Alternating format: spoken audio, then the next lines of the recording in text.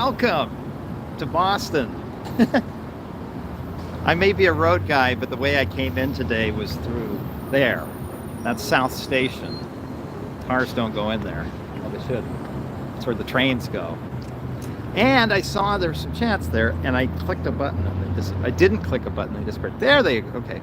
Field trip, let's go. Can Road Guy Rob get traffic cones a shout out? I don't think I see any traffic cones. Okay.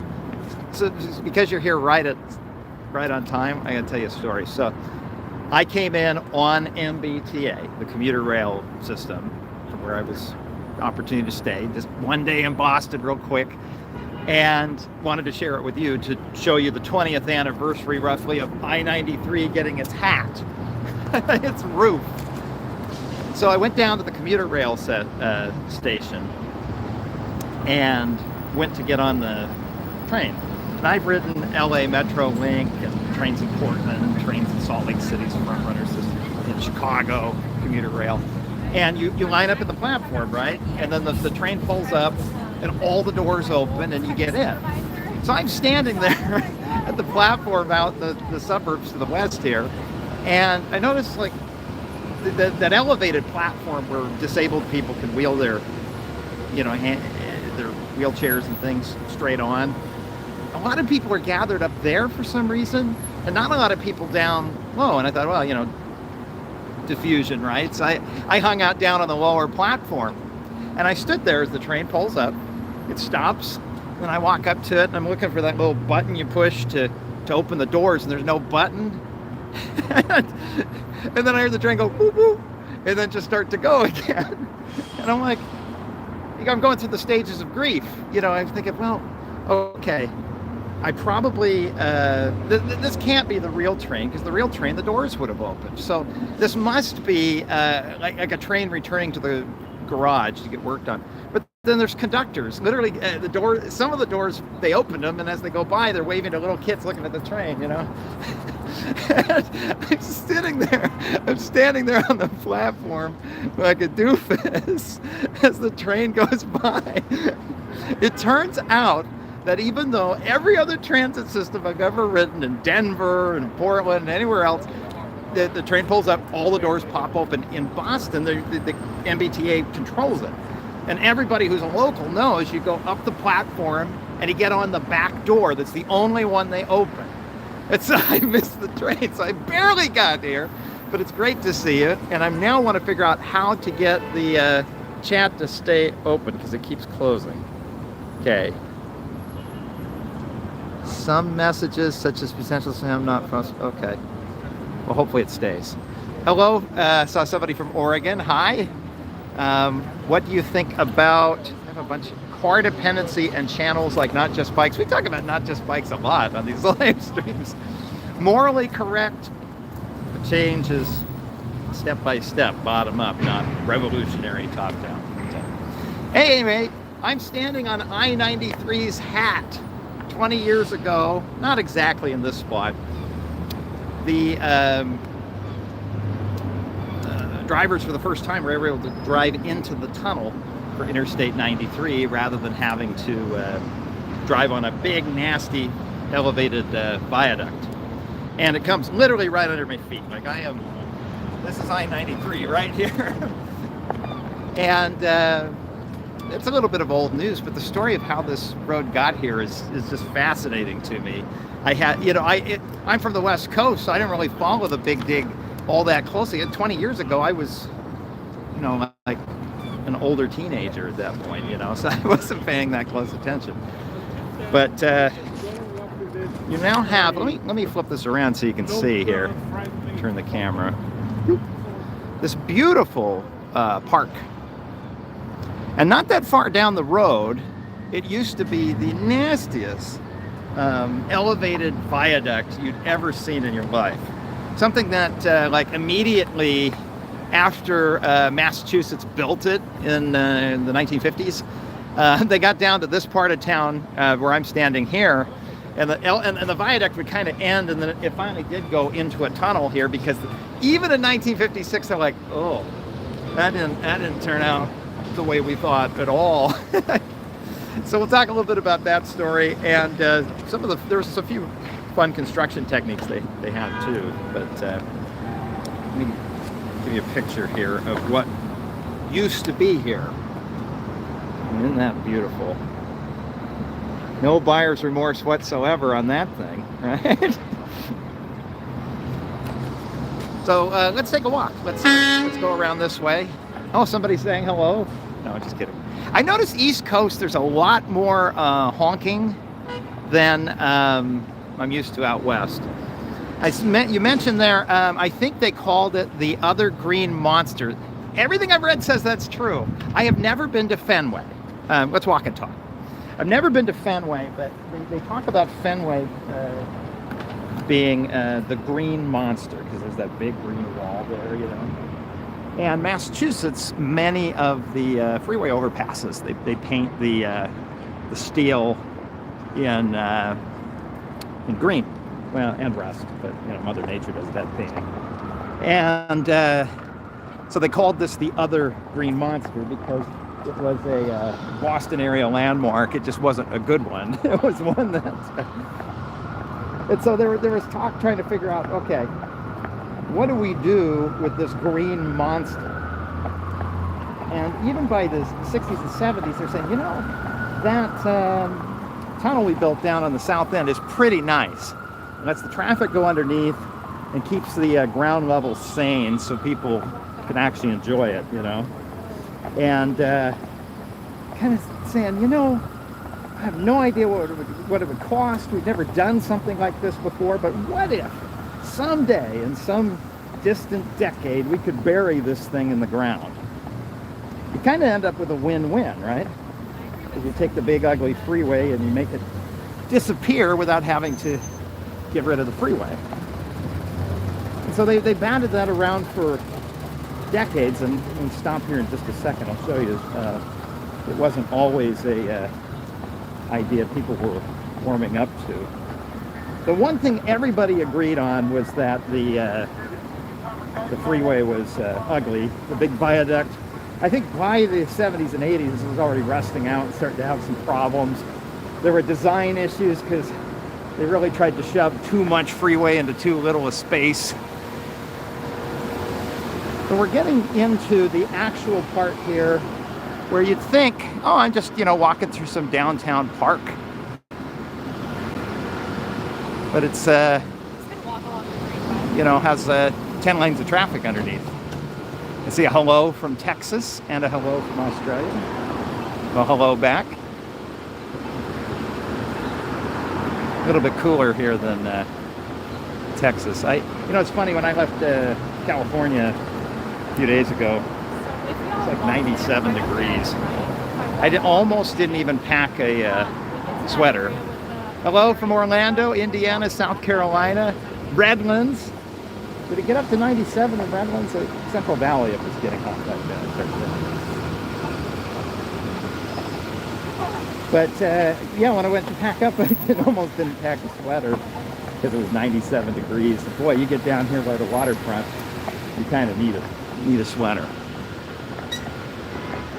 So this is the Rose Fitzgerald Kennedy something or other, Greenway, I think they call it, which is just a really nice city park, a place that you'd want to hang out. The trees are growing in really nicely. It's just something that, you know, Oil City, Pennsylvania, hello, Adelaide, South Australia, Wisconsin, and a little town called Meep Meep. Just kidding. It is a nice park, though, you know. It's just a really pleasant place to be. Melbourne. Okay, I gotta jump back here.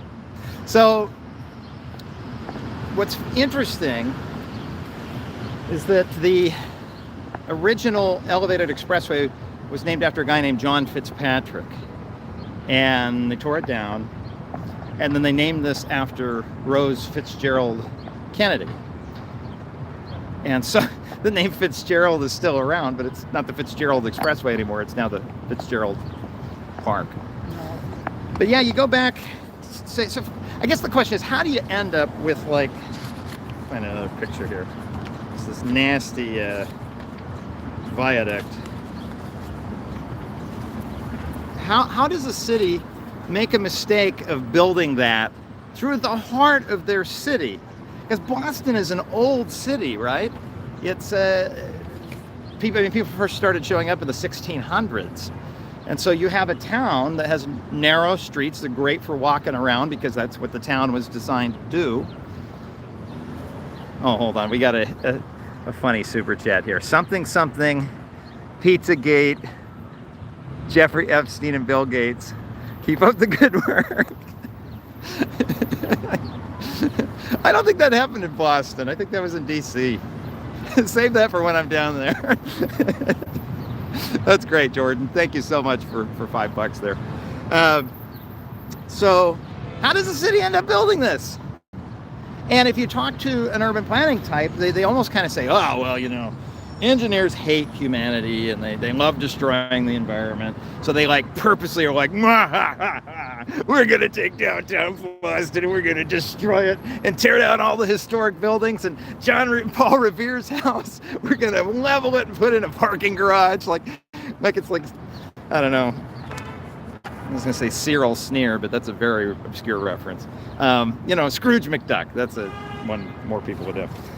But I don't think that's true because the problem goes back, it actually predates post-war automobile policy. Because Boston has several highways point right at it. You have State Highway 3, US 1, which is the old post road, and eventually Interstate 93. And in a town, if you think about it, there's like, I keep stepping on my cable. In a town, what type of transportation trips happen, right? You have long trips, somebody going from Portland to Providence or Portland to Miami, right? And you have, kind of medium trips like, the north of the Boston suburbs to the south end, or Cape Cod or something. And then you have short trips, so somebody by car going from like one part of Boston to the other, and then really short trips, people on foot, people on bicycles. And in the downtown area, there's a lot of very short trips. And so if you think about what options you have when the short trips and the long trips combine together, when you're having to deal with both, and that's right here, right? Because the water's right over there, just to the east of us. You can't see it because there's buildings in the way. So if I'm traveling through on a long trip, I kind of end up here, right along the coastline. So I've got three choices, right? One is I can take the long trip and route it way over to the west and avoid the town entirely, and then have it come back through. That's the plot of the Disney Pixar movie Cars, right? Where there's a lot of long trips, and rather than pushing them through the part of Radiator Springs, they took them around the mountain the other way to get rid of the long trips. Other option is you can engage with the long trips like right here. So you could close the heart of central Boston and put in a really wide expressway or something. And then the third option is you just completely ignore it and just say, well, people hit their brakes and they'll be stuck in traffic or whatever. But by the 1920s, that third option, which is the default one, which is doing nothing, that was even already becoming a problem, because you can find, looking at the old newspaper archives, as early as like 1926, there were enough people driving Model Ts and things through Boston. It wasn't along this corridor, but one of the streets up that way. They're already talking about saying, hey, here's a great high-tech 1920s idea. What if we put the long trips up on an elevated viaduct, and then the short trips and the people walking can be down below? So it wasn't that post-war planners of Boston are just, evil, like, we're going to put in this Fitzpatrick Expressway and destroy Boston. They were building off of an idea that had been floating around for a while. And the car was new, and so I don't think we really thought through, what would happen if we built that. So, war's over. Now you don't just have US Highway 1 and Massachusetts 3 pointed through this corridor. They're trying to figure out, well, how do you get the through traffic through? So I-95, you're saying, well, what's the deal with 93? Isn't I-95 the big one that goes up the coast? Well, yeah, I-95 goes up the coast. And when it got to Boston, they said, well, I mean, obviously we're not going to push, you know, I-95 through the heart of Boston. So they said, oh, well, we'll build a beltway around the edge of Boston. And so they were all set to build that. But by the 1960s, the people in the path of I-95 were people that lived in towns. Maybe you've heard of these, like Cambridge. So it's a very dense, old, established neighborhood with a lot of very educated people. You have, you know, urban planning professors who live in the path of the I-95 belt road. And so they successfully lobbied to push back. Hello. Hi. Hi. Did you see the girder right there? Oh, That's is there the last one? There's a girder? Do you want to show me where that is? This guy's going to show us where the last girder is. What's your name, by the way? Randy. Hi, Randy. It's through the trees. Oh, that green thing? I didn't know that. The last one. There's Okay. probably like a plaque or something over there. Well, we'll have to walk over there and check it out. Thanks for showing me. I didn't know. Nice to meet you. Okay. See you, Randy. Should we walk over there? Yeah, let's walk over there. So, obviously, yeah, they called it the inner loop, and said, yeah, we're walking over to it.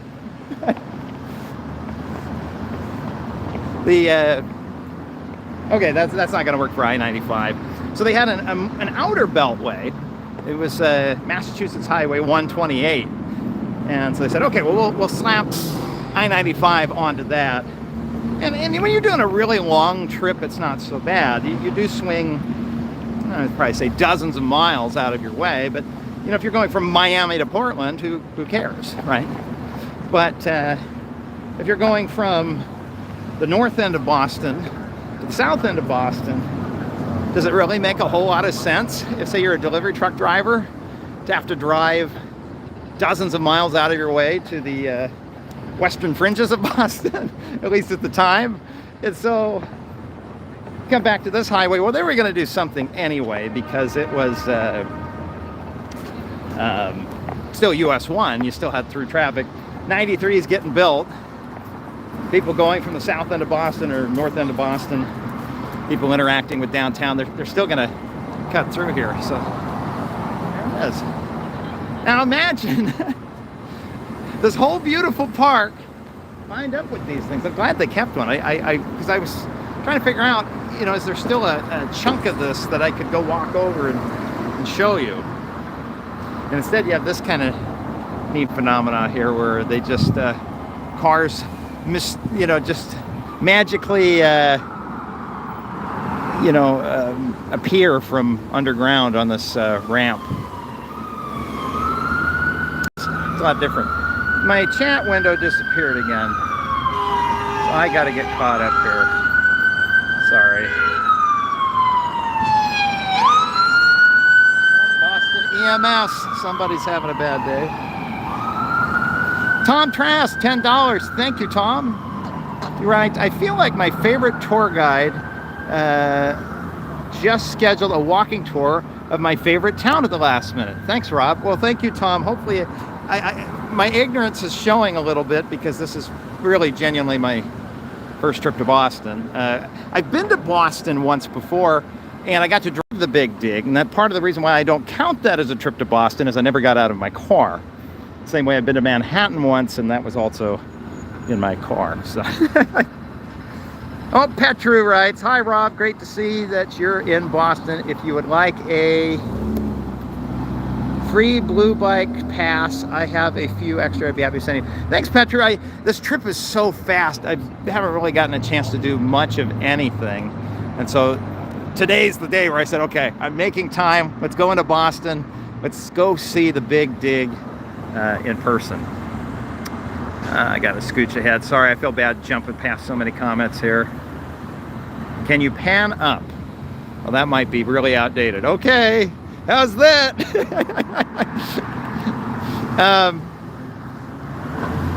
Oh, my mom writes, a little something because Boston isn't cheap.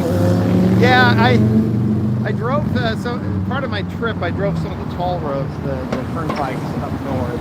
And it's amazing how you can spend about 5 minutes in Vermont, or sorry, in New Hampshire, on the New Hampshire Turnpike. And they still are happy to take $4 from you. Let's see, I'm still scrolling down here. We need more East Coast, Rob. Yeah, I know, I live out west. That's part of the challenge of living in California is a double-edged sword, right? Because the advantage is I have so much stuff I can film year-round. So if I need to film a subway stop or something, I can zip down to LA or zip up to San Francisco. If I need to film a big freeway interchange, I go down to LA. Everything's within a day. I can zip, film, and zip back. That's why I appreciate that. And because the weather is so consistently nice in California, usually I could shoot stuff and then come back like 3 months later and shoot more and then stitch them together and you'd never know. It's like I shot it all at the same time. I filmed footage of the Merritt Parkway in Connecticut probably about 1.5 years ago that it's in my pile to edit. And part of my hesitation is because I filmed it in January, all the trees are leafless. What do we got here? Like an ambulance stuck in traffic. Just because we move all the long trips down into the tunnel doesn't mean there still aren't a lot of short trips.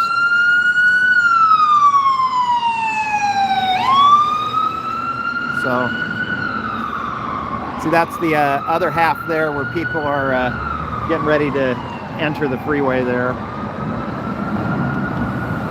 In fact, I'm going to turn around. You guys should be able to see the ramps here while I talk. So, okay, let me get caught up on here.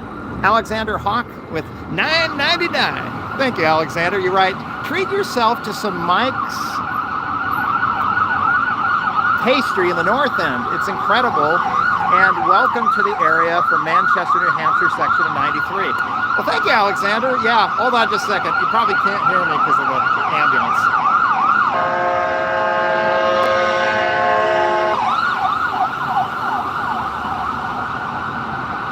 Okay, I think they're gone now. Well, thank you. Yeah, thanks again, Alexander. I appreciate that. On the North End. I remember the last live stream in Las Vegas, somebody mentioned, oh gosh, it's the name of the famous chef. And he does Gordon Ramsay.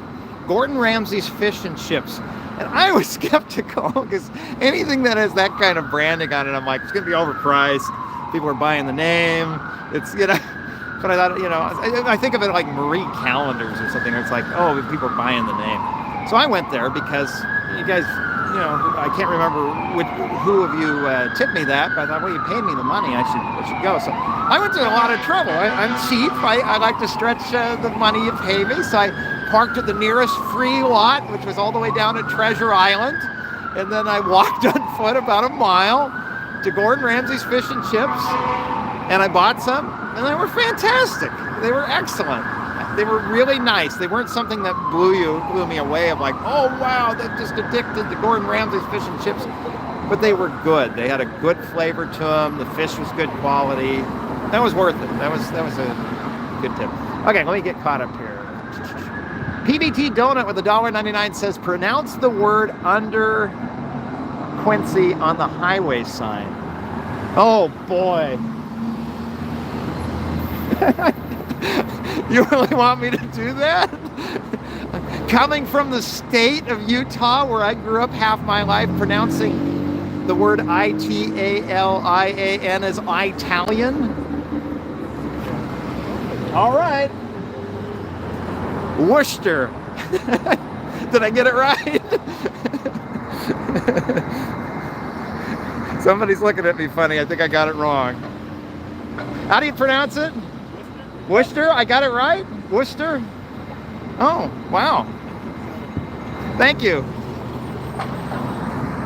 Christian, $5. Thank you so much, Christian writes. Here's most of the round trip on MBTA. Hey, that's great. That's about what the ticket was. I think it was like $6 or something. They should demolish Interstate 4 in Orlando. It's so bad. Is I-4 also a elevated? I know the big one to watch right now that I think is incredibly relevant to this project is the interstate that runs, and the number is escaping me, through Dallas between East Elm and downtown.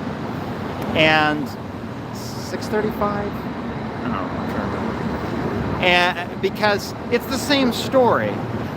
You have local needs of people wanting to make short trips from Deep Ellum to downtown. And they get kind of emotionally weirded out. Like I was reading a Wall Street Journal article about people in Deep Ellum, and they were interviewing Uber drivers who'd give people a ride in Uber, like 4 blocks, just to go from one side of the bridge to the other. And it's a viaduct, like you can cross underneath pretty much anywhere. But people are weirded out. They don't want to walk under the bridge. Like there's something. We're not machines that are rational, right? You know, we're these like moody animals who like, oh, it's dark under there and it smells funny. I'll take an Uber even though it's 4 blocks. So those short trips are getting damaged by the long trips on the freeway.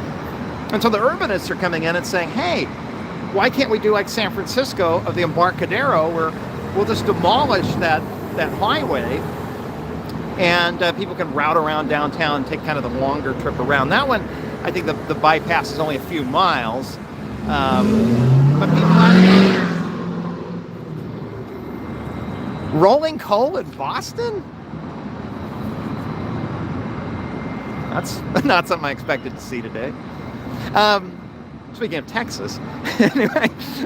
But people advocating for the long trip are saying, well, what about people who work in the suburbs south of downtown Dallas and need to go to the north end? Now you're routing them all around these congested freeways.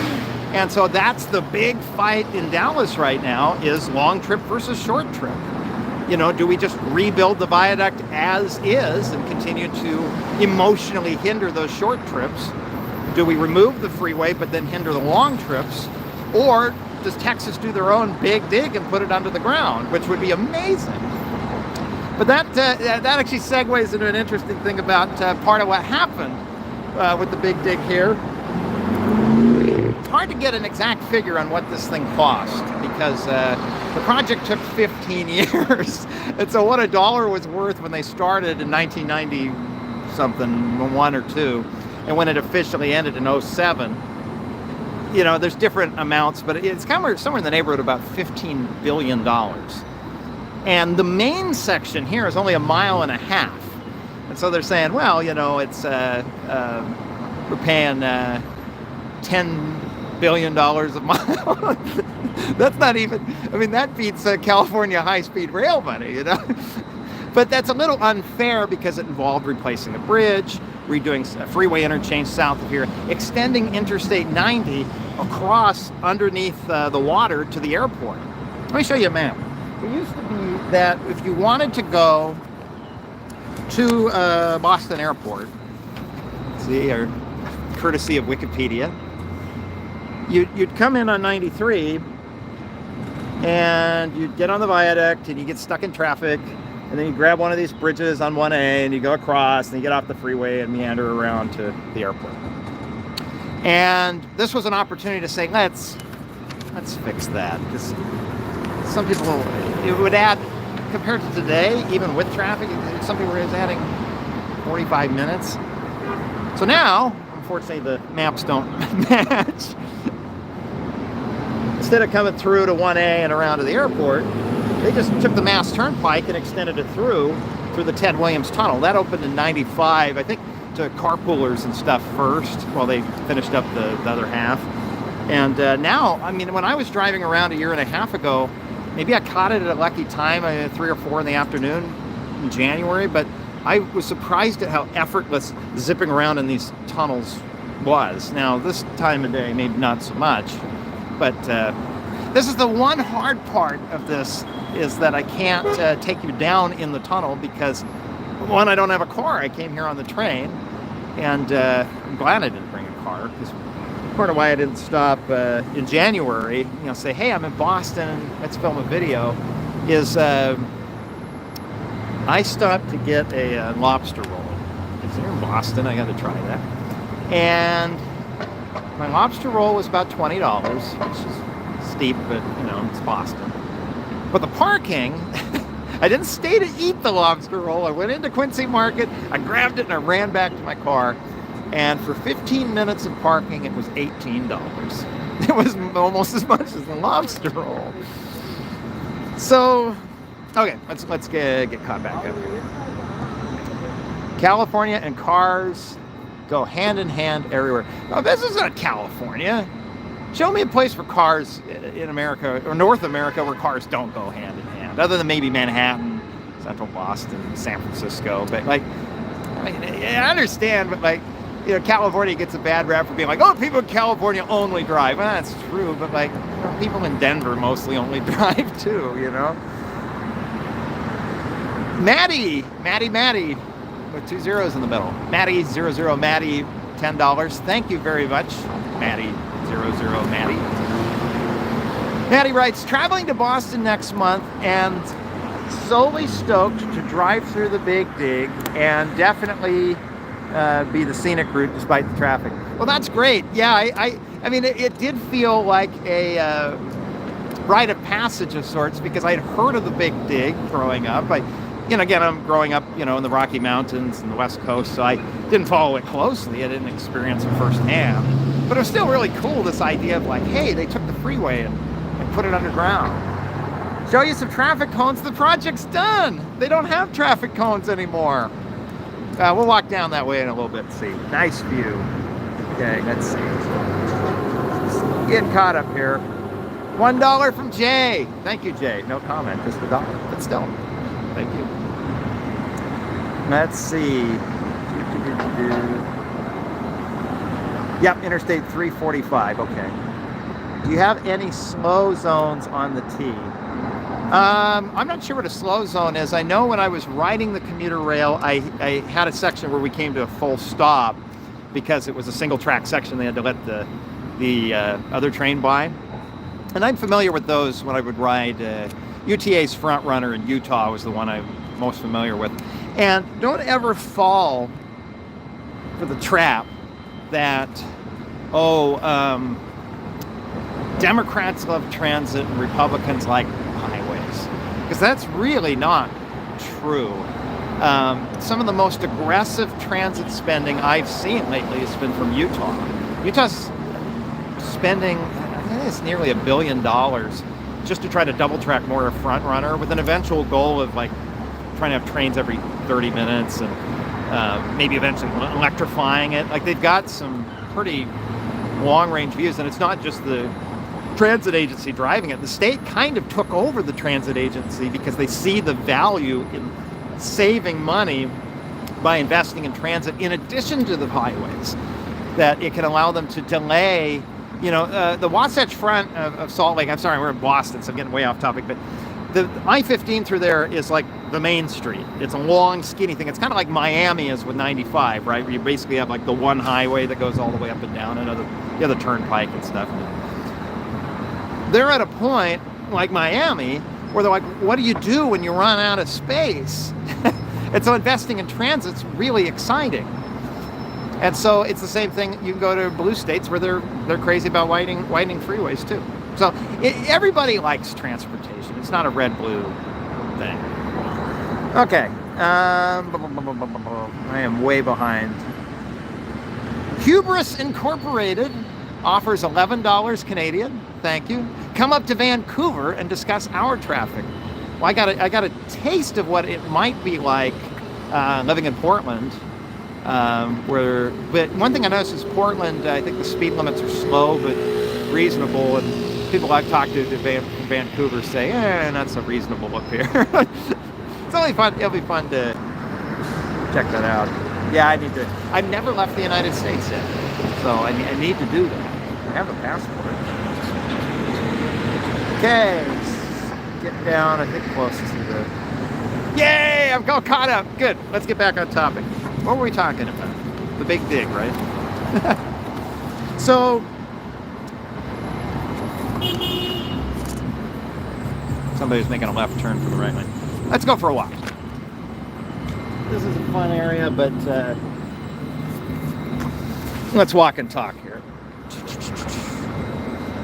I have a battery bank to hopefully make it not run out of power as fast, but the problem is when I switch the camera, you get a little bit of the bank on the right side of the screen. Okay. So 1920s, they're all set to say we got to do something because we have our three options. We can either push the freeway around, the long trip around, which wasn't going to work because by the 60s they canceled the inner belt. We can't just ignore the traffic because from the 1920s we haven't wanted to. Like, this has been a problem. People making long trips still want to be able to make their long trip. So then the next option is saying, well, okay, what if we put it in place? And the viaduct was born. So by 1972, they're already... Okay, taking a vote here. Through the park or down the street? Through the park or down the street? Park. One vote for park. 2 votes for park. Park, park, park. All right. I was going to go down the street. It is prettier, though. It's just... I can share with you my vast ecological knowledge. Like, I think this thing's called a tree, and that's like a flower.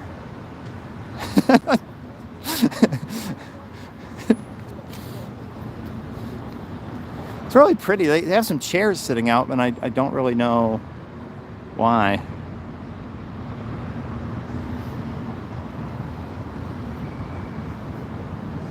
So by 1972, I found a op-ed in the Boston Globe where they were talking about going, well, we need to do something, but putting it underground, kind of I think the headline was unnecessary surgery, basically saying that the correct answer was to just eliminate the highway entirely rather than actually getting in and building something grand, because that's a scary project to tackle, to say we are going to build something that has never been built in the United States before.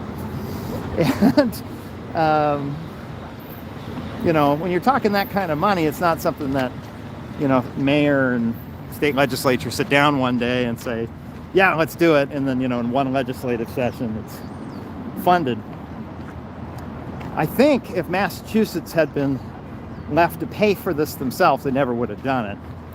Politics were a little bit different back then, and believe it or not, in the 80s, they're able to bully this thing through Congress and actually get federal funding for a big chunk of it, like something like 90%. I mean, that's the kind of money, that's the kind of help that states used to get back when the interstate system was first built. So definitely, you know, a huge win to, you know, you ever wonder why a project gets built or doesn't get built? We talk about the planning process, and that's important, but much of it has to do with getting to the, you know, getting the money where it needs to go. You know, you can have 30 years of great projects all planned out regionally, ready to go, but if the money doesn't come through, they just kind of sit on the shelf.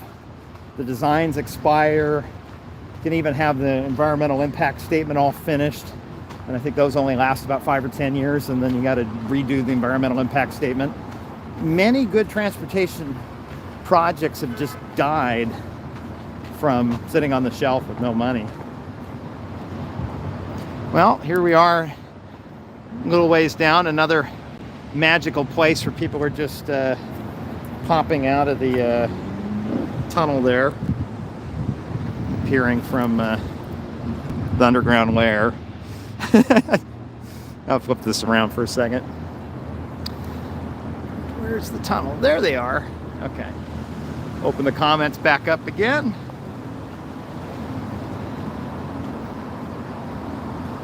Okay. He used to be called Road Job Rob. What? I don't get it. It looked like there was a con I missed.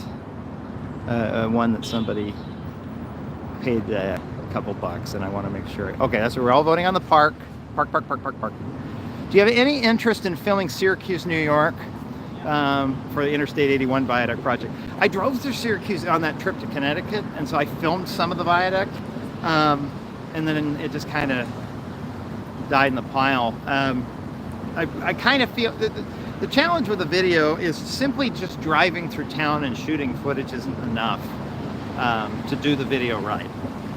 And so that one kind of got stalled out because the footage I shot it was mostly me driving on 81 with a camcorder and filming it, so it was unsafe and it just wasn't good footage.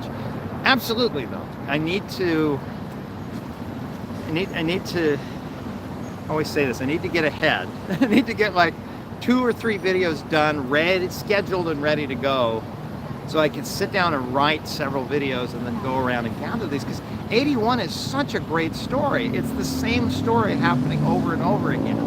It's not the suburban freeways that we have a problem with. They're machines in the environment of the suburban machine doing what they were supposed to do. It's some of the mistakes we made, like 93, where we took something that was kind of working okay, except for the long trips, and addressed the long trips in a very poor way, you know, because there are other ways to, you know, like 81, there's enough open ground that the through traffic didn't have to go right through Syracuse.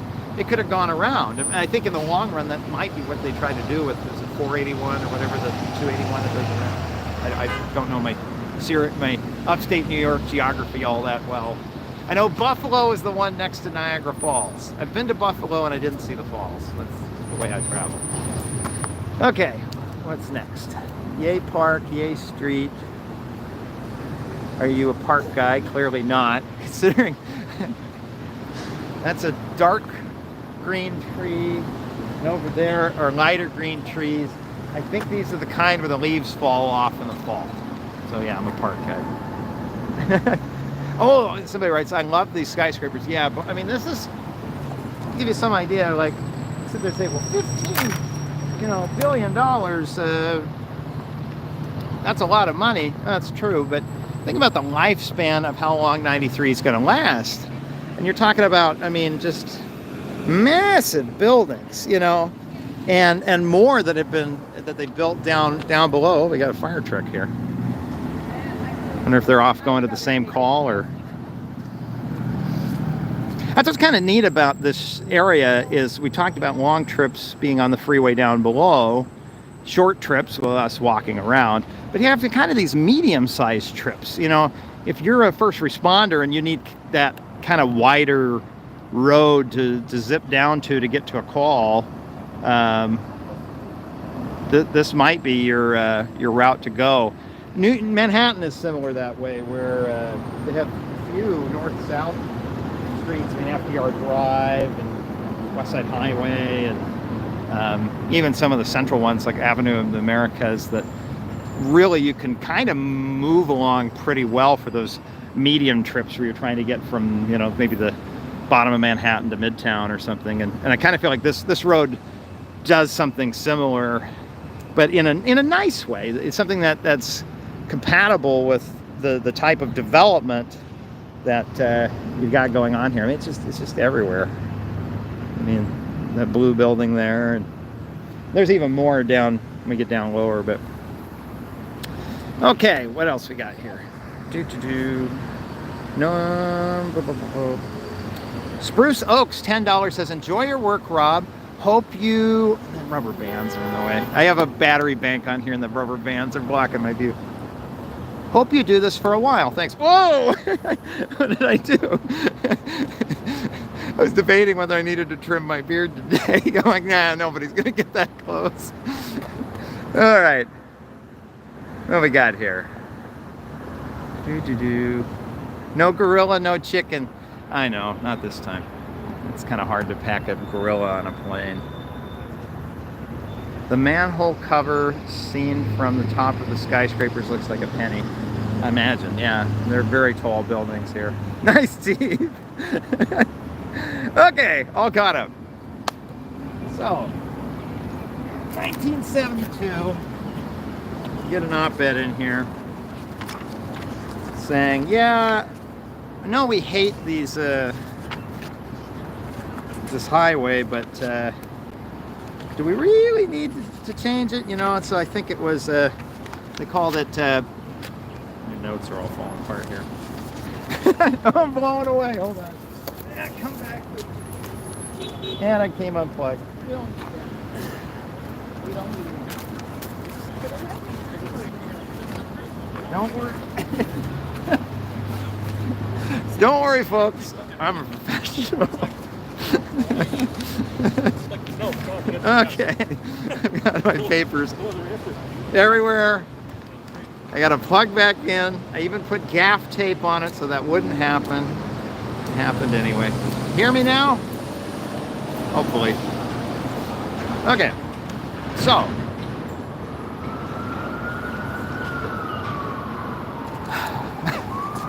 (1972) Plastic surgery for Boston. Basically saying, you know, yeah, we all agree that the other green monster is something yucky we want to get rid of, but the central artery is an ugly 6-lane scar across the face of Boston, an unsafe, massive, elevated structure that has divided the city physically and psychologically, and incidentally failed to do the job it was designed to do, moving people quickly and safely in and through Boston. Okay, everybody's on board. But then he starts getting into saying, you know, but why are we doing this? Like maybe we should just, you know, one of them is all the rail traffic in Boston really kind of ends up at 2 stations. South Station, which I showed you at the beginning of the live stream down there where I came in today, and another one called North Station, that's, you guessed it, up north. And although there's transit within the city, the actual big heavy locomotives don't connect together, and so part of the argument in 1972 is, well, maybe we should continue that heavy rail transit under the city and connect North and South Station. And that didn't happen, but that was part of the talk of the project.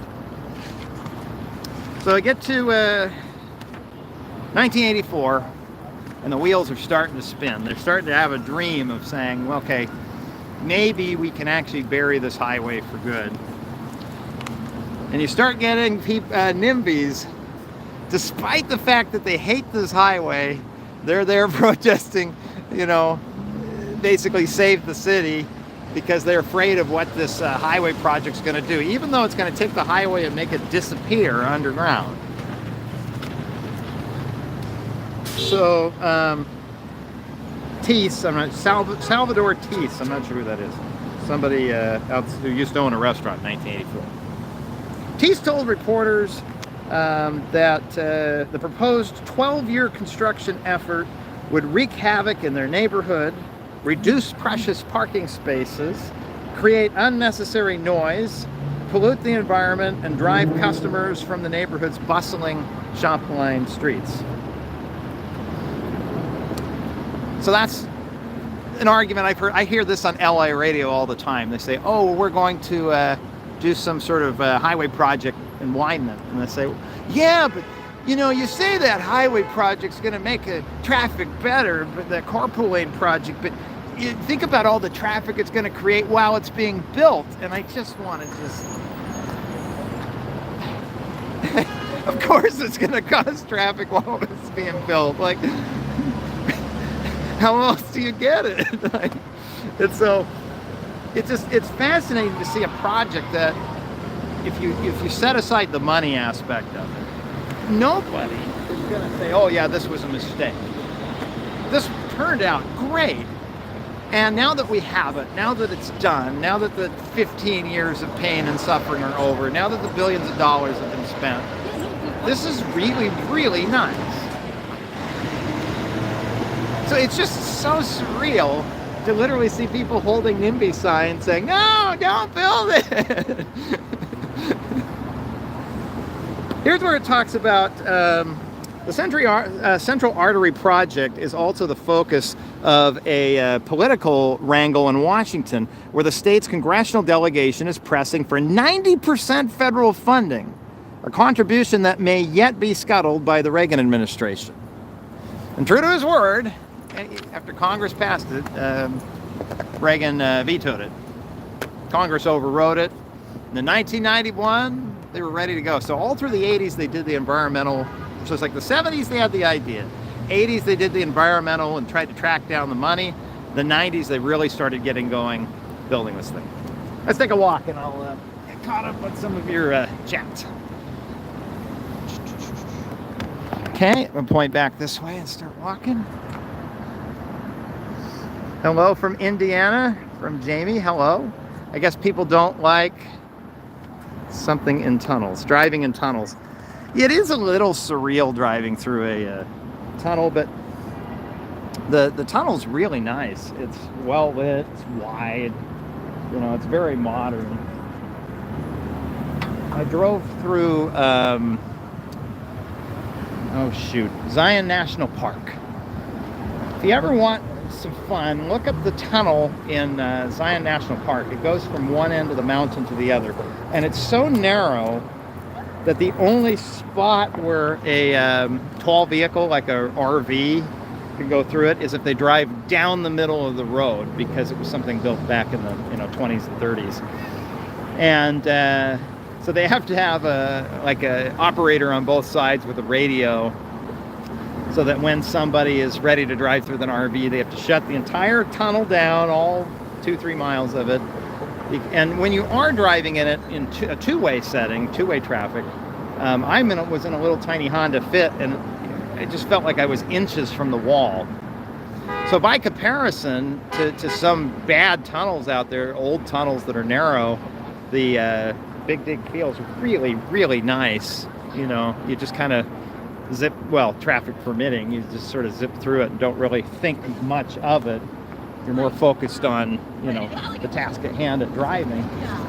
And I think that's the sort of, that's a sign of good engineering. When you use the product, you don't think about the product, you just use it, Okay, let's see what's next here. Still sucks to drive in Boston, but the Newland Park is awesome. Yeah. Good comment here from Harvey Birdman, attorney at law. Probably not the real one, though. Writes, parking ruins cities anywhere. Hiding this highway is a great start. Yeah.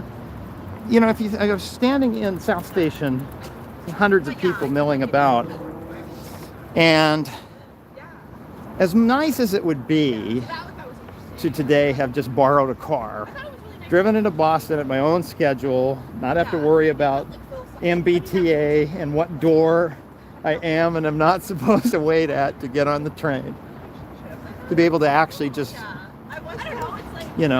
enjoy the comfort of my own schedule of driving.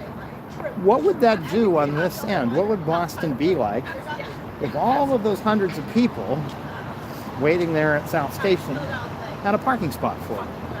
And everybody else around here today who I didn't see had a parking spot waiting for them. You start to kind of end up with the Disney World effect of like, Disney World, I haven't been there, but looking from Google Maps, it doesn't look like a charming place you want to go walk around other than inside the park. It's all spread out with parking lots.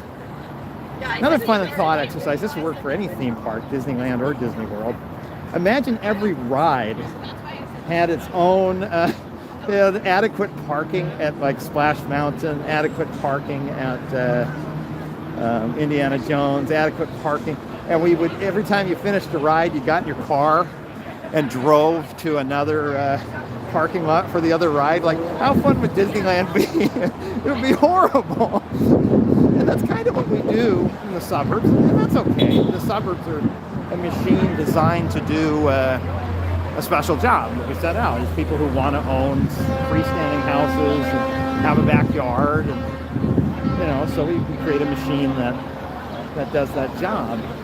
But if we try to apply that machine to an area like this that's dense and old and designed to handle a lot of people, trying to shove parking into here would kind of be like trying to shove parking into Disneyland. It just not a good idea. It just doesn't make a whole lot of sense. So here we have some of the older buildings here, and I don't know my Boston skyline well enough to tell you what that is, other than it's an old building with a clock and another old building in front of the old building. I think we're getting close to like Quincy Market and stuff, though. I think that's kind of the area, and I didn't even realize at the time when I was hanging out around this part of town a year and a half ago. I just thought of this as being like, oh, and then there's like the Boulevard Street over there. Like, I didn't even think in my head, oh, this is where the Big Dig goes underneath, right? Okay, let's see. Let's get caught up on some comments here. I saw a greetings from Alabama. Hey, well, hello, the button. Rebuild of the 2059 viaduct in Birmingham is another interesting case of an old highway being torn down and rebuilt with a wider, taller viaduct, but better to walk under. Yeah, I mean, I'm sure there's a way to build a viaduct. Let me flip this around here. I'm sure there's a way to build a viaduct that isn't like super depressing to walk underneath, but I haven't seen a good example, because I think the viaduct would have to be really, really tall, where you don't feel like it'd have to be high. I'm thinking, I'm not an architect. I'm making this up as I think about it. But if you have sunlight and you only have this high, the angle that it comes in is like this. But if you go up higher, the angle can be shallower, and so more times of the day light can get in underneath the width of the viaduct. If it's the same width, the shadow it casts as an average throughout the day, right? The taller it is, the less time. I don't know. I may be completely wrong. Where a tunnel, that's not a problem, right? It's just sunny all the time. Oh, go to the entrance exit of the main tunnel. Oh shoot. We'll do that on our way back. Remind me. Well, if I see your comment. Martino Berto, $4.99. Thank you, Martino. I appreciate it. Control V, go to the entrance exit of the main tunnel. Okay. Yeah, I should have. Austin Blackwell says, you rock, Road Guy Rob. Thank you. Okay. Riverside Drive Viaduct is nice. I haven't been to that one. Okay. Good. Caught up again. Let's talk about starting this project going. So there's some really interesting challenges. Okay, so imagine for a minute that and maybe you have this as a job, but if not, imagine like me. Imagine that you have to do open heart surgery on Boston. These long trips on 93 are still really important. So my instinct would be, well, people of Boston, starting on, May 1st, 1993, 93 will be closed for 10 years, come back later, and I would demolish 93 and dig a big pit and put the tunnel in and then cover it back up and then at some point reopen it. But if you go to constituents, they said no. So engineers came up with some really clever ways to keep the viaduct open while they were digging underneath the viaduct. And that's a real problem, because that viaduct has girders and it's loading onto the ground underneath those girders, and if you're digging underneath that ground, that's kind of destabilizing so what do you do? So they came up with something really cool, and all my pages are out of order now because I dropped them on the ground. I'll find them here. Oh man, you're in Boston, like 3 hours away. You coming up to Maine? I was in Maine yesterday. Just briefly though, I had to run up and drop off something for my cousin. So I made it to just a little north of Portland, but I didn't get a chance to stick around. So check this out here. So they found a way that they could cut hold this. they could cut the girders off where they touched the ground and then put these metal frames underneath. And the metal frames were wide enough that they could span the entire area that they were digging underneath, so they weren't loading the soil where they were digging, right? Because that would be bad, right? And I think that's really clever what they did there. So there's the old 93 viaduct up there. Here's the metal frame. I think you can see in there where they've sawed a girder off. I can't remember. But anyway, you can see the frame loading. So there was just a lot of little clever things like that. They used something called slurry walls, which I'm not a concrete guy. I didn't research slurry walls enough to tell you what they did. Oh, down by South Station, they had a real problem. There are about like 8 railroad tracks that come into South Station. And if you're already goofing around with 93 as it is, the last thing you want to do is mess up or close South Station at a time when everybody's trying to, get in and out of Boston, saying, okay, I'll be civically responsible. I'm not going to drive into Boston anymore. I'll get on MBTA. I'll take the train. And then you come in as part of your construction staging and say, oh yeah, we gotta close South Station for a few years. So that wasn't an option. And that area down where we first started by South Station, yes, in 1956 they put in a short tunnel there, but they wanted a better one. If you're redoing this whole section with a really nice tunnel, you ought to fix up down there too. So getting in and trying to dig a tunnel and dig ramps underneath the train tracks and everything was a big mess. And so they had some clever ideas, and as I best understand it, they could build the tunnel blocks and then use hydraulic jacks to push it into place where it needed to go. But the problem they found is that the soil sucked. It was bad soil, a lot of like landfill type stuff. So they're like, oh shoot, well, how do you start digging? It's like you go to the beach and you're digging a sandcastle, right?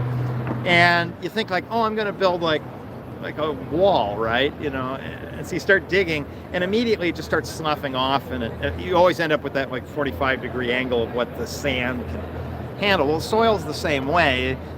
There's only so much steepness and load, that the soil over here is trying to push into the hole, and so they're like, well, shoot, the soil's not good enough. If we just start digging around in there, all the soil that the train station's sitting in is going to want to fall in the hole. So they took some type of refrigerant, like a saline solution, and got it really, really cold and started pumping it into the dirt and froze the dirt.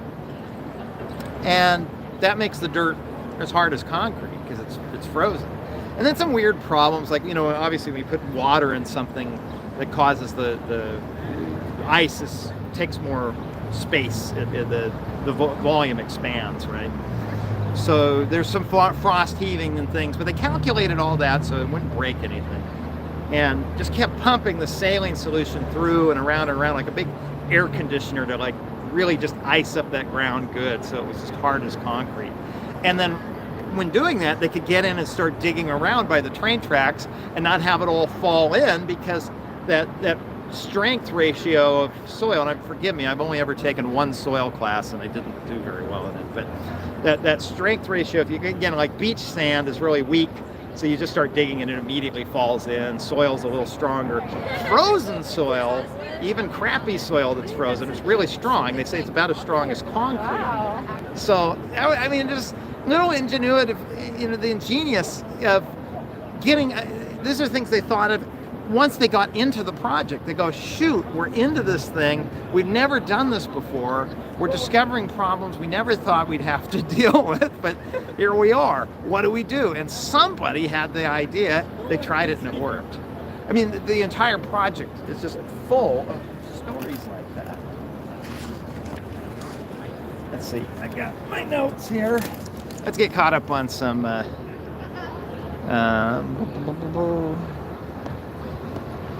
traffic cones. I would show you one. They finished it. There are no cones. I have nothing to show you. Okay, Rob is a gearhead. I do like cars. Squidward, #1 fan. Ooh, shoots. $1.99 from Squidward's #1 fan. So I am. You ever hit that moment? I don't know how old you are. I'm in my late 30s. And I was always, as a kid, you'd always have the adults come to you and say things like, "You're so good with technology, I don't know what we do without you." And it goes to your head, you think like, yeah, I am good with technology. And then a funny thing happened right around the pandemic, as I'm getting into my late 30s. We have Zoom, and people would be like, "Oh, yeah, just click this and that, change your background." And I'm like, okay, so what do I click? You know, like Discord, you know. Oh, yeah, to start a call on Discord. And I go on Discord and be like, wait, so what's the button to leave the video chat? And now to the point, as you've seen my mustache multiple times, I don't know what I'm doing wrong, but when I go to scroll for the chat, it zooms in on my mustache. And so I'm starting to go, oh, shoot, is this what happens to everybody? You hit like, you know, that magical number that says you're now halfway through life, and now you're starting to be on the old side of the curve and having to worry about things like technology and having to ask younger people how to do stuff. I don't think I'm old enough for that yet. $7 billion so far. That's the amount of development that they say this project has spurred. So, it's slowly, you know, it's not to say that people paid the state of Massachusetts or the U.S. $7 billion, but I mean, the whole goal of transportation is it's a big subsidy that we put in to generate the economy at large. And so it is 20 years in, kind of paid itself back halfway. So that's oh, there is a bus. I'm gonna see this tomorrow when I fly home. A bus that goes to the airport. So obviously, a huge project like this, you end up with a bunch of lawsuits and everybody suing over stuff and saying, "Oh, well, we want to stop the highway, or we want to change the highway, or whatever." And that's fine. That's part of the process. It should get a better product coming out of the end of that.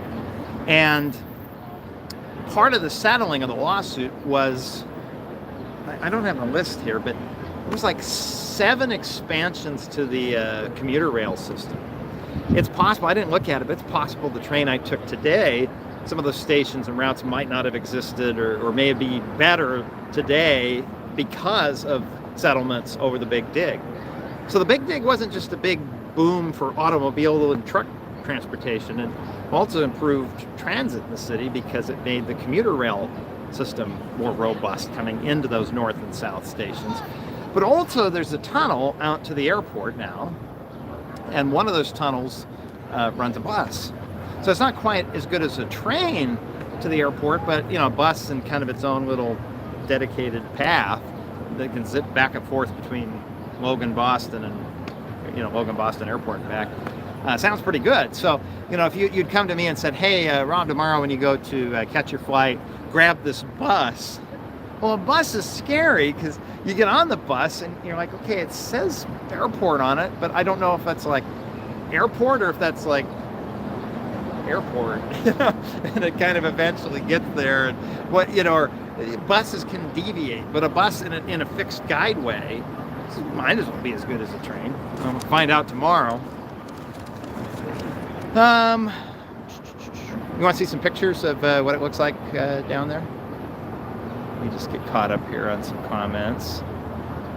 Hey, you inside Rob? Yeah, come on in. So, we got somebody crashing here. Oh, come on in. hey. What's your name? Jason. Jason. Nice to meet you. You live here in Boston? Yeah, I live in the North End. Oh, that's cool. I came into South Station today. I've never been to North Station. Gosh. Yeah, it's a bit annoying because they're not connected, so it's tough. Yeah, well, then we were talking about how part of the Big Dig project was whether they would try to connect them together. I mean, can you at least get on the subway and get between them that way? Yeah, so my kind of cheat, because I take the Amtrak to New York City a lot, is I'll go from the Orange Line and Haymarket to Back Bay and get on Amtrak, but you can't go directly. That's wild. And of everything this project did, that would have been like one nice thing to do. I assumed that, there's probably a subway station at North End and South End, and you got to go to town, but they connect. But it sounds like that's not the case. No, it's not the case. Like the best is you gotta take the red line and then hop the green line, but that's kind of tedious. Or you can take a walk on the green line. So Yeah, that's cool. That's what we've been doing tonight. So, did you live in Boston when Big Dig was happening? Like, is that something you lived through? no, I only moved in 2020. So 2020? Oh man, see, tough. just barely. I'm gonna set this down. Just gonna tip this and see. Where'd you come from? Long Island. Long Island. Okay. Yeah. So So a little bit of a change.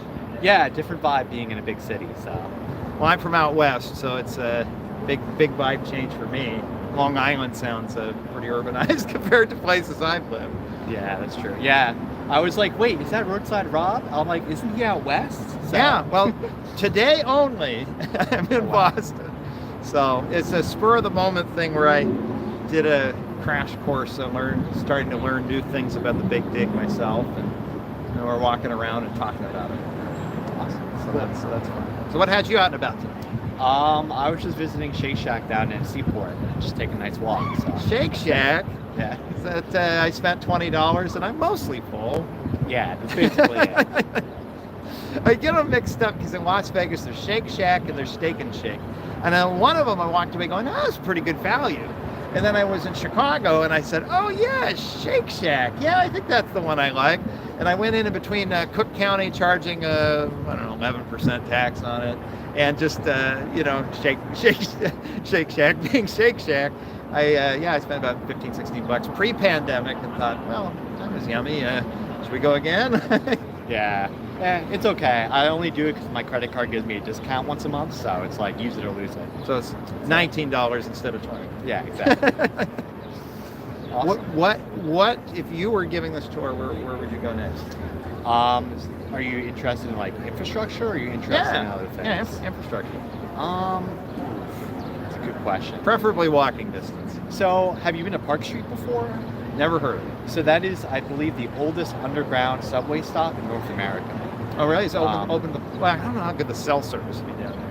Yeah, it's pretty good, but it's actually a modern day subway stop. So it's actually where the Green Line and Red Line meet, and Uh-huh. it's like right up that way. So it's a little bit of a walk. Does it look like the old station, or they gutted it? I think they remodeled it. Ah, that's not as Yeah, I It'd think be- they gutted most of the things here. As I say, it'd be more fun if I could go down there and be like, yeah, look at what a dump this place is. Yeah. And then something else too is that they opened up the Green Line extension recently, and that's actually kind of a part of the Big Dig.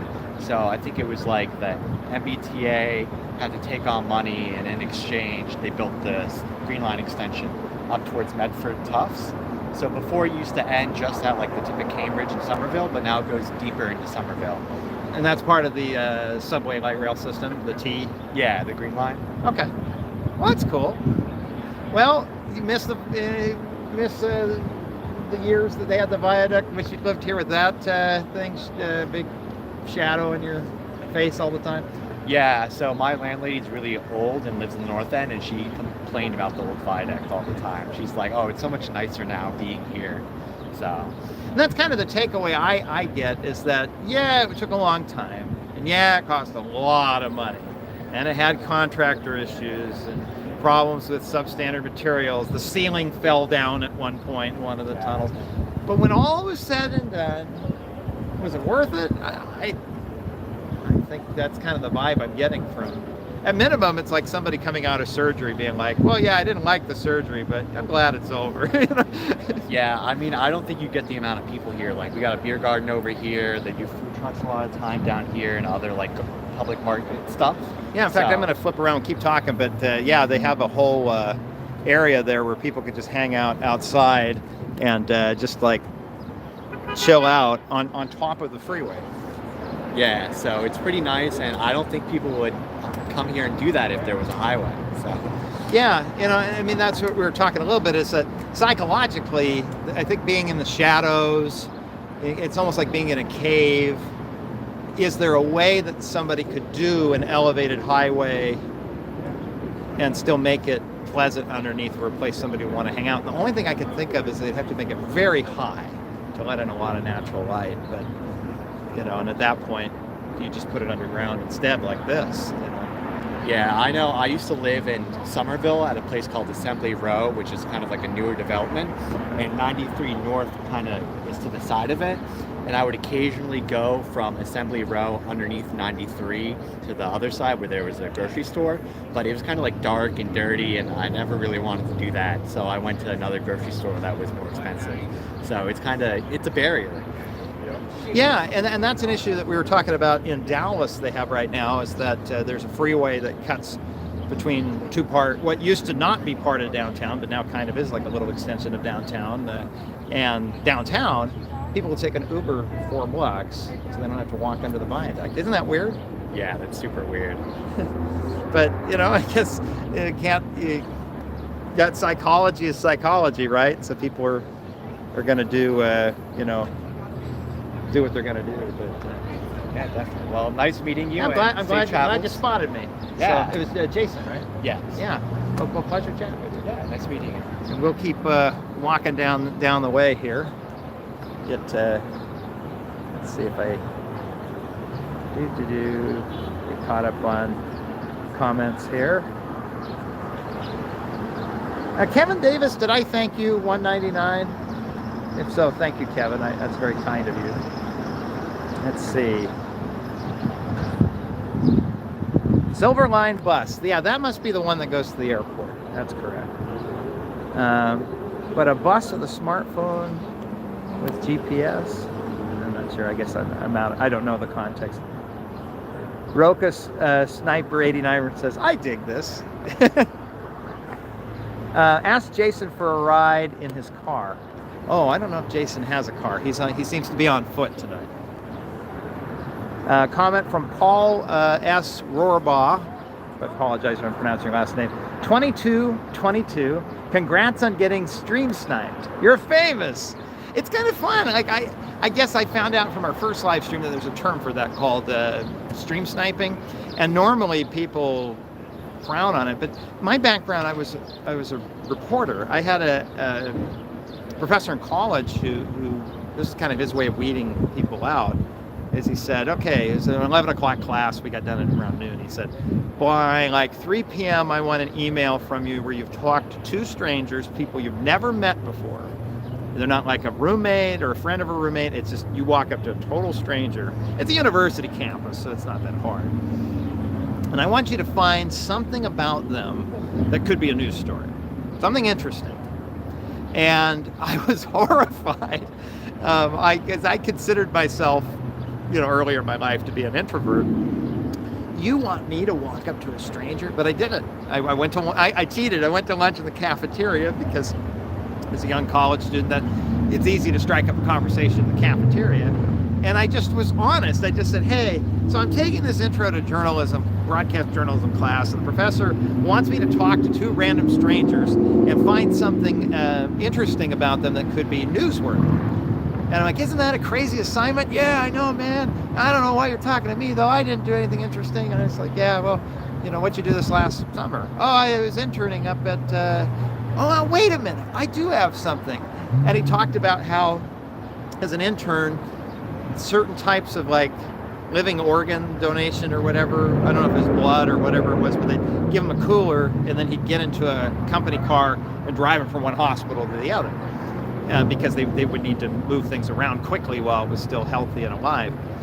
I'm like, that's actually kind of an interesting story. And it was the same thing, I don't remember the second person, but I realized everybody that you talk to everybody's genuinely interesting. There are no boring people on this planet.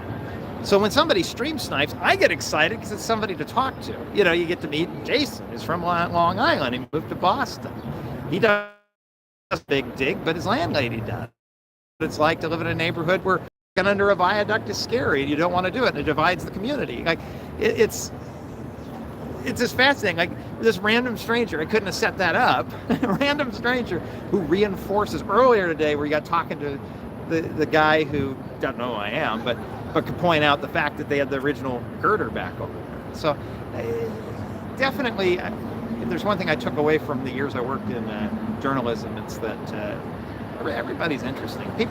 Most people are just people. They're not scary. They're not, oh, well, I don't like them because they're the opposite political party, or they're from the East and I'm from the West, or they drive a truck and I drive a car, and blah, blah, blah, blah, blah, blah. And it's like 80% of it, we're just people, you know? Anyway, get off my soapbox here. How do you go to Chicago and eat Portillo's? Oh, somebody's talking about food. Lily Bobbly writes, hi Rob, big fan, heart you. Well, I heart you back.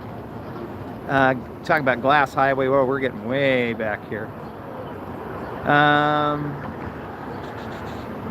For Boston being in the NBA Eastern Conference Finals. Oh yes, I heard on WBZ driving today, before I got on the train, that I guess the Celtics are,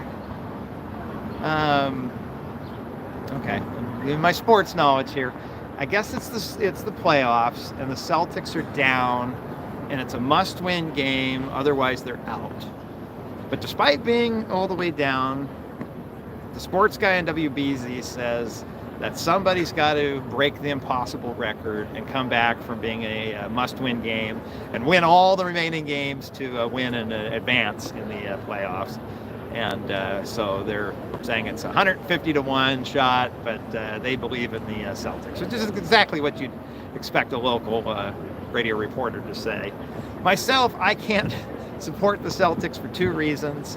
One is there was a movie in the 80s and 90s called Celtic Pride, and the villain in that movie was the Utah Jazz.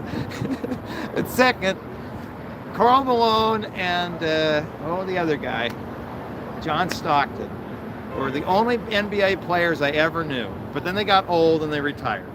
And I couldn't keep track of anybody on the Jazz until there was somebody named Gordon Hayward. And I even went to my first ever Jazz game, and he won this like buzzer beater shot. It was great. So I said, okay, cool. There's somebody I can root for. Go Jazz. And then immediately he traded to Boston. So I was like, wow, he's dead to me. And then he immediately in his first game like destroyed his ankle, like snapped his leg in half. And so then I forgave him, and all's good. So I guess I can root for Boston, but I don't really care. Okay, good point. The Celtics game in Boston tonight. Hey Rob, there's a DDI in my... Hold on, pushing the thing out of the way so I can read it. No, don't reboot. Okay. Rob, there's a DDI in my city, and there's no sign that says I can turn left on red. Am I allowed to turn left on red, or should I play it safe? The answer is play it safe. So technically, it's a left from a one-way road to a one-way road where it's a red ball. Now, depending on your state, all the rules are different. So in the West, typically, the rules in like California are you can turn left from a one-way road onto a one-way road if it's a red ball. But if it's a red arrow always means no left. You got to wait for a green arrow. You can't just yield your way out. Because of the geometry of a DDI in Utah, which is like DDI City, they've got like 10 of them. Sometimes on the newer ones, they put the sign up, they do a ball, put a sign that says, left on red after stop, because the side angles are pretty good. But on some of the retrofits, State Highway 201 and Bangerter Highway, for those following along on Google Maps, that one, they didn't put the sign up. It is definitely, no, don't turn on the left, because they were trying to fit a DDI onto an existing diamond, the existing bridge, and it works, but it's just, you get there and it doesn't feel safe. Like you would not want to make a left turn on a red. So I would play it safe, especially if there is a red arrow. Now, different states have different laws about red arrows too. Some states you are allowed to yield on that. But I would other drivers aren't going to expect it. It's if you come up to it, the sign's there, the ball's there, the driving culture is where half to 2/3 of the drivers are making lefts on red. Like, yeah, fit in with the crowd. But if you're the only one doing it, you're just going to make people confused. I just wait. It's okay. Thoughts on shared zone treatments? I wish I knew that term. I need to look it up. If you're talking about spaces where cars and pedestrians mingle, we ought to take a walk that way. And maybe we should here in a minute if we want to get off topic and go into the old streets of Boston, because there is an area, I just don't know how far away it is, that I was walking around that the cars are definitely a guest in the space. And if that's what you're talking about, yeah, there's a really good example. Maybe that's where we head next. Rob, you mentioned low tunnel ceilings earlier. There are at least 2 trucks that get can openered on Starro Drive every week. If I understand correctly, Starro Drive is the road that runs, it's kind of like FDR Drive, right, or West Side Highway. It runs along the Charles River by the big seashell, right?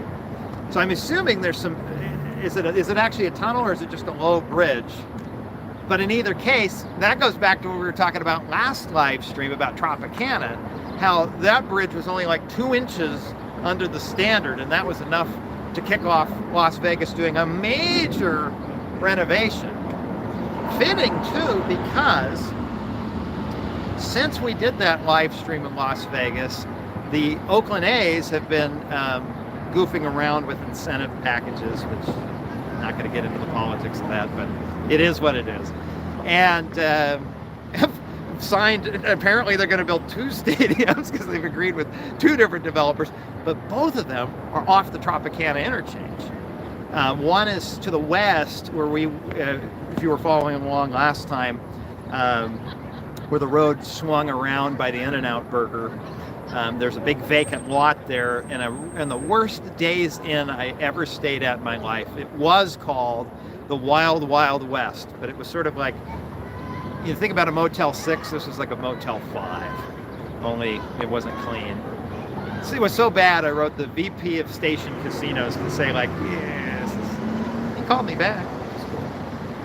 Offered me a free night stay at the Wild Wild West. And I'm such a cheapskate, I took him up on it. It was just as bad.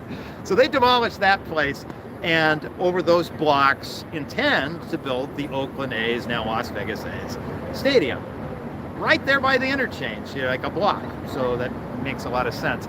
But at the same time, they've also entered a memorandum of understanding or whatever with the Tropicana that the off-ramp is named after. I think it was the last of the old mob-owned casinos, and demolished the Tropicana, put the stadium there right on Las Vegas Boulevard, which I gotta admit is a good location for it. If you want to talk about getting people to the stadium without a car, being right there on the boulevard makes a lot of sense. And then the owners of the Tropicana site could build a new resort on the remainder of the site right there. So it allows them to build a new casino on the old casino site, but have this like major magnet there that could, give them some pretty nice revenue on game days. But anyway, yeah. But let's plan in a few minutes to walk into Boston and look at some of the old. I'm gonna see if I get caught up. There's a lot of good questions here, but here's a really good one. What up, says the churro. What up, churro? Do you know about the Concord Rotary? It's basically a rotary in the middle of Massachusetts Route 2, basically a highway. I've gone through the trip I did to Connecticut, and then I came up here that January. I ended up on a rotary somewhere near Lexington. So it might have been that. I just remember it was like an arterial type street. I don't know if it was a full highway, but I ended up in a rotary. But I don't think it's that one. The other one, if I could ever plan like a week here to actually film a couple of stories, it would be great, one, to do a genuine story on Big Dig related stuff. It's the 20-year anniversary of the underground being open, so that makes sense. But the other is somewhere in that general direction, and I don't remember exactly where, but there was like a 6-way intersection, and somebody wrote me and said, oh my gosh, they've ruined it. And they'd taken this like 6-way complicated intersection of stoplights and stop signs over, like, it was almost like 2 5-way intersections almost that were like right next to each other, and did this big like peanut roundabout thing or something, and they said, oh, they've ruined it. But I kind of got looking at it. I think it looks pretty good. But I, unfortunately, just the nature of this trip, don't have the time to get out there and to, you know, I kind of need to interview people, and so that we'll save that for a future trip. You know, now that I have relatives living in the Northeast, it gives me a place to land. Make it more likely for me to get out here. Rob, there's a pretty neat bike lane project that runs in the center of the road by North Station. I'd check it out if I were you. It's right by the bridge. Well, we got a choice. We can go up to the bike lane project, but I really kind of want to go that way into Boston and show you that Bofa D's $4.99 rides. When does the stream end? It would take an hour to get there, get in from the red line. Oh, talking about the Rotary. Yeah, the problem is I don't want to. It's the same problem I had last time with the Las Vegas monorail. I don't know how good we could have this really exciting stream. Say, hey guys, okay, we're gonna go down into the subway, and so I go down there, and then the stream ends because I lose cell service. When will the Road Guy Rob and Cartnarks collab happen? I've always dreamed, because I live in California, and I think they're based out of there. Maybe they're not. There's a lot of Texas ones in there, but I would love to be on Cartnarks. But I don't think I'd make it, because I just say, oh, thank you for reminding me. And I'm usually pretty good about putting the cart away, but if it's within 5 spaces, I'll put it away. But otherwise, what I'll usually do is find another orphan cart and then put my cart in the other orphan cart. So I kind of go like, well, I'm not making it any worse than it was. Cartnarks, for those, if you're not familiar, is a channel where a guy goes around and confronts people for not putting their shopping cart away. And, you know, down in Texas, it usually ends with like a gun getting drawn or something. You know? He's kind of a brat though, because he'll pull up to people, and if they don't put the cart away, because people could be babies, you know, especially when they're confronted on camera. He has this magnet that's about this big that's like, I got busted for not putting my cart away. And as they drive away, he'll like slap it on their car. And then people stop and they'll like get mad and angry, like toss the thing off. And he'll be like, oh, okay, have a good day. And then as soon as they start driving again, he just goes, it's one of those escalated to the point where the guy like got out of his pickup truck and like pulled, or I think he just like showed his gun in his holster. And anyway, yeah, we're deep down, we were all children at one point. That like software is still there. And so when we get in fight or flight or have our feelings hurt or we get embarrassed, it reactivates that software, and also we start acting like 6-year-olds again. All of us do it. All of us have the potential to end up on YouTube being a maniac. Thankfully, I can be a brat in public. Try not to be. And for most of doing this, you know, being a small YouTuber and everything, I really only ever get recognized like in costume.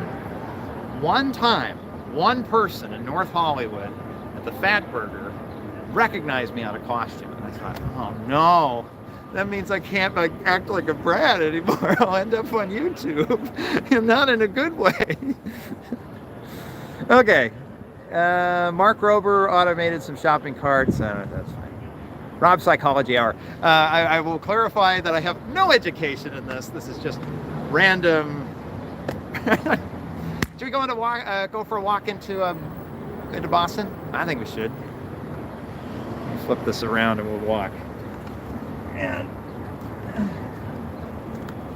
pick up my stuff I spilled here. All my notes.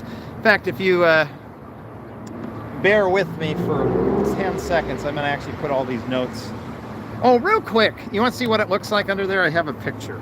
Because that was like the one thing I'm like, you know, it's kind of lame to be talking about the Big Dig and then like not actually go under there. So I have a picture printed off. So it's a nice tunnel. Like that's not claustrophobic. Like, you know what I mean? It just feels like you're driving under a long viaduct or something. Like wide lanes. I think they're full-size 12-foot lanes. Like They went all out, and it's like they sat down and said, well, gosh, if we have federal funding, 90% match, let's do this right. And for the most part, they did. The problem is doing it right, we discovered, is very, very expensive. So there exists in the tunnel, and GPS usually loses signal, so if you get lost, you write it down. Well, it's also, you gotta remember the tunnel's only 1.5 miles. So yeah, the GPS might get a little lost, but you still have the directions. Like before you go into the tunnel, there's only so many exits in the tunnel. In fact, that was one of the big improvements, because a freeway, the perfect freeway for a long trip is no exits. Like you get on the freeway, you drive for the 100 miles you need to go, and magically right where your destination is, there's finally an exit. There's nobody coming on and off and causing congestion of people merging in and out. On the other end, though, if you think about a downtown, the last thing you want is a downtown with one exit, because then you get to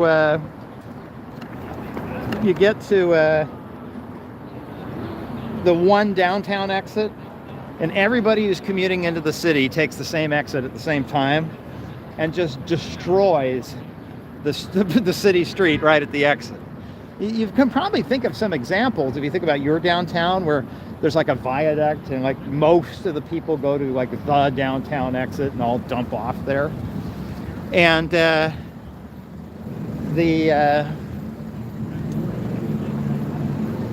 and so you kind of want to take the traffic and disperse it many places.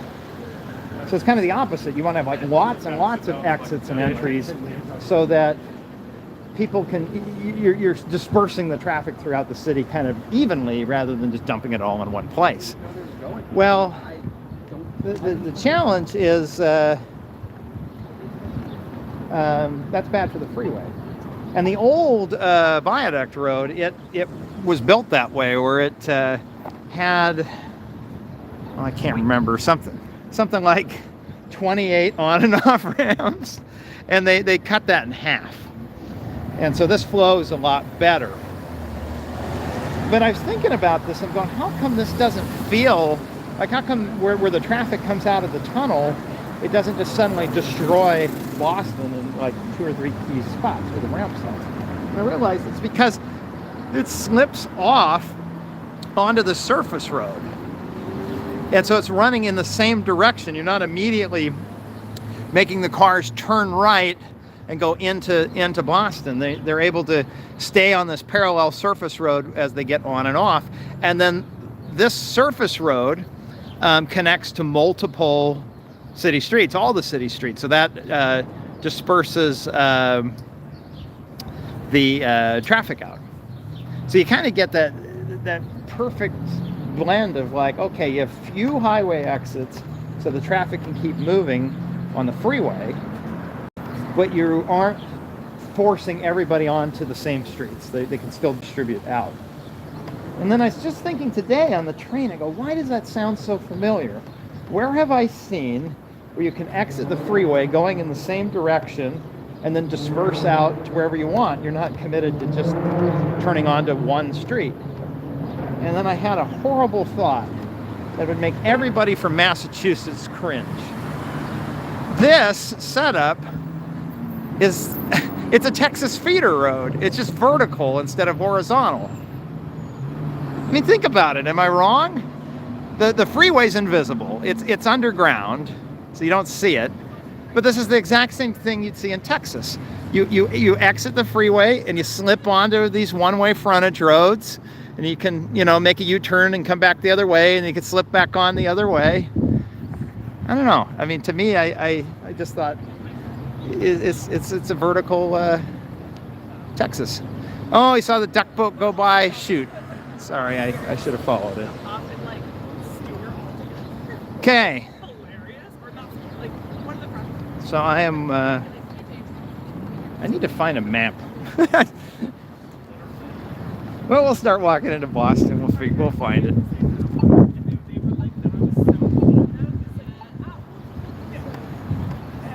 It's just weird to think that these streets go back, oh gosh, I mean, centuries, which to a European is, you know, nothing, but, you know, especially in the Western U.S., you know, I'll go into LA and it'll say something, you know, built in the early 1800s, and I'll think, oh wow, that's really old, you know.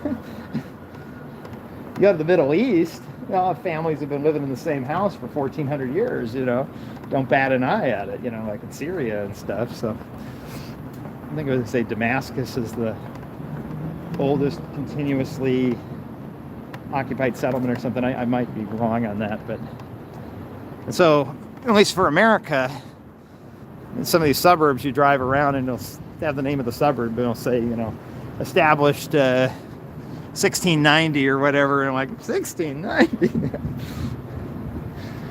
See, these people are some of my ancestors, you know. I mean, that's not a big shock. That's like a big chunk of the country, but you know, Mayflower people, William Bradford. Eventually, they all made their way west. The grandmother I'm proud of, who abandoned Massachusetts for California, changed all of our lives. Paul, 1234, thank you, says 2 phones and devices. I have thought about that. Okay, what does your town look like, Rob? That's from Siemens Traffic Signals and Road Signals, somebody posting from their work account. Or, you know, future collaborator. I currently live, well, which town? Because I've moved a lot. I currently live in the Central Valley. I live down on the south end in Bakersfield. And Bakersfield's a wonderful place to drive a car, which means it's nothing like this. Downtown Bakersfield's actually pretty good, but, you know, due to housing affordability issues and untreated mental health care, yeah, it's not a place I like to go walk around, especially after dark. And I'm not scared of anything, and I got a little weirded out by that. I was trying to go for a walk at like 1 in the morning, because that's usually when I'm wanting to go for a walk, you know, it's quiet and cool, and I thought, oh, downtown would be fun. It was not a good downtown. But this is kind of neat. I mean, you have all these old narrow streets, and I don't know what the speed limit is, but you don't even have to enforce it. In fact, the street already being narrow becomes even more narrow because they have the bicycle lane, right? So that pinches it down even more, so you end up with just natural traffic calming. I mean, this is pretty nice. I mean, with the slow speed everybody's driving naturally, the bicycle lane here, you know, that make a nice bike ride. Had an architect tell me once, I said, why do downtowns feel like downtowns? I mean, what is there some number principle, math principle? And he said, yeah, take the height of the building vertically, right, and then like flip it over on its side, and it needs to be at least 1-to-1 to start to feel like a downtown. So the taller the building, the wider the road can be, and it can still feel downtown. So like if you go to Manhattan and you're on Avenue of the Americas, I mean, that thing's almost as wide as a suburban arterial street, but the buildings are so tall. And then you start getting into like 2-to-1, where the buildings are twice as tall as the street is wide, and it really starts to feel urban. Okay, let me get back to the comments here. Rob, which live stream do you like so far the most? Vegas, Boston, or San Fran? I like this one the best because of the novelty. It's a city I haven't been to. I've been to San Francisco a handful of times, and Las Vegas, it's like I'm there all the time. I commute back and forth to Utah. I stop, you know. And I went into those, especially the Las Vegas one, with such confidence, because I kind of already knew stuff. And I probably masked it well, I hope. But my knowledge of Boston is very, very limited. And so this is all new to me, but that's what makes it fun. You know, I learn something new going somewhere new. And hopefully you are too. I try to, just brush up on as much as I could, so I'm not just giving you, garbage. And what I don't know, hopefully I'm doing a good job hedging it, saying, I may be wrong, but blah, blah, blah, Well, this is not what I had in mind, but this is still a good example of, this is a completely pedestrianized space here. But see a few things. So it's narrow. So hypothetically, if a car was allowed in here, it's narrow, so that makes it where you want to go slow. It's cobblestone.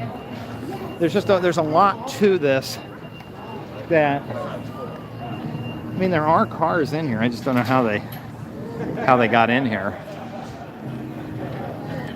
I'm probably getting close to the area I was wanting to show you, but this is kind of the way cities were, built back until 100 years ago.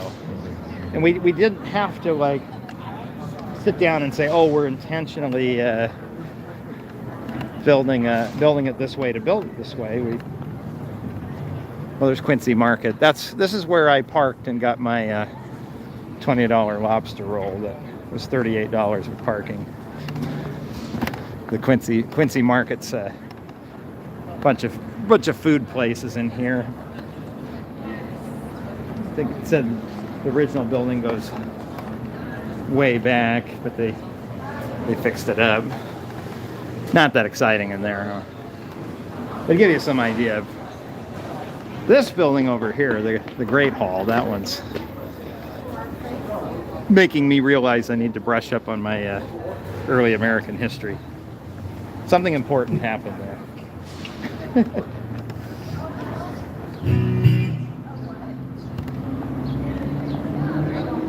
What's fun is the mix of new and old, right? You got like some, avant-garde, blocky-looking thing back there. Please come to a live stream in New Orleans. I better before it gets wet. No, I'm just kidding. No, I need to. I have really neglected the Southeast, just because I haven't made it down that way. It's not a region I go to typically, and when I think about it, it's summer, and I go, oh, it's hot. Okay. This is where the map would come in handy. Adam writes, would you like a city that has no cars allowed? No, I think the problem you have, if you think about no cars allowed, think about the mall, right? Why is the mall so boring? Because, I don't know, there is something about vibrancy of having all the modes of transportation kind of hanging out in the same place. But there definitely needs to be really taking a look at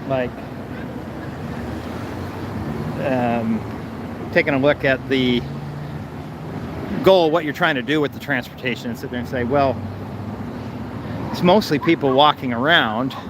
If we're going to have a vote on this, the people walking around probably should win. And that was, I think, what's difficult about downtown in Los Angeles is, I said, yeah, downtown Los Angeles, the financial district, from behind the wheel of a car, is the best downtown I've ever driven in my life.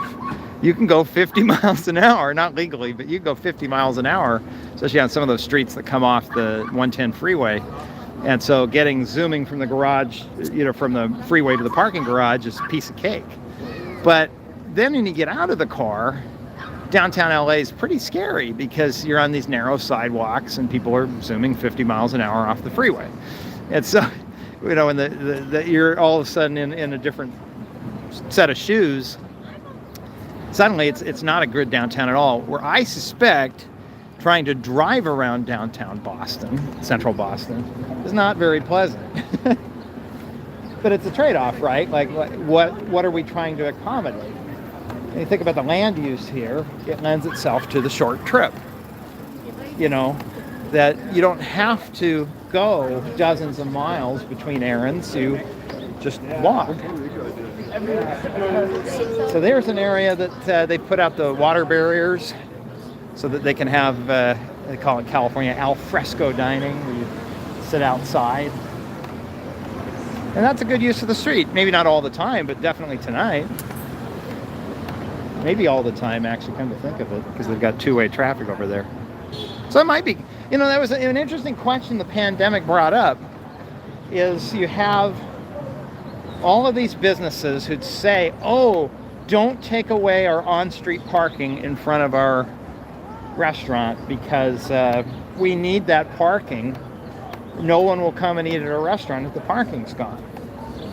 And then the pandemic hit. There were, you know, mask mandates and indoor occupancy issues. And so a lot of restaurants just tried to stay open, said, oh, okay, emergency rule, we're going to work with the city. We'll move all the dining outside where the virus is not as transmissible. And they go, well, where are we going to put it? Oh, we'll put it in that parking out front. Well, didn't you need that parking? Oh, they can park somewhere else. We'll have them park outside.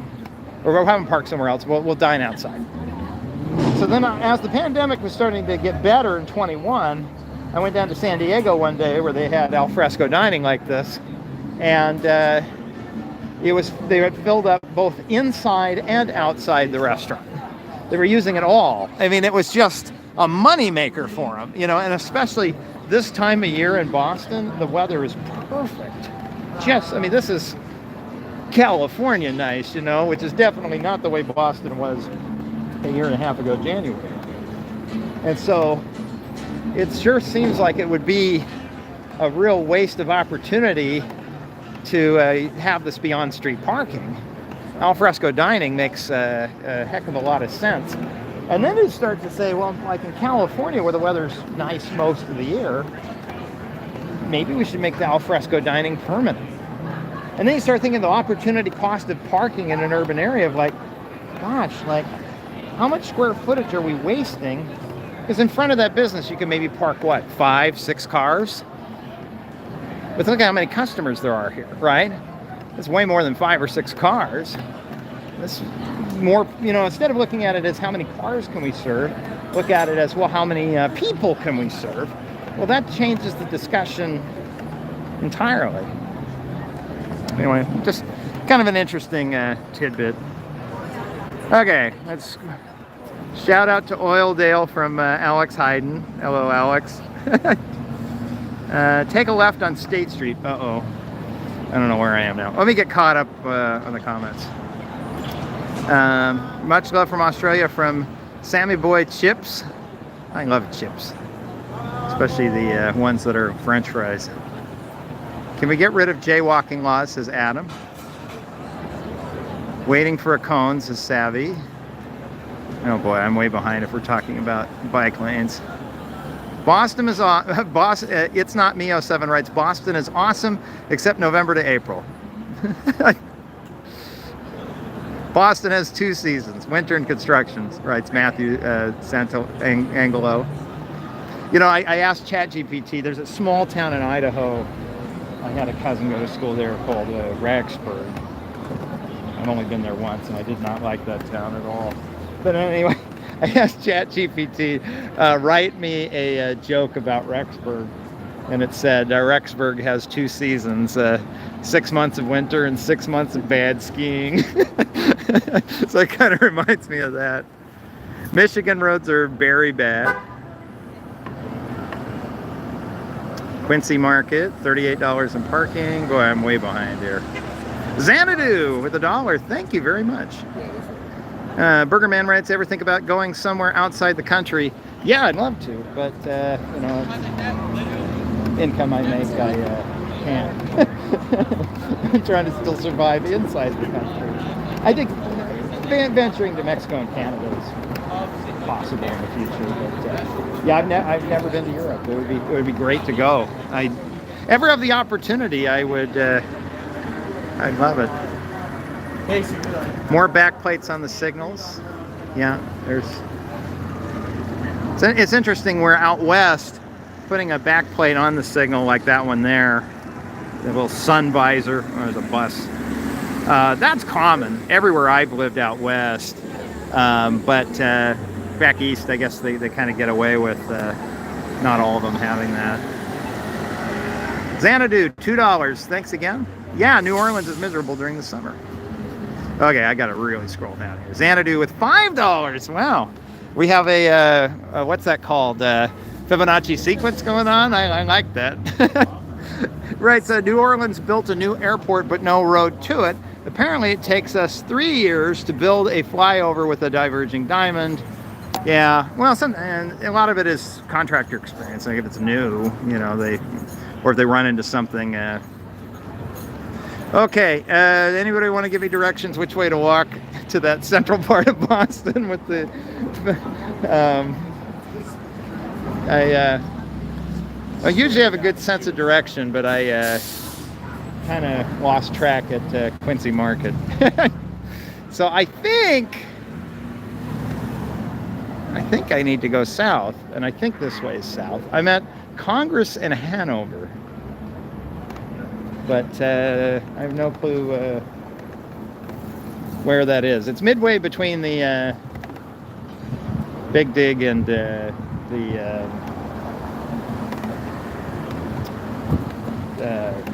kind of, I forget what they call that part of town, but as you're going out toward like where the Cheers bar is and stuff, the Common and everything, it's like halfway in between the two.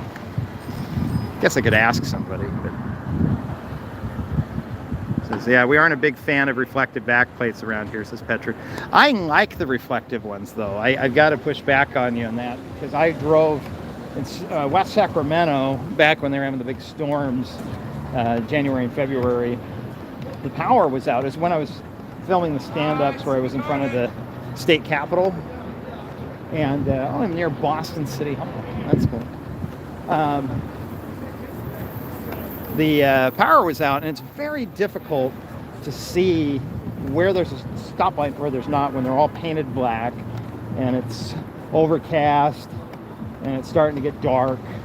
There's no power. There's no street lights because the power is out. And so to be able to have a reflective, like those yellow reflective backplates, I like them. But let's see, I did Texas summers by going home to Boston. In August, I disappeared in Maine. Maine is fascinating. I was on 95, and you cross over that beautiful bridge, and you don't see the big tourism sign for Maine. You just see the state one, the retro-reflective green one. And it says, Maine, vacation land. And everybody I've talked to here in Boston, their whole world revolves around going to Maine for some reason during the summer. And I get it, it's beautiful up there. Beautiful. Cold, but beautiful. And it just blows my mind how everybody's entire world, their whole career, every dollar they're making is so that they can go to Maine in the summer and spend it. And it's right there on the sign, vacation land. Somebody else I was talking to in Maine said, oh, do you live up here year round? And he looked at me crazy and he goes, no, I live in Atlanta. I just come up here 6 months of the year. And it's like they have two jobs. They've got the job they do in Atlanta in the winter, and then he's got the job he does up here during the summer, up in north of here, up in Maine, so kind of in the Bar Harbor area. There are 2 bridges that connect Cape Cod to the rest of the U.S., and it's backed up all the time. Well, that would do it. Okay, it says you're near Haymarket Station. Okay, Haymarket's too far north, so I'm walking through the government center. I am Alan writes, hello from Toronto, Maple Leaf. How are you? I'm tired. I've been doing a lot of walking. So how I got out here is the nature of helping someone move, I drove, and then I get to fly back. And I like to drive. I'm not saying I'm tired of driving. I'm just saying I need a couple of days break where I'm not driving several hundred miles a day, which I've been doing for like a week. Okay, I'm coming out of the government center. Again, the mix of new and old. We've got a newer looking building there. I really need to get caught up at the bottom of the comments because I may be totally going the wrong way. Oh, Chester Wolf the Griffin with $5. Thank you, Chester Wolf the Griffin. Writes, what's your personal opinion about traffic lights that only allow one side to go at a time? There are 3 of them in Chester, Pennsylvania. Only time I've seen, so you're talking about where instead of ping-ponging, where north-south go at the same time, and then east-west go at the same time. I saw one program that way in Chico, California, earlier this year, that would sit, all 4 of them red, and then you'd pull up to the signal, and then it would turn on the green just for that direction, like southbound. And then we go yellow and red, and it would sit there red, and then I would pull up, maybe going eastbound, and then it would give a green just for eastbound, and then we go back red all of them. I think it sounds silly. I don't know what their goal is, of why you'd want to force everybody to come to a stop. It just seems like, especially in the middle of the night, what harm is being caused that they're trying to repair. I'm sure that's a neat function for something. The time you typically see something like that is when they have, I think engineers call that a split phase, where the left turn and the straight go at the same time for, say, northbound, and then then it goes red, and then the southbound gets the straight and left turn at the same time, rather than having overlapping left turns and overlapping straights. And those do seem to really drag an intersection. It seems like all the intersections where I'm dealing with the split phase tend to be a lot longer wait. But the reason I saw them is they were places where the physical geometry of the intersection, there really wasn't space for both left turns to go at the same time. So they had to do that because it was really the only way to make all the cars physically fit and not crash into each other. Boy, people in Boston really like to honk. I've heard more honking on this stream than I've heard in 5 years living in California. Californians really don't honk that much. I was surprised. I thought, you know, oh, LA, they'll all be honking all the time, but other than afternoon rush hour, people get a little antsy. But most of the rest of the day, people do pretty good.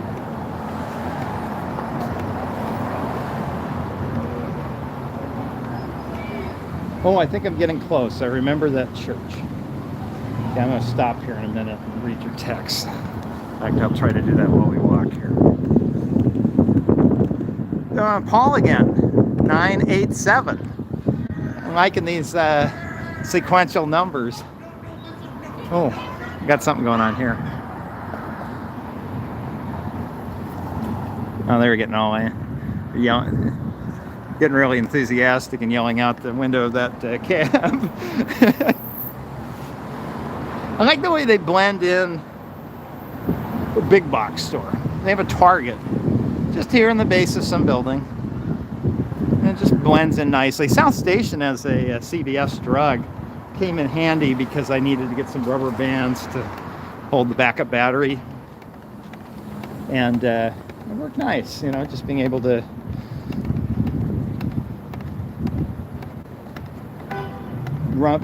pop in and pick something up, you know.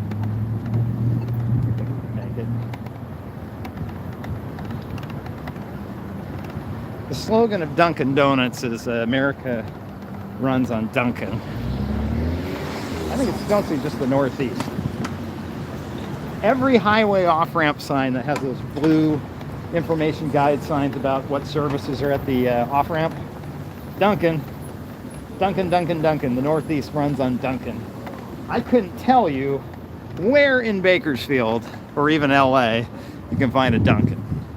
Dutch Brothers, Starbucks, sure. I lived in a town in Oregon that only had 20,000 people and it had 5 Starbucks. 2 in the same parking lot. West Lynn, for anybody following along on Google Maps. But, man, the Northeast loves Dunkin'.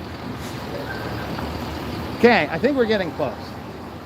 We got like these are kind of neat, like the old alleys.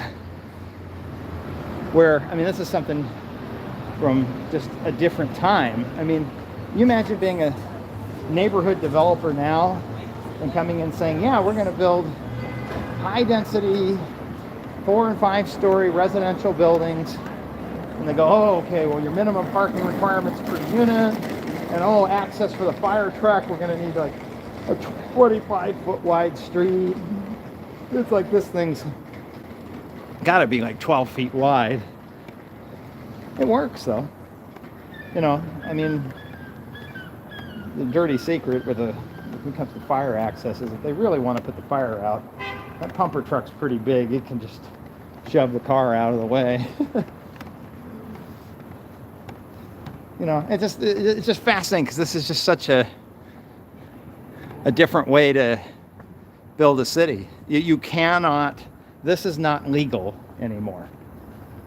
You know, this got built centuries ago, and by today's engineering standards, we have a half a dozen or more good reasons why you can't build something like this. And it's going to be just a disaster if you do, but yet they've done it. There's commercial mixed with residential.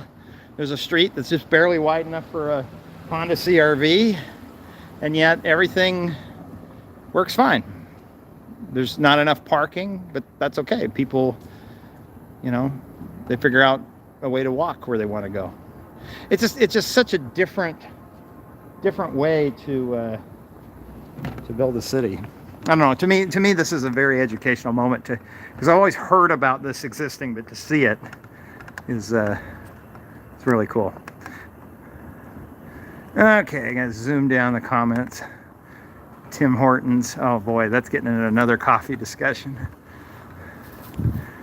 No one in their right mind would design a city like Boston on purpose. Well, I agree. You know, urban planning types would. They like this kind of thing. But there's also a reason why we don't build it.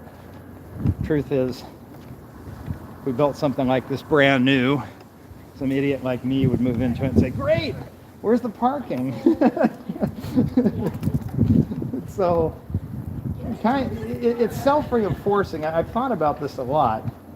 Yes, we build tons of parking lots and suburbs because it's a self-reinforcing cycle, and that's what the rules require, and so we build it. And I tried to imagine, what if we just blew the rules up? What if we said, okay, developer can build wherever they want. There's a reason we built those rules in the first place. Minimum parking requirements and fire setbacks and everything. And so part of me is saying, well, would we just reinvent that wheel all over again? Like if we got rid of the rules, would we just bring them back? I don't know. All I know is I agree so far with the urban planning types that we ought to try. Be a little creative. Try some new things. Try some new urbanism, which they actually have a term for that, new urbanism. Try something new. Just kind of see what happens. And if we find it's a disaster, then we don't do it anymore. But, oh wow, look at that alley. That one's really narrow. That one's not as pretty. Like it's genuinely an alley. It's fine.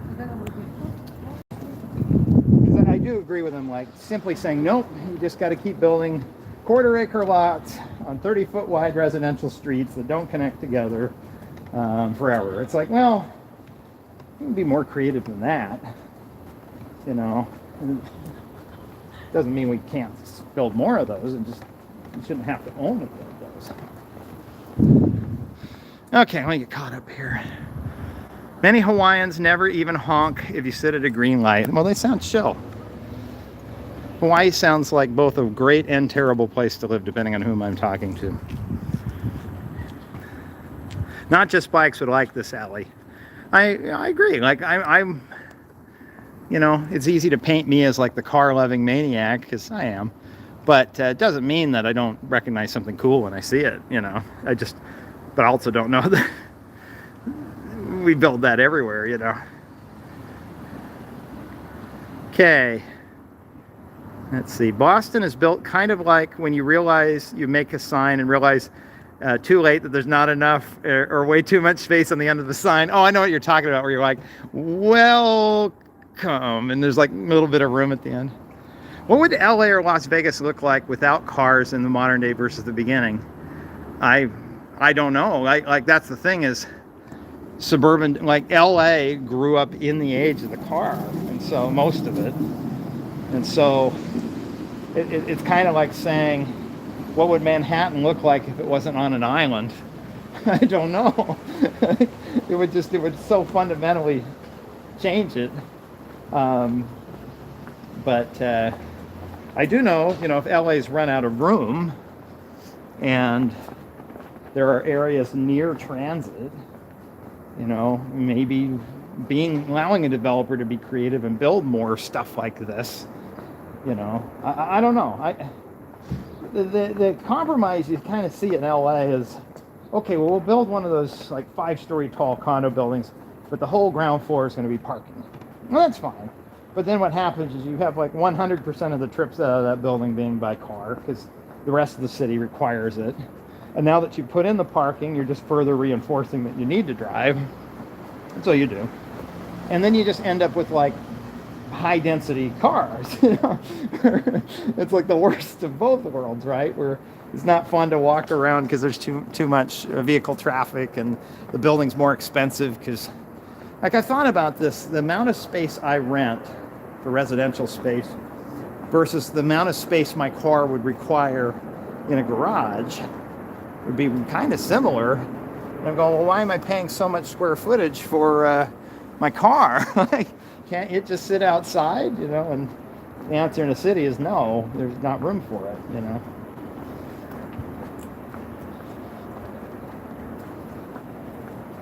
Okay, let's get more caught up here. You need to do the UK roads. I know, I need to get to the UK. Cars are terribly space inefficient, writes Ambia Rock. I know, but the utility that the car provides is really cool. You know, it's a double-edged sword. That's why we have them. You know, I think there's a lot of just honesty we have to have in the discussion of, like, old-timey engineers, and there really aren't that many left, would just be like, well, mass transit's nothing more but a social welfare project or whatever. Like, you know, they dismiss the value of it and not acknowledge the problems cars are causing and sustainability issues of, like, well, you can't do this. Like, you can't get 7 or 8 billion people to live like suburban Houstonians, right? Like, there's not enough resources in the world to do that. So that's an honest discussion we need to have.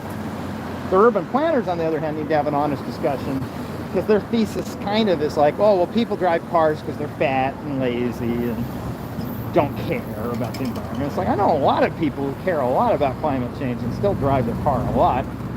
Because the car does some really amazing stuff. Being able to just go from a high-speed transportation mechanism that's on demand, where you don't have any stops in between of having to stop at other train stations. You don't have to wait about it for a schedule. If you need to go somewhere at an off-peak hour, there's service always. Like, the car is really, really, really amazing. So that's why we have them. And I was thinking even today, it's like, okay, let's say parking was free in Boston. Would I have driven in? And I'd say, yeah, what about the traffic? Okay, yeah, there would be traffic. But you know, it also took me a lot of time missing my train because I didn't know about how the doors work and having to wait 1 hour for the next train. I don't care how bad Boston traffic gets. 1 hour, I guarantee the delay from traffic wouldn't have been that much. And so that's what I'm saying. It's like, I think we kind of, it's good we're getting candid about the downsides of the car and the costs that they impose. But we maybe overplay the advantages of mass transportation a little too much and downplay the inefficiencies that keep people from using it. And that's not to say we'll give up cars dependent forever. No, it just, we got to really think through our transit system. Like, I'm an advocate of saying, I don't care, like the kinds of sales tax measures and stuff we pay for roads, let's do that for transit. Like, let's make transit fare free where you can just hop on it. Let's make it where it's running every 30 minutes on every route, 24 hours a day, even if nobody's on it, because I think you can kind of do induced demand in terms of transit, you know. I am really lost, guys. I have no clue where I'm at. Hey, we got a barn stance going on. Both crosswalks lit up at the same time. Nobody going diagonal, though. Where was I at where I saw... Oh, UCLA is where I saw the other day. A barn stance where people were going diagonally and just took over the entire intersection. Like he says, There we go. Make a postcard of that. That's the Boston you know and love. Hey, let me flip this around, catch up on some text, figure out where we're at. Okay, I love freeway, screw transit, writes Bogdan, even Jacko. Well, you can like both. You can like freeways and transit. They're both neat. It's like saying I like forks, but you know what I really hate are knives. It's like, well, you can like them both, you know. They gave you bad directions. Well, in fairness, I didn't really follow any directions either. I kind of went off of instinct, and I'm afraid if I go out of the live stream to see the map, and the thing is, I'd ask somebody, but I don't know what it's called. You know, there's these like streets in Boston where there's like cars and pedestrians. Ike 21 writes, to somebody else. Okay. Petra writes, Rob, at this point, just head to the Longfellow and go left on Charles Street. Yeah, I wasn't reading. Now I'm at Blossom and Supercuts, Cambridge. Cars are nice. Transit is nice to take the load off on long trips. Oh, absolutely. Like, transit can be done right. So I started in the western burbs. I think I'm out near Needham. Does that sound like a place? And from the park and ride lot there, now granted I paid to park, paid for the ticket, but to get into Boston and have a very walkable place to land, it worked. It worked really well. Like I probably would prefer that to actually parking in a garage. But there's some problems with it. For instance, I could never afford to live in Needham or frankly anywhere in Boston. I have friends from high school who tried years ago. He moved his young family out. They were going to move to Massachusetts. They wanted to live here. They liked the energy of the region. And then the next thing I knew, they were crowdfunding for trying to help them pay with their rent because they were having financial problems, you know. And so there's a real affordability issue that kind of sours me on transit-oriented development, is because you put the infrastructure in, but you don't have the ability to attract new people to enjoy that infrastructure. I don't know if that was a happy Go Celtics thing or a little slice of New York a Machinair. Anyway. And so, yeah, I see Needham. I see all these like nice train stations you can get on all through the Boston suburbs. And then I look at houses that, you know, start at $1 million because there's no ability to build another house. We always talk about like housing and land use go together, and the fact that I've always been house poor my whole career and never had like a place of my own. Never been able to buy anything for sure. We always talk about the two components that make a house that determine the price. There's the stuff that you built, the lumber and everything else, but you also have the land. And so we say, oh, well, it must be a bubble in the land price or whatever. But we never talk about the third thing, and that's permission. The legal license to have an occupiable space to live in. And that we artificially limit. That's what's driving the bubble. Because, yeah, like lumber prices go up and down, but they've done that throughout the history of housing. Land, okay, yeah, land goes up in value. But what you do is you just chop the land into smaller pieces and buy a smaller piece for your house, right? But because of that third thing, the permission, that is limited. That, you go out to the Boston suburbs, you go to a community like Needham or Cambridge or wherever, you say, hey, I want to like take this big lot. Massachusetts is big lots. Say I want to build a house in the front yard and like 2 more houses in the backyard. They'd fit, they'd be safe, they'd meet fire code, they'd be great. I could probably even like have adequate parking. Like I could make it work. And I would get laughed out of the city council if I tried. So you can see why I get sour on transit-oriented development, why I go back to suburban sprawls. I'm like, well, at least in sprawl, the thing is getting built. The housing supply is increasing. And the inability to increase housing supply next to existing infrastructure is stupid. I mean, like I say, I grew up in Utah, like baby city USA, like big families and people. They're closing schools in Salt Lake County because there's not enough children. I can tell you why. Because they can't increase the housing supply where there's existing schools. So you have a bunch of retired people who are living there and they're enjoying the high property values and wondering why like the soul of their community is dying. Is dying because anybody who is, normal, has like a regular job or heaven forbid tries to have a couple of kids, has to move out somewhere where there's new supply to the edge of the city. Those areas are booming, but then we have to build all new infrastructure. You have to build a new freeway. You have to build new schools, new parks. And meanwhile, we're closing schools. We have empty parks, other than yuppies walking their dogs, because the existing areas. And so anyway, I'm going around in circles. The end of the story is I love the idea of transit. Let me build a house next to it. Okay. You're on Cambridge Street and walk the wrong way away from Park Street. Just walk back that way. Okay. Cambridge Street. So go that way, right? Keep going back the other way. You should head toward North Station. It has several modes of transit. NBA arena built next to it. Oh no, aren't they? It's a home game? I'm not going anywhere near the arena tonight. What can we learn from the Big Dig project of Boston and other cities? Building stuff right's expensive. It is. It gets cheaper. When we first started building roads as a country, 1920s, it was like graft. I mean, state highway departments would give money to, like, building a road was like building a park bench or something. Like, it was like something they hadn't done before. So they give money to like some construction company and say like, hey, you know how you built us some covered bridges? Why not build us a road? And there were like cost overruns and people lining their pockets and stuff. And there was one guy, he's in Kansas or Oklahoma, I forget which, and his name slips my mind.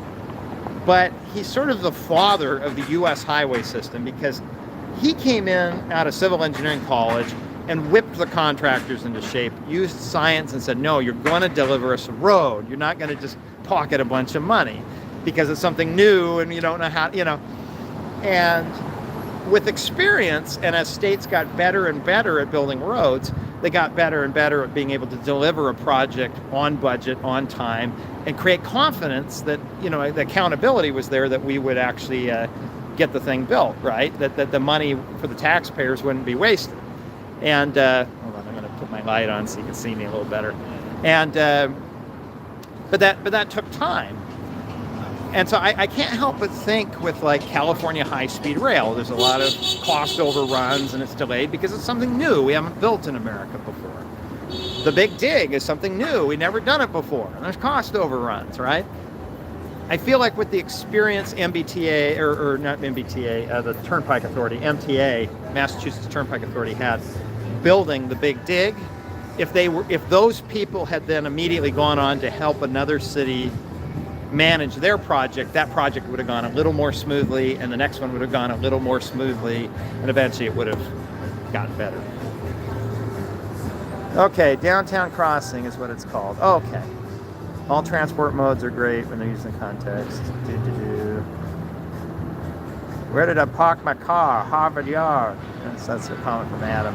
I just watched the Simpsons episode The Town last night, and they had Bill Burr saying, Homer, move your garbage car.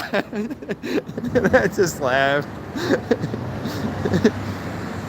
Rob, it's because the places you're walking in are illegal to build in Boston today. Yeah, that's true. Yeah, that's what we're talking about. Scroll down. Sorry. Frank Turner, thank you. That's from Savvy there. Francis C. Turner, the father of the U.S. Interstate Highway System. Frank Turner's the one who did such a good job whipping his state into shape so they can actually get the roads built. Federal Highway pulled them in to help other states do the same thing. The U.S. highways, I mean, the unsung heroes of our nation's highway system, because the interstates are the superstars, but the U.S. highways, I used a bunch of them in Maine yesterday, and they're wonderful because they actually work, and they go to small towns that an interstate would never dream of going to. And Frank Turner's the one who helped states actually get that done, and what we kind of need is on these mega projects, Frank Turner type people to come in. I would love to see somebody come in and whip California high-speed rail into shape, because I want that project to succeed. If it succeeds, then Texas will build one, and the Northeast can build one, and we'll start seeing a lot more of them. I'd love to see high-speed rail. I live in Bakersfield. That'd be one of the stops. It'd be great to be able to get to downtown LA in 40 minutes instead of an hour and a half, right? But that's difficult when it's looking like something that I'm building for children and grandchildren that I don't even have yet. So we need high-speed Northeast Corridor high-speed rail. I did see over at South Station an Acela train parked there. Never ridden one, but Texas is building one, writes Jandra Ilun, but sadly only between Dallas and Houston. I hope they're successful. I want to see a model. I was talking with a student at UCLA a couple weeks ago who was interning with some of the stuff with Brightline West, the one between Vegas and Rancho Cucamonga, California. That one looks like it's happening. ITE meeting we had, Institute of Transportation Engineers had a meeting a month or so ago. They're planning to build the biggest parking structure, I think, west of the Mississippi, because the idea is everybody parks there and then goes to Vegas. And so they're committed to this thing. But the student I was talking to was saying, yeah, a lot of it is following on the freeway surface level. It'll be in the median of the I-15 freeway, and the vertical curves are a little bit. It's potentially people at 100 and something miles an hour might get a little seasick, but I'll ride it. It's getting something built. Okay, why is the Cajon, Adam Buser writes, why is the Cajon Pass, that's in California, getting out of LA, difficult for trains and vehicles to get over? You driven through it, Adam? It's really a pretty good climb. You're going from the kind of LA basin floor of the Inland Empire up to the high desert.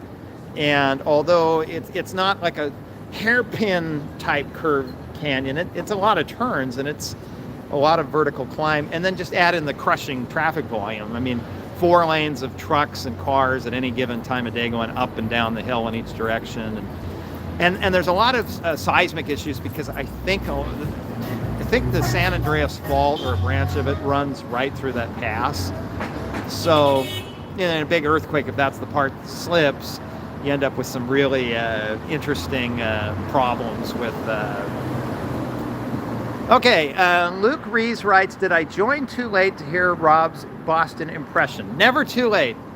Boston's different. So we've been walking around tonight. We started over by the South Station and talked a little bit about how I came in on a train. That coming into Boston on a train is a lot more convenient than paying $28 to park. And when you get here, there's actually things to walk to. I think that's an important lesson we can all learn in smaller regions if we ever get involved, on transportation committees or city councils or whatever, is, okay, you get off the train, what amenity is the train to go spend money in your... And if it's a park and ride lot, it's not going to lure anybody in. Like, the best is when you have, like, you get off the train in South Station, the Federal Reserve Bank of Boston is right there, and the whole corridor that they fixed up after the Big Dig is there, and within reasonable walking distance. I'm supposedly in the center of Boston, but a little bit lost because I've been just meandering. We talked some about Interstate 93 going underground, how that was an unbelievably expensive project and took forever to build, but the final product, nobody's saying it shouldn't have happened. Everybody likes the finished product. That perhaps an analogy that came to my mind is somebody who's had recent surgery.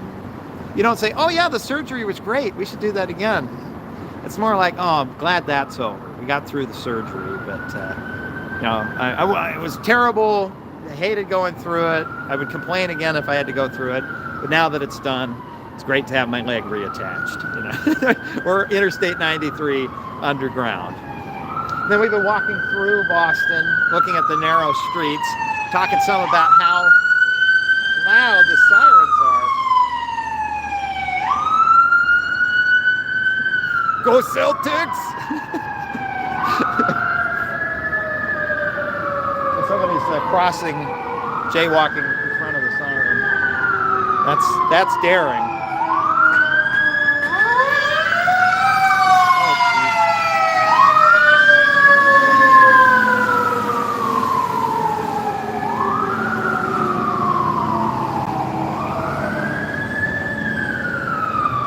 We got another one.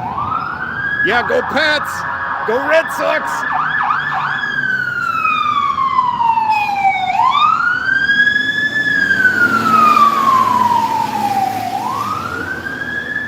Close by.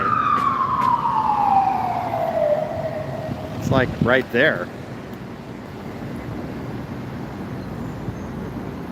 What they got going on there?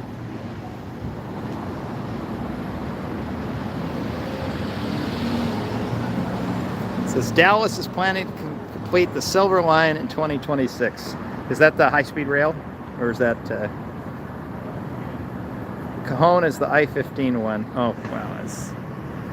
Okay, get caught back up here. I think Rob is looking for the auto repair shop from Car Talk with Click and Clack, the Taffet Brothers NPR Car Talk. Was that out of Boston? I didn't know where that show was.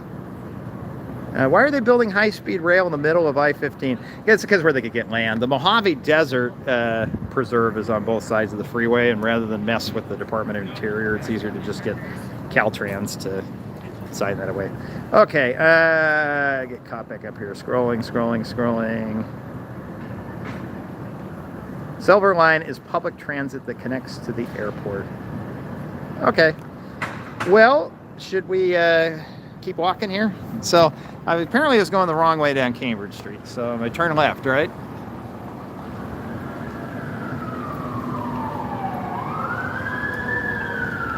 Hope so. Somebody tell me if I'm going the wrong way.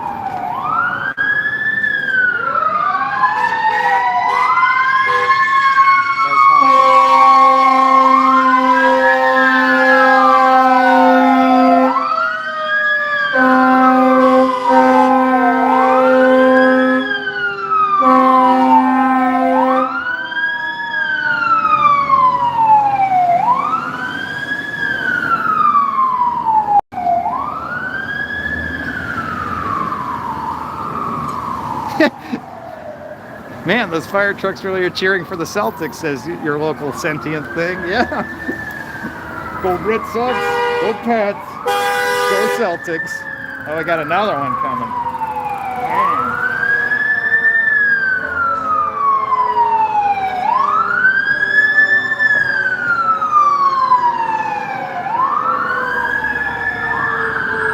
Mile 54 says, I wonder if they've got a big fire. No, I'm not seeing any smoke or anything.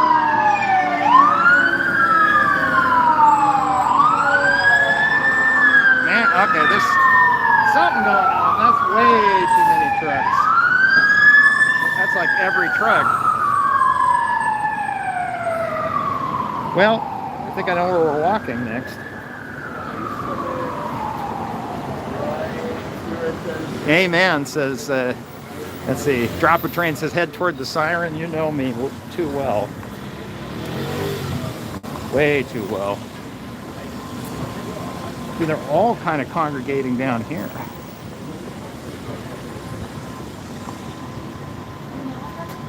I had no idea. Just glad it's not near the stadium or something, you know, ominous. They're all headed out to a nice dinner, right? Poopsicle 256.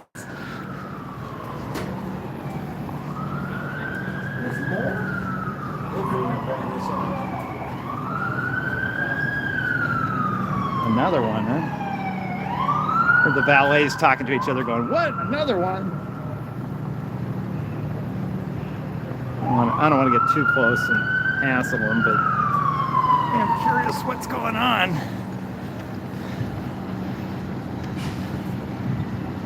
I mean, it's thinking like a gas leak or something, but that's too many trucks. There's no fire per se.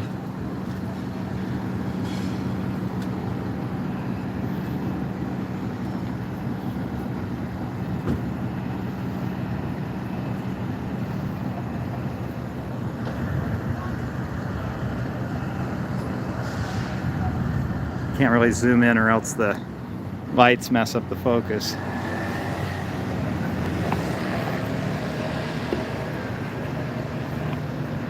It's like that's the entire fire department, writes Amoeba Rock. Sorry for pronouncing your name wrong. Just looked at the Boston News. Yeah, if you see something, let me know. I'm kind of curious. Tom writes, unfortunately, my son was in the Shriners Hospital up the street about 10 years ago. Sorry to hear that. I think that's about one of the having to go to a hospital for any reason is always a little heart-wrenching, but when it involves your kid, it's about as bad as it gets.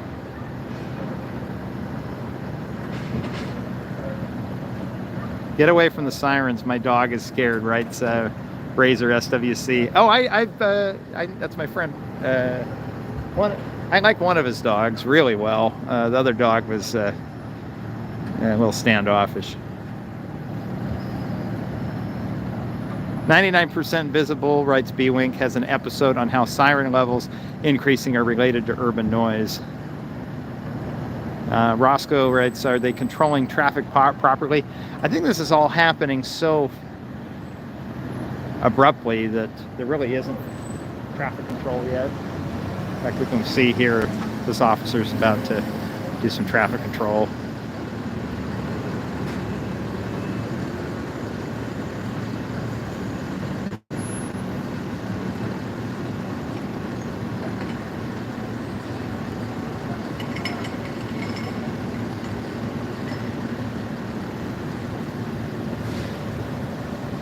I do see traffic leaving the parking garage over there, but obviously nobody entering in.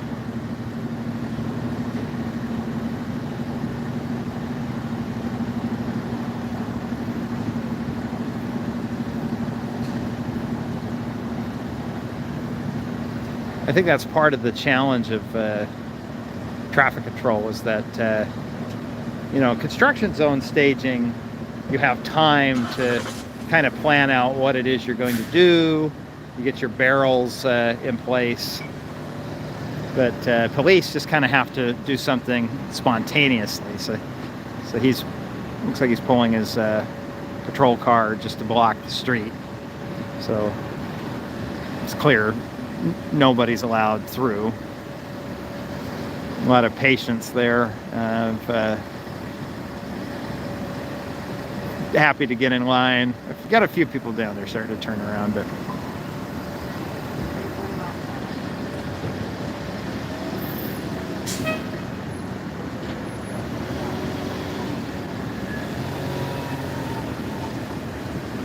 I guess that's how you do emergency traffic control.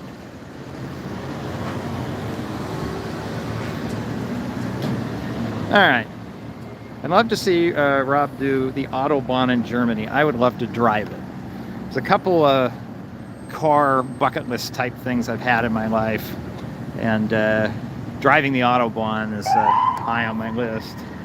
Okay, so he's going down to the corner, I think, he can stop traffic down there, then people don't start getting into line. Yeah, so somebody tried to come in and now they can't. So now they got to make an awkward U-turn. So they have that little, I don't know if you see the yellow there, the little pedestrian refuge island. The advantage of that is now his car's blocking the whole, you know, area where the cars could turn in. Between the little bulb out on the curb and the refuge island. And so then he just has to make sure somebody isn't coming backwards through the other side, and he's got the street shut down.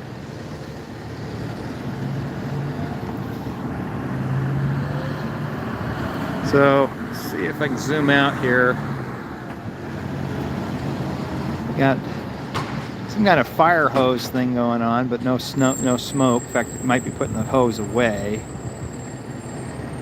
And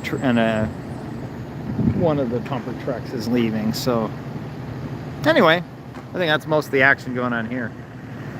Jay for Real writes, hi from Kissimmee, Florida.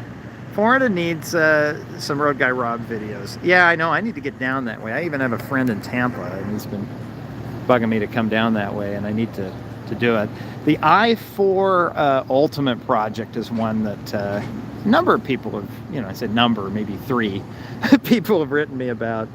That would be a lot of fun to go check out. I've never been to Florida before, so that would be new. Of course, this time of year I'm starting to get where maybe Florida's not. Let's see. Scroll down here a little bit. Burger Man writes, I prefer the sound of European sirens. Mr. Wildcat says, are you anywhere near Dorchester? There's evidently a fire earlier involving an elderly woman. I have no idea. I'm in central Boston somewhere, but I'm not sure where Dorchester is. Bum, bum, bum, bum, bum. Mile 54, dream car to own. What would be yours? Mine's not that exciting. It's the new plug-in Prius. I'm like, a Prius that doesn't look horrible. Sign me up. Let's see. We went from talking about I-93 to being first on the response of a fire scene. Yeah, well, I didn't know if all of a sudden it would be like a movie, and then all of a sudden there'd be just like a big cloud of smoke. Seems like they're packing up, yeah. Alexander, let's see, Jay for Real, Vermont has freeways, LOL, love your syrup. Alexander Hawk, if I'm listening to the right Boston fire stream, they're wrapping things up and sending the engines away, trying to find a phone number for the security company to control the fire alarm. So I wonder if it was just a fire alarm that went off, in which case it's very... Rob, can you pronounce all the Massachusetts owns? I'm not sure what a Massachusetts own is. Towns. All the towns? There's a lot of towns in this state. No, and they all have weird names. They all sound very Massachusetts, though. Braintree? Are you kidding me? A region that has like 54 accredited universities, and they name one of the towns Braintree? Dean writes, go electric and get the Chevy Bolt. I thought about it, but I don't live anywhere where I can reliably home charge. And Chevy's discontinuing the Bolt. So when it comes time to finally get a car, I wouldn't be able to get one anyway. So they called the entire fire department for one fire alarm, writes Amoeba Rock. Evidently. A live stream from Rob, what? Writes, they got guns, Corbin. 3D 912, new Prius is actually pretty nice. Apparently nicer looking and faster than previous models. Rob, is this your first East Coast adventure for YouTube? The answer is yes. Going to walk downtown now. Yes, if I can figure out how to get there. So, back to what we were doing. Which way do I walk? Somebody with Google Maps want to tell me which way to go? I wish I could have like a Google Map thing where you could see where I'm at on a map. That would be really cool. Okay, go back to Cambridge Street. Okay, go back to Cambridge Street. Security company notified, writes Alexander, 25-minute ETA. Okay. So whatever was going on is taken care of. A little scary for if anybody, you know, has business in that building, you know, living in there or whatever. Come home and find a bunch of fire trucks parked out front. I'm sure got to be kind of scary. Okay, take your first 4 lefts. All right. Reminds me of an old Jeff Foxworthy routine about, I think, Savannah, Georgia. And he goes, yeah, you know, you go get directions from some guy at Savannah, Georgia. You say, how do I get to the municipal amphitheater? And the guy looks at you and says, municipal amphitheater, I don't think you can get there from here. And I love Jeff Foxworthy. It's great. It's Southern accent, you know.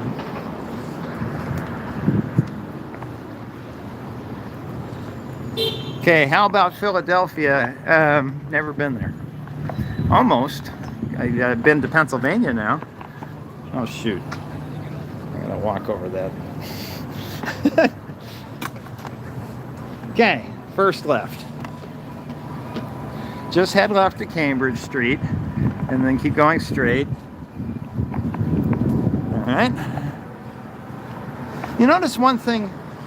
When I've been to some downtowns, like downtown Atlanta, there's a lot of places where you just kind of walk, and the whole thing is just a wall. And so you're just walking along, and the entire city block, there's no engagement. There's just some sort of building, and it makes the downtown feel like an alley. Where Boston gets right, I don't know, by compulsion or if it's just too economically advantageous to do it right, but there's a lot of street engagement. Everywhere you go, there's windows. You see into businesses and they can see out to you. It's as good of a street engagement as you'd see anywhere done right. Like a mall, for instance, you know. And there's lots of engagement. A lot of times the storefronts are fairly narrow, so there's always something interesting to look at. And so it's a street you want to walk along because you know you're not going to suddenly feel like you're just abandoned in some kind of a, you know, alley. Well, these trucks didn't have to come far, but in order to get parked Batman style so they're ready to come straight out, they have to actually block traffic. And no special signal, I don't think. I think they do have a signal up there, though. So maybe they do have a signal for... That's interesting. That's what's exciting about a big city, though. So many little pieces of transportation that just pop up constantly that I couldn't plan this out, you know? I mean, I planned out I-93, but that's about as far as I got. And to just walk around, you can see engagement of how do you get, you know, 1 million people in a small space to all play nice with each other, and to be able to handle a long trip and a short trip, get to where they need to go without anybody getting, you know, horribly inconvenienced.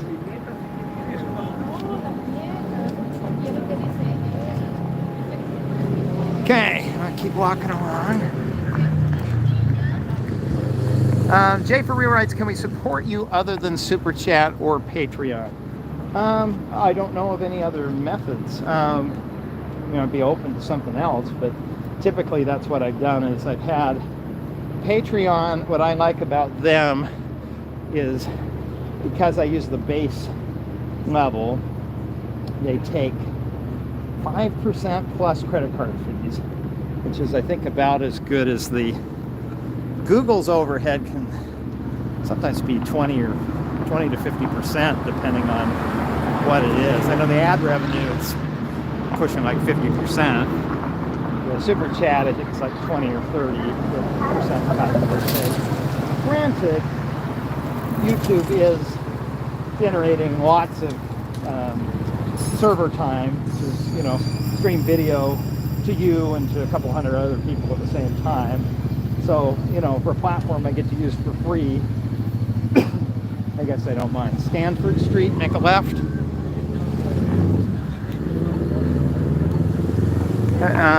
Mellow Green writes, have you been to Seattle? Not yet. Been to Vancouver, Washington, but not Seattle. Petra writes, honestly walked just following the bike lane. It's good. Hold on a second. I'm going to lower my stance. I have to hold this so high. Oh, we got another one. I'm not going to follow him, but I wonder if some of this is just normal for a big city, or if it's, you know, Celtic-related injuries. I got wicked smashed. And then we got in a fight. I said, go Pats. He said, go Celtics. We punched each other until we realized what we were saying.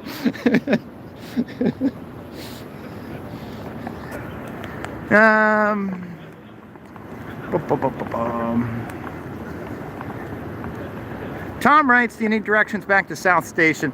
No, because by then we'll end the stream and then I'll just look up the map. In fact, I may have walked enough. I may want to get on at Back Bay, but oh, except I got to go back to South Station to return the battery. So yeah, I probably will. What time is it, by the way? Make sure. So it's 9 o'clock. Okay. I think the last train's at like 11, so I've got to probably wrap up here in the next half hour. So I don't know. I really kind of want to get to this area I was walking toward. Let me stop before I walk too far in case I'm going the wrong way and get caught up with the text. Make sure that...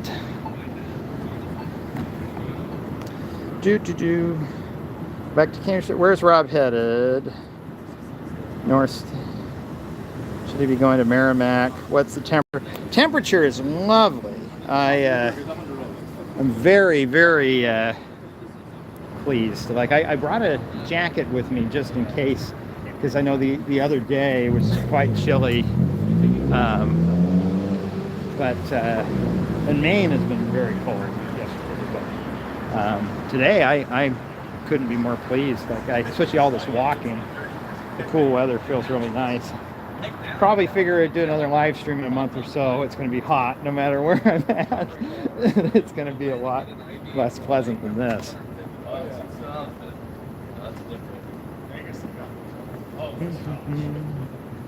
Well, I have no clue where I'm going. I hope. Oh, this is. Look at this here. Event parking, $50. But that's the price of walkability, right? Like you can't have ample low-cost parking and a nice walkable place like they don't, at least to this scale. Like it starts to become either or. Of course, that is special event parking, right? You know, but well, guys, and gals, I'm not sure where I am at.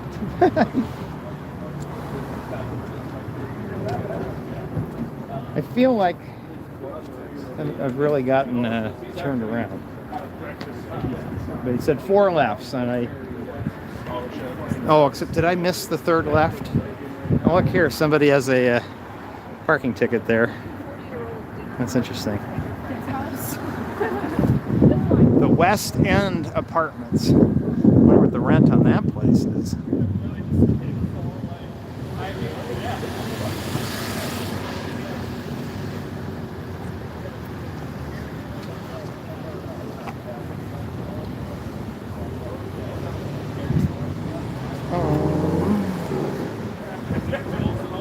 Okay, I gotta stop. I don't know where I am. I'll stop a minute here.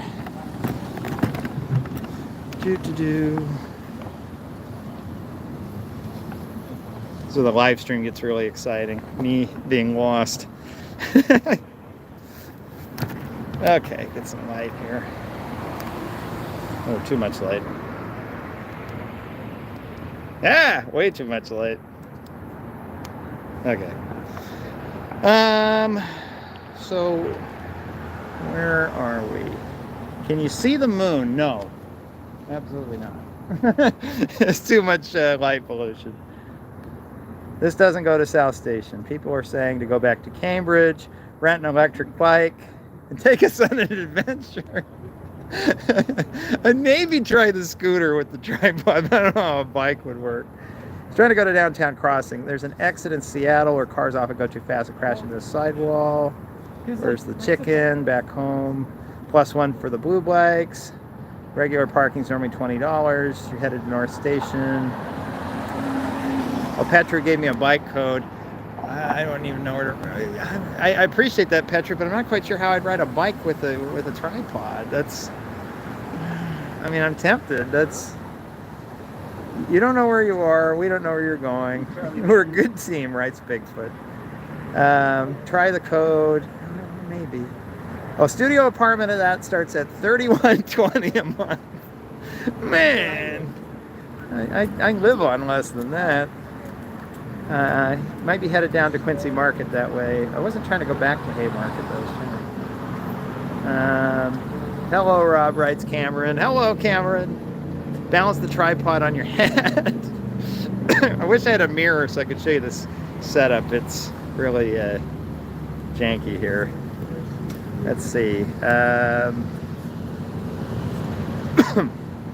This battery I rented was great. They have these batteries you can rent for $6 down at the train station, and I'm still at 100% 3 hours in, so I'm pretty pleased with that. I need to look up what it is and buy it, because I remember the Vegas one. I was starting to have a problem with the battery totally died at the end of that stream.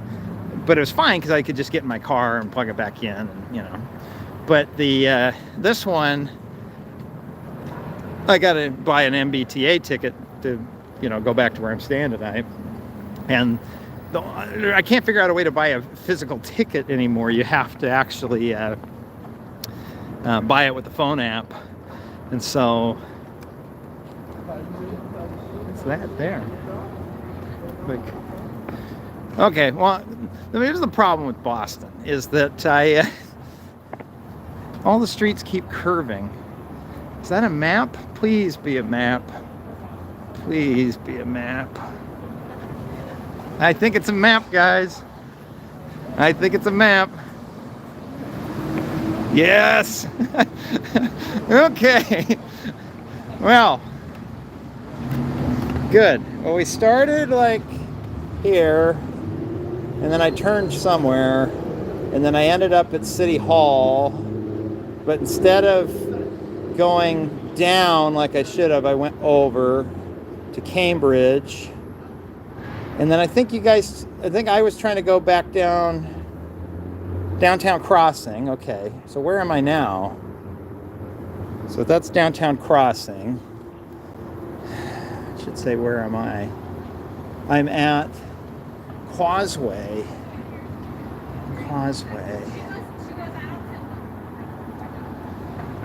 Here's Causeway Street. I actually am pretty good with maps. I just don't look like it right now. Okay, I'm at Causeway and something. What's the other street? Causeway and Longview? Where's Longview?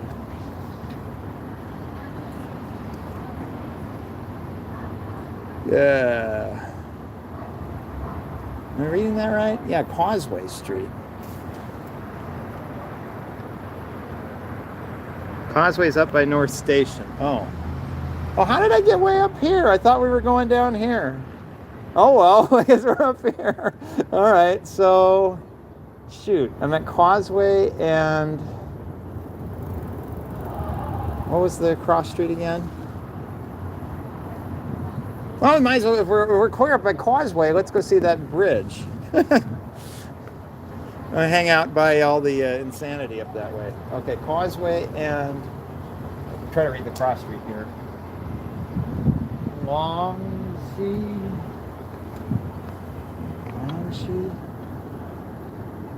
It's like there's a big round curve. So where does Causeway curve? Is it here? La Manche. Oh, I'm right there. Cool. So if I go down Causeway this way, I'll go by the garden and by the park. Okay, let's do that, and then I'll figure out from there what I'm going to do to get home. Okay, well that's fine.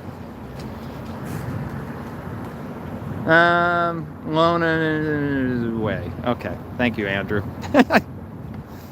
Are you the dot by the blue building on the map? Yeah, I was at the dot that said you are here got erased. Let's see.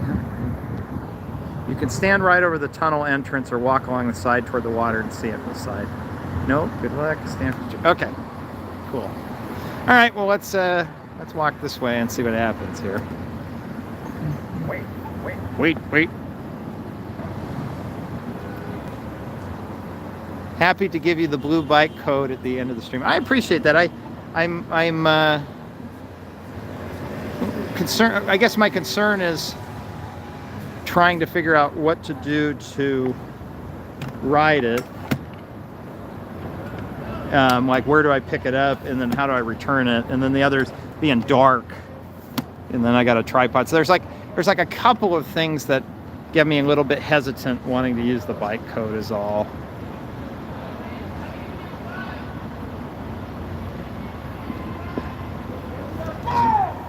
Oh, somebody in green shouting. I wonder what it's about. You're gonna have to wait a long wait. It's 150 seconds.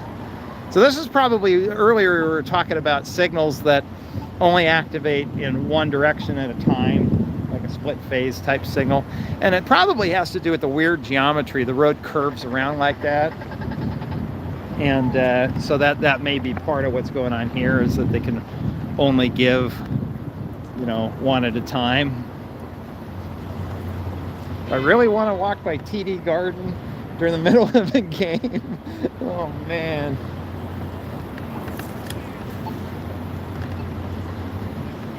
Okay, well we'll go to the bridge and then I gotta call it after that, because I don't know, unless you want me to stream all the way back to South Station, but I definitely want to look at a map first. Guess I could follow the Greenway all the way back. That would probably be the shortest route.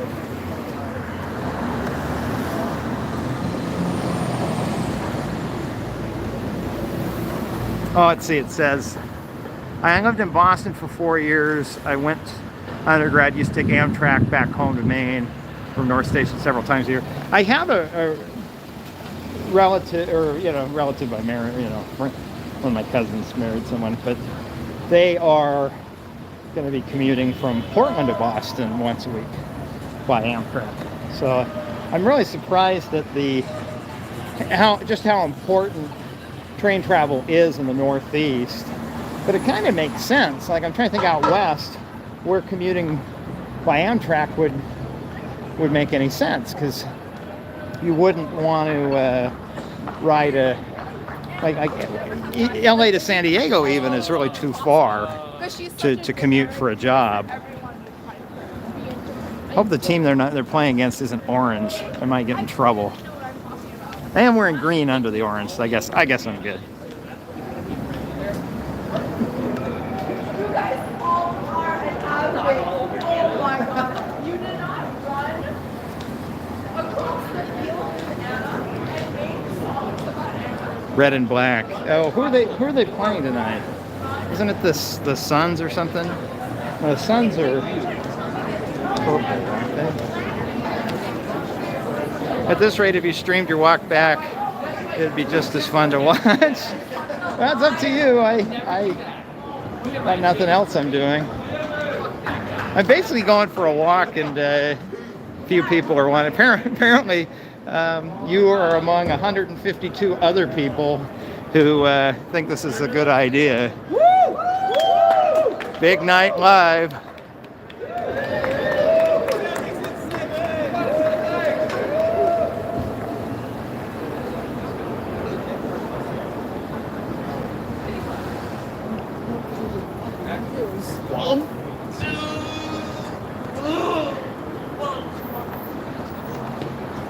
man, parking right at TD or Garden Arena. I wonder what that costs. The old adage of like buying a boat. If you have to ask the price, you can't afford it.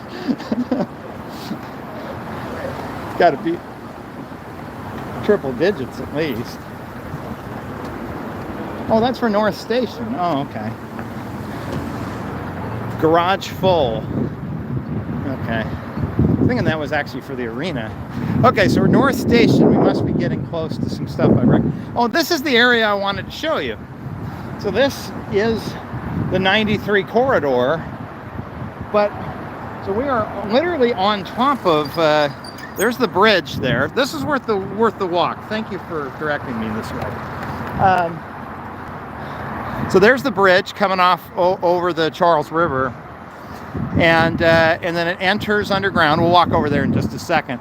And then this would have been just ugly viaduct. But now, look at all this development that's on top of it. I mean, that's, you know, a whole courtyard by Marriott. But see, that's what's so cool about this project is, you know, I think that's some of the challenge with an engineering project, right, is up front. You know all the downsides. Oh, we're going to be ripping up the road for 15 years and it's going to cost all this money and stuff. But it's really hard to imagine the back-end benefits of what you get out of it when it's done. Now, it's been done for 20 years. So, start getting excited because now we get to see the nice benefits from it. So yeah, here's where 93. Yeah, I've got to come back and do a big dig video someday. There's a lot of beautiful shots here to film, but unfortunately not this trip. I'm just out of time. But I mean, look at that. I mean, just 5 lanes, at least 4 lanes, all zooming into the tunnel, really nice, off a brand new bridge.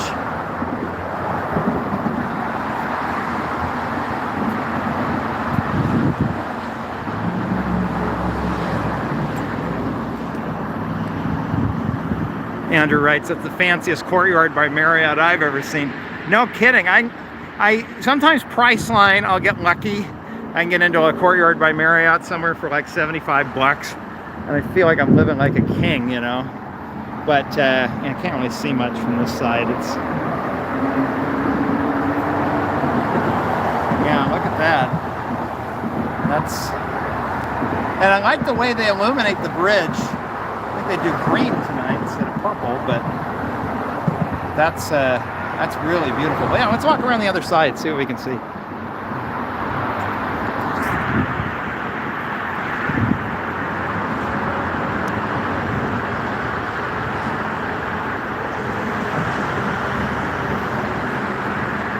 Bigfoot writes, how convenient that we walked past our original destination. And then your local sentient thing writes, that's the thing Rob does every stream. Well, there's so many interesting things to look at. And I kind of get impulsive in the moment and go, well, let's go look at this other thing. So, it kind of, it's somewhat intentional, but somewhat just serendipity, I suppose, that you just sort of end up places. But that's what's so fascinating about Central Boston is that it is one of the better downtowns I've ever been to. Of just no matter where you go. You want to see what a real live stream looks like? This would be the local TV station getting ready, Channel 5. So they have a whole microwave dish that they can put up high so that they can beam that back to the station and actually get a good HD quality signal and not just cell phone.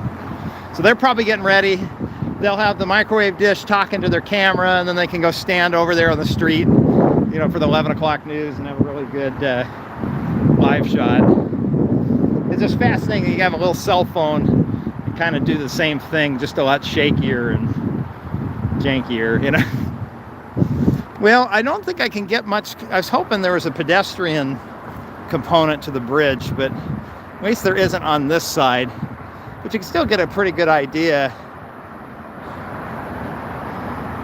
And it's a beautiful bridge. It's especially illuminated at night. That's gorgeous. Jay for real with $10 said, let's get Rob a few $100 tonight. You guys have been generous enough already. That's real kind of you, though.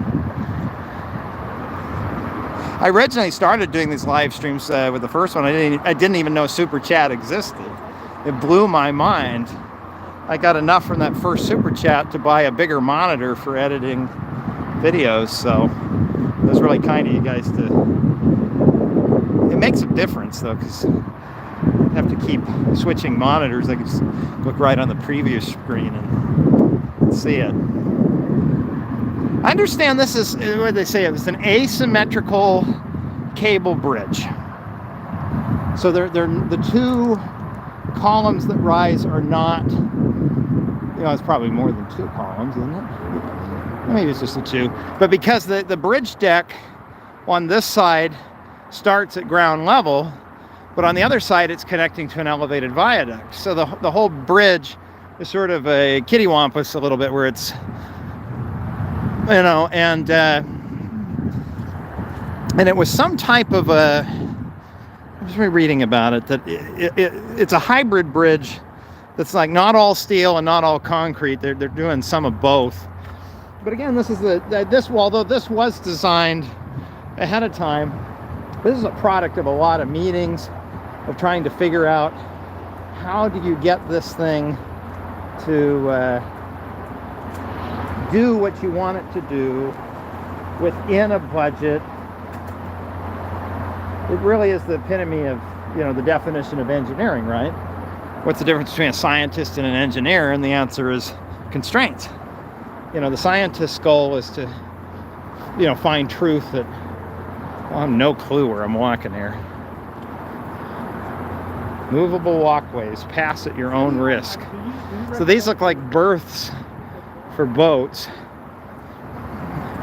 Use walkways only when fully closed.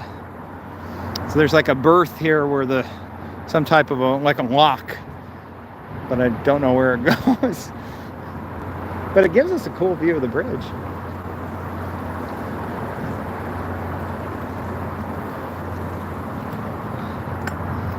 Okay. Yeah, look at that. And TD Garden behind us with either a bunch of very happy or very unhappy Celtics fans inside. Unless it's an away game. There just didn't seem to be enough people outside. I almost wonder, I don't know. Okay, the McDermott Bridge leads to a tunnel similar to the Big Dig, right? It's your local sentient thing. Have you been to Nashville? Briefly. Not long. I ate about 6 years ago, and I ate some lunch. And that was about, let's see if I can get set up here with the, trying to get my tripod where I can read your text, but not have to keep carrying it. There's a pedestrian crossing over the locks. Yeah, I think that's where I am. Petra writes that. It's asymmetrical laterally, writes Joe Harrington. Okay, thanks for letting me know. Sarah writes, love you, Rob. Game 5 of the Easter Concert Finals in the building next to you. But LOL. Yeah, I was going to say, I think there wasn't a ton of people outside, but I guess it makes sense. You pay a lot of money for tickets, you're going to be inside. Garrett from MKE with $5. Thank you, Garrett. Writes, love all your videos. How did you get into this? First live stream of yours I'm catching. So, as far as, I'll tell you what, let me set up my tripod, and then I can talk to you like a human being rather than sitting here balancing a tripod on a fence like I've been doing here. I made it shorter so I could carry it down the street. Shoot, what's the sound of that? I'm not going to get ruined, am I?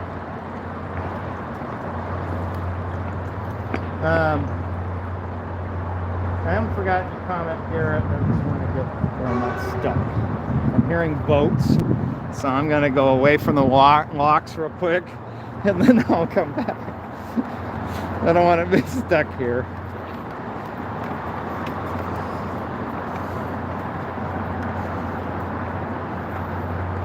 I didn't grow up around rivers, so this is all new to me. Okay, one more tripod leg to go here, and then I will.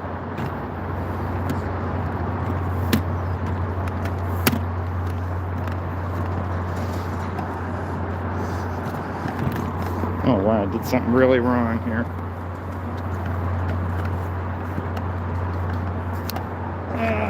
Sorry. I have this travel tripod, and the legs fold in about 6 places, and I'm trying to. The cameraman down there, you're fine. You're anywhere on the pedestrian walkway you want to go, you're perfectly fine. You were okay where you were. Oh, okay. I just didn't want to get stuck. Guess they're talking to me. Anyway, this is all, like I say, it's all new to me. So apparently, whatever I was doing, I was okay. All right. So what were we talking about? How I got into this thing? So the that's a long story. I got. Sorry, I'm getting tired. The short answer is my background was in radio news, but I had tried to major in civil engineering and kind of flunked out because of calculus too. But I got scared and I ran away to broadcast journalism because it was as far as I could go. But having made no money in broadcast journalism forever, I thought, oh well, I should go back and do engineering. And so I eventually went back and did engineering, but can never let it go. And so as I was starting to apply for engineering jobs after grad school, the pandemic hit, and I was taking care of some elderly relatives and doing some construction work. And so this hobby of mine that I kind of started on the side while I was applying for engineering jobs and getting denied engineering jobs, because the job market back in 2017, 2018 was pretty competitive because boomers hadn't retired yet. The employers tended to want the best, and they could hold out for the best and get it. And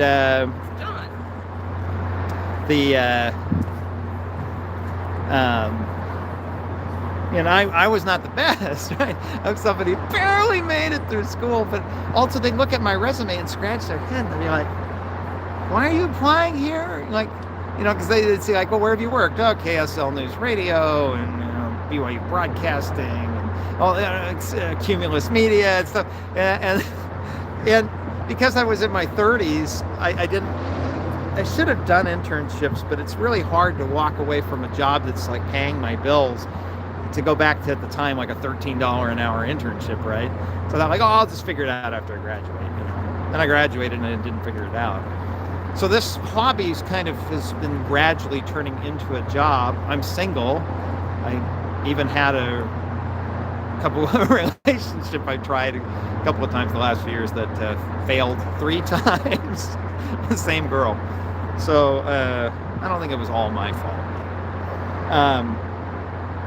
So when I'm single, I can live poor. Let's do this. Like, transportation is a multi-billion-dollar industry that does not know how to speak for themselves very well. Let's give it a try. It's fun. It's interesting. There's hundreds and hundreds of things going on all across just in this country, constantly, that involve billions of dollars. We barely talk about it. Most people just complain about the construction. They don't even get excited about talking about like the intricacies behind it. When I've interviewed people, I can talk to an engineer and showcase what they're doing. So it just sort of happened. And just as I start to run out of money and go, well, I guess I better go try applying for jobs again, I get just enough money to make it another month. So I do. So I just keep going. So I don't know how long this will last, but it gets a little bit easier. I see the Patreon, tick up another $100 a month. I go, oh, good. Like, I can pay my auto insurance now. So it's been wonderful. But it really just comes down to, if I'm creating a product that people want to buy, and dollar here, dollar there, then I'll deliver the product. I think that's really cool. I never went into this ever intending that there was a market for it. I went into this thinking, oh, well, this will give me like a demo reel to show if I ever tried to get like a transportation PR job, like be a spokesperson for a DOT or something. Because I didn't have any TV, I didn't have enough TV background. I had a little bit, but what I'm realizing is this is kind of special because there's such a depth to the transportation engineering that just doesn't get talked about enough. There's a lot of places that are happy to talk about the urban planning side of it, and that's amazing. The architecture side, the bicycle side, but to get in and kind of say, well, at the end of the day, a lot of these projects, it's road tax that pays for it. Let's talk about the road tax part of it. Like, how does that happen? And we all drive. Most of us are mode split. The amount of time we're driving a car, probably 90% car anyway. So, why don't we talk about the stuff that we're dealing with 90% of the time? Like, I thought that was fascinating tonight to watch real time how a police officer does emergency traffic control. He first goes out there and stops people by hand, and that might not be official procedure, but just how that officer chose to handle it. But he goes out with his hand to stop it. He pulls his car to get people to turn around, and once they've all turned around, he goes down to the end of the block and blocks the incoming traffic. That's pretty cool. It makes me think, hey, I wonder if there's some construction company that let me go out and follow them dragging the barrels out on a highway, like what the calculations of the MUTCD of how far back, how early do you have to start putting those barrels out, and how do you safely get the barrels dragged out with proper staging so your workers aren't getting hit. So, okay, what we got here? Architects really did it up on that one. Talk about the bridge, yeah. Boston is beating Miami 47-32 midway in the second quarter. Good to know, so I can get out of here before the crowd comes out of that building. And good for Boston that they're up, I can root for Boston in Boston. I'm not in Miami. Petra writes, you can see the game score on the Garden. Oh, that's cool. People laughing, I think, at me getting talked to by the PA. It's funny. When you get talked to by a PA, I don't know where to look because I don't know where the guy is, the operator. It could be somebody remote on a camera. When I was in college, I had this 95 Subaru I picked up for like $1,500. I think it's $1,700. And there was a short in the headlight because I fool around with it. And so sometimes the driver's side headlight would go out and you'd have to get out and beat on it and it would jiggle the connector. And so I was driving, it was dark. I pulled up to a busy intersection near the university and my headlight went out and I thought, well, I don't want to get a ticket, so it was a long red light. So I jumped out of the car and I was beating on my headlight and this just unearthly megaphone voice from somewhere, I'm assuming a cop, I don't know, goes, please return to your vehicle. Please return to your vehicle. And I have no clue. I got scared and I got back in my car. That was the same university same car. I was putting in a car stereo and it wasn't going well. Wanted Bluetooth. This is like 2008, I wanted Bluetooth in my car. So I got this $100 Sony single DIN stereo, And I'm sitting there trying to put it in my car and I've got the wires all chopped up and I'm like crawling backwards on my back onto the dash, and I could hear this car driving real slow through the parking lot, and I got close, and then I just heard this like, step away from the vehicle, and I thought, no. I'm like, if you want, I worked really hard to crawl under this dashboard. If you want to come talk to me, you can walk over and talk to me. So I just kept working on it. I didn't react or anything. And then I heard that car slowly roll away. And all I could figure, it was probably University PD. They saw somebody looking like they were, robbing a car stereo. And so they figured, if we holler at him and he reacts, then we know, okay, we've got a potential thief on our hands, right? But the fact I didn't react and just kept working on the car, I guess the cops just figured, man, so they just rolled off. So anyway, that's what this all reminded me of. Game 5, Eastern Conference Finals. Subbutch says, Rob, I love your insights, Rob. Your work is fantastic inspiration. Keep up the good work, man. Heart. Well, thank you. That's really nice of you. Nick Pastaniques. Am I getting that wrong, aren't I?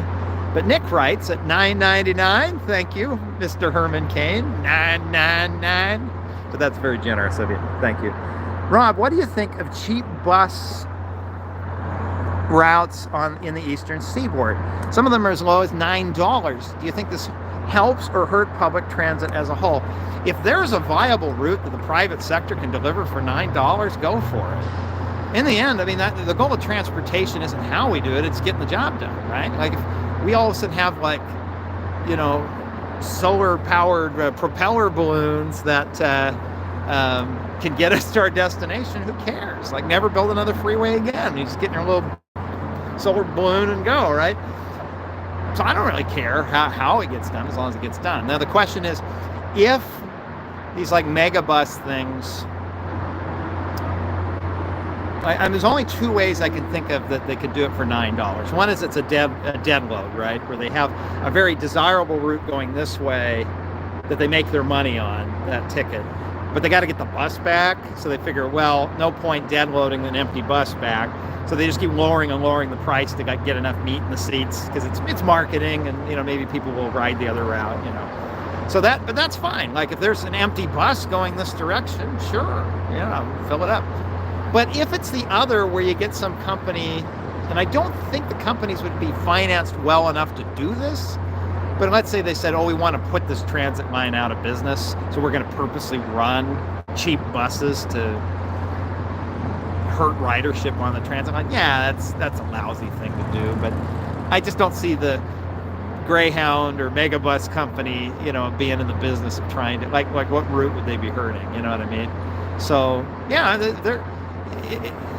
if a private sector mechanism delivers the product at an affordable price, good job. Unfortunately, most of the time transportation doesn't do that. Private sector doesn't have the means or capitalization or incentive or ability to deliver a project at a reasonable price that people can use. So we end up doing public sector instead. I'm all paying a gas tax or sales tax or a toll to pay for it. This right here is thanks to Congress, the federal government with 90-10 match money. I mean, that's a dream. How many other cities would have loved to have had their project have 90-10 match money? But that's federal taxes, national debt, whatever mechanisms of revenue we have funded this thing. And then now we have it, providing something that the private sector just doesn't have the means to provide, certainly couldn't provide at a reasonable cost to make the project successful. Let's see. Andrew writes, same girl, I get it, but I'm sorry. Yeah, it's a long story, but it was sometimes there's two good people and it just doesn't work out. And I think she and I liked each other, so that's why we kept trying. But I heard the other day on Spotify, I was thinking about it, and it's a little bit too mean of a song, but it was the Puddle of Mud, She Hates Me song or whatever. It's like, things were great for an hour, then it started to go sour. And I'm like, yeah, it was good for a week. Then I found out she hates me. It wasn't quite that bad, but it seemed like it would be that, where it'd be good for a window, and then it would be bad for 6 months, and then good for a window. But I just had to move forward. That's fine. Boston North and South Station need to have a rail link. I'm thinking that now that I'm by North Station. Andrew, that's so spot on. Transportation planners, engineers not being able to communicate. Also, sometimes relationship is just not meant to be. Yeah, that's kind of you. Thank you.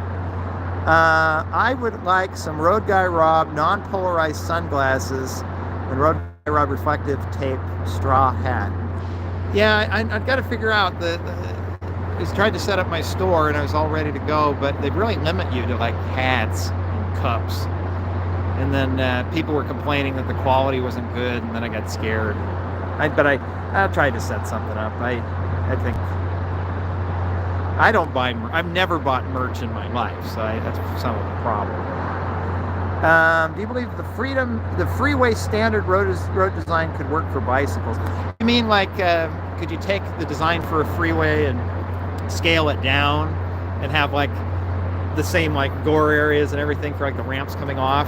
Like I've dreamt forever of like a genuine bicycle freeway, not like a good great separated multi-use trail. I put a short online the other day just for fun of some footage I took of a bicycle freeway in Utah, but I didn't have enough footage for a whole video, so I just made a short.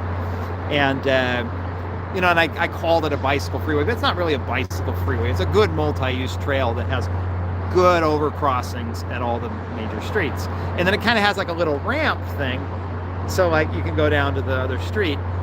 But like, you'd have to have some pretty serious high-speed bicycle volume.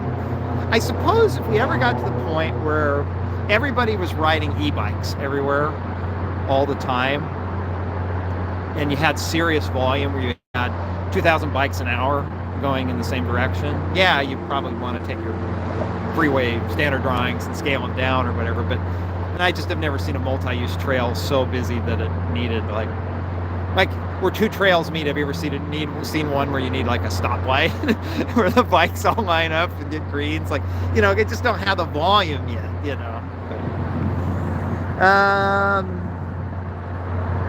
Keep scrolling down. Mitchell Ham says, love your videos, been watching for a while. Thank you, Mitchell. I'm just kind of skipping through. Paul Woodman, electric cars taxed at registration to make up for the lost gas tax revenue. Except, Paul, it does not scale based upon how much somebody drives their electric car. So if it's an old lady who drives 1,000 miles a year versus a maniac like me that drives 30,000 miles a year, why is she subsidizing my driving? So that's some of the challenge. Is I don't know what we do. That's been the Band-Aid, right? The dream of how do you tax an electric car when they're no longer paying a gasoline tax is, oh, you put this GPS tracker in their car and it keeps track of where they drive. But I don't want the state of California putting a GPS tracker in my car. So I suppose the other way you could do it is at registration do an odometer tax. But then if I like drove half my miles driving around filming things all over the country, well, why does California get all that money, right? So I don't know what the right answer is, but they got to come up with something quick, because that gas tax has been really good. Indexing it is buying us some time, but you know, 2035 is coming around the corner pretty quick, and you're going to see a lot of gas tax revenue start to drop off because as more people jump over. The kind of rule of thumb is if it gets to the point where I'm buying an electric car, then it's too late. You know, I was excited because I was going, you know, if I could be a little more successful, make a little more money, and start saving up, I'd love to get that Prius Prime. And I said, oh, they used to have really good incentives in California to buy a plug-in hybrid. It used to be like $4,000. I thought, well, that would be great because the car's like 30, they'd be getting down to 26. If I saved up like 10 grand, you know, finance the rest. So I'm like getting excited about this. And then I looked and the incentive is now $500 and it might even be phasing out. So that's what I'm saying. It's like by the time the incentive reaches somebody like me, it's gone. But that's also a sign that it's time to make sure that the, you know, whatever tax that, you know, we need to implement to pay for road repair and road maintenance. You better be ready by the time I have an electric car, otherwise they waited way too long. Let's see. Mitchell Horn, $10. Thank you, Mitchell. He writes, I live in Tulsa, Oklahoma, and ODOT announced that the state's first diverging diamond, not far from where I live, now under construction. I always show your video to folks to help them understand it. Well, thank you very much. Yeah, diverging diamond, when I first heard of one, it was the American Fork, Utah, when I was a reporter at the time, radio reporter, and I saw UDOT's video, and I just thought, no, driving on the wrong side of the road, this is a terrible idea.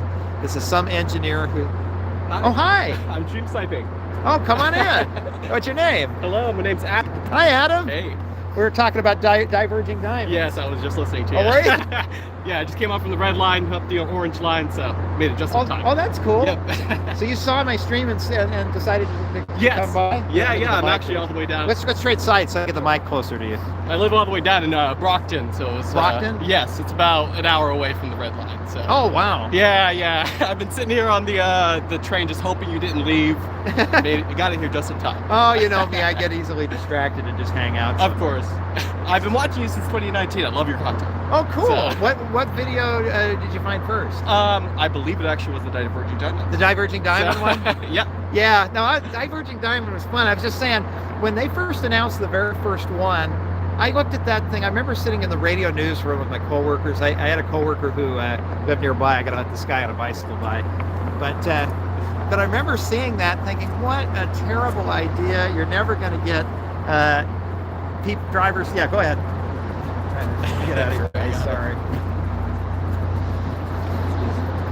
How's it going? Oh, that's fine. I'm the one blocking the road. Wonder if there's a wider spot we could step to, but yeah, I remember seeing that and just thinking, yeah, this is not going to catch on. And then I used it and I go, these are actually really nice. Have you had a chance to drive on some? Yes, I have. I actually just got Whereabouts? finished doing a whole road trip around America. So I got it. Oh, really? Yeah, yeah. I did some in Colorado, a little in Washington. Do you get to Utah? No, I didn't, but I am planning Okay. on it.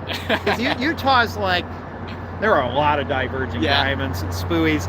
UDOT's, and I think that's partially what got me excited because I grew up there, is they just go nuts when they see a new idea. They're like, yeah, let's try it. Yep. The head of UDOT, a guy named, oh shoot, it doesn't matter. The guy who used to run UDOT, spoke at a conference where he said at one point there was this expressway road and they'd come up with all these clever ways to fix it. They were going to do a spooey off the freeway through a continuous flow intersection, do a super street, which are those Michigan lefts where Yeah. you can't turn left, you do U-turns. And then it would come up to like a high T where like the turns would be up high and down low. And they're like, they were all set and ready to do it. And then somebody at UDOT says, you realize like locals are going to drive through 5 intersection types in like 2 miles. Yeah. And they're like, oh. So they calmed down on that one a little bit. Gotcha. Yeah, I'm actually from Florida, so very used to these spuies. Okay, So- what part? Polk County, right in between Orlando and Tampa. So, Okay, yeah, I think the Tampa area was the first Yes. spooey ever. Yeah, and Lakeland, which is kind of the bigger city from where I'm from, that was one of the first in the entire state that had one. So yeah, I'm very used to spuies. Oh, that's So, cool. Yep. Yeah, spuies are great. Like they're great in places where you got the room for it, Yeah. right? Like they're not real fun to walk across. No. They take a lot. They pave a lot of land, and there's a lot of space that isn't intuitive where you're supposed to drive. But as a machine, It's great. they're beautiful machines. So Yeah, and actually, the town that I'm from, they just started, or I think they're actually just finishing a DID. So that'd be nice. okay, cool. Yeah. So you did a trip all around America. From a transportation standpoint, highs and lows. What comes to mind? So Massachusetts. Come in closer Yeah, so you yeah. get the mic. So Massachusetts alone, their roads are crazy. Like you said earlier, they're not really nice to drive on. But I'm from Brockton, so Right. there's a lot of 1-lane, 2-lane roads down there, so it makes it a little easier. But I love public transport, I love trains. So I rode most of them in America, and Boston's is very slow, but I love Seattle's. Seattle's is great. Denver's is pretty good. Right. I love their new trains. I haven't been to New York yet, so that's kind of the mecca. That's the new one. Yeah, well, hopefully catch the Amtrak down there someday. Well, I did it wrong. I went to Manhattan, but I never got out of my car. Mhm. So Yeah, I've been through Manhattan. I left just to get a pass, and then we got out of Manhattan. So, Okay. Yep. didn't hang out that long. No. You mind if we do a walk and talk? I'm gonna start Of walking course. back toward South Station. Yeah. Let's see what my time is. 9:30. So good. I think the last train out of South Station for me is like 11. I think. You're taking the commuter, right? Yeah, Okay. yeah, the Needham line. Gotcha. So Brockton, though, you said is that which direction is that? It's south. South. Yes. Okay. Is that south like going out toward like Hingham or That Hingham's a little farther out. It's more directly south. directly south? Yep. Okay. So you pass Quincy and you're pretty much in the Brockton area. Okay. South. But So- I just moved here, so I'm not super familiar with the areas. Where are you from originally? Polk County, Florida. Oh, that's right. Yeah. You told me. Sorry. No, it's okay. It's been a long day. It has been a long day, and I've been driving a few hundred miles every day Oh, because I've helped my cousin move out here in gotcha. Portland. Moving here? Oh, Portland. Gotcha. And then I've had. Sorry, I'm just folding my tripod up just a little bit so I don't have to carry something so heavy. You're all good.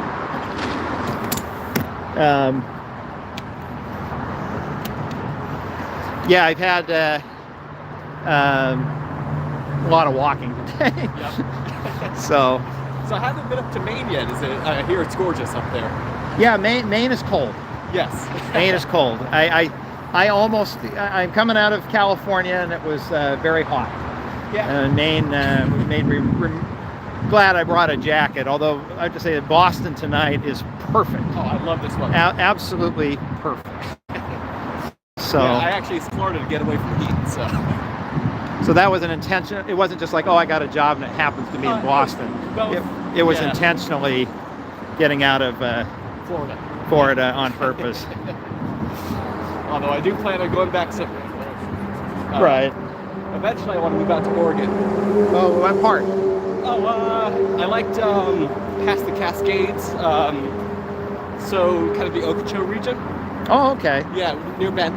Near Bend. Okay. Yes, yeah. Yeah, I lived in Portland, Okay. Oregon, but I never lived on that side. Gotcha. Yeah, I want to go to the other side of the Cascades. Well, that's might as well move to Idaho at that point. Oh, Idaho's nice, but there's nothing there. Well, I don't know. People from Boise might disagree. Oh, Boise's nice. I like Boise. I catch up here on some of these Yes. comments here for the other 148 of us here. So you write, spooey, spooey, spooey. So as we were talking about, it says, Rob makes a friend, live. Oh, Tom A. writes, Route 24 is a mess. Is that a highway around here you're familiar with? I'm not familiar with it. Not off the top of my head. Route 24. Jimmy writes, what do you think about electric cars and right to repair? Well, I sure hope we can repair them. Yeah, I mean, if you can't repair a car, that business isn't going to stay in business for a long. Have you, in Florida, you own cars? In Boston, do you have to own a car? Yeah, I got a RAV4. A RAV4, okay. Yeah, in Florida you can't really there's no rail pretty much at all in Florida. So they're just opening a connection from Miami to Orlando there. Miami to Orlando, that's the Bright Line, right? Yes. Yeah, that one's going to be interesting. I hope it's successful because it sounds really promising, but they're partly also that we were talking earlier about Brightline West. Yeah. The same company trying to do it in the Mojave Desert, but the advantage Florida has is it's flat. Yeah. I don't know what's South Station's going this way, right? Yep. Yeah. You missed out earlier, or maybe you were watching when I was lost meandering. Yes, I was watching. Boston, but Yeah, when you were getting lost, I was on the train. So. yeah, I think the early things about right to repair that we're seeing is that the sorry, I'm holding the tripod here. The early thing that we're seeing with right to repair is when it comes to the farm equipment, agriculture equipment. I can't remember what state, but one recently passed a law allowing agriculture equipment to have a right to repair. Yeah, specifically the John Deere. Hey, it's crosswalk, huh? People turning right on red and looking at me funny, like why am I blocking the street? And I'm yelling. Okay. Are you planning on walking the whole way there? How far is it? Let's see. It's about a mile. That's fine. I can Okay. walk a mile. All right. Okay, next comment. Would you consider making content on the new infrastructure along the crossing of California High-Speed Rail Viaduct? Absolutely. Have you followed the California High-Speed Rail? Loosely. Loosely? I'm very interested in it, though. So, in 2008, voters voted, okay, we're going to do high-speed rail, LA to San Francisco. And it will cost this much and it'll be done by this deadline. The problem with letting people vote on that is it might not be, the engineering might not be feasible to actually do it in that time. And then there's some interesting problems like, well, California has never had a high-speed rail authority before.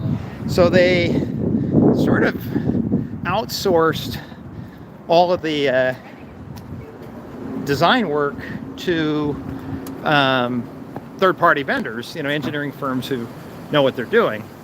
And the challenge with that is it's sort of like saying, build me a house and just like, here's the access to my bank account. Let me know what it costs. You know what I mean?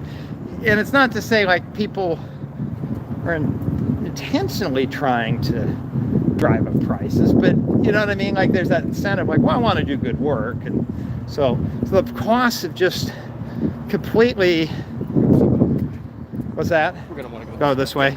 Okay. A lot more useful when I'm not just meandering wildly. But they've done a lot of good work in the meantime. And so there's a lot of, north of me in Fresno, infrastructure that's already in place. Okay. And the holdup of why I haven't done a video yet is I feel like, oh, if I'm going to do a video, I want to do a comprehensive one all about everything to do with California high-speed rail, and I need to just take a step back and say, well, let's just do one maybe focused on the infrastructure, right? Yep. So, okay. Savvy writes, do more lives. I hope so. Route 24 is the expressway that goes past Brockton. Tom writes. Yes, that is actually a mess. Andrew writes, I'm so happy Rob is seeing Boston. Bummed I missed out on this live stream. Well, you can rewatch it if you have 4 hours to kill.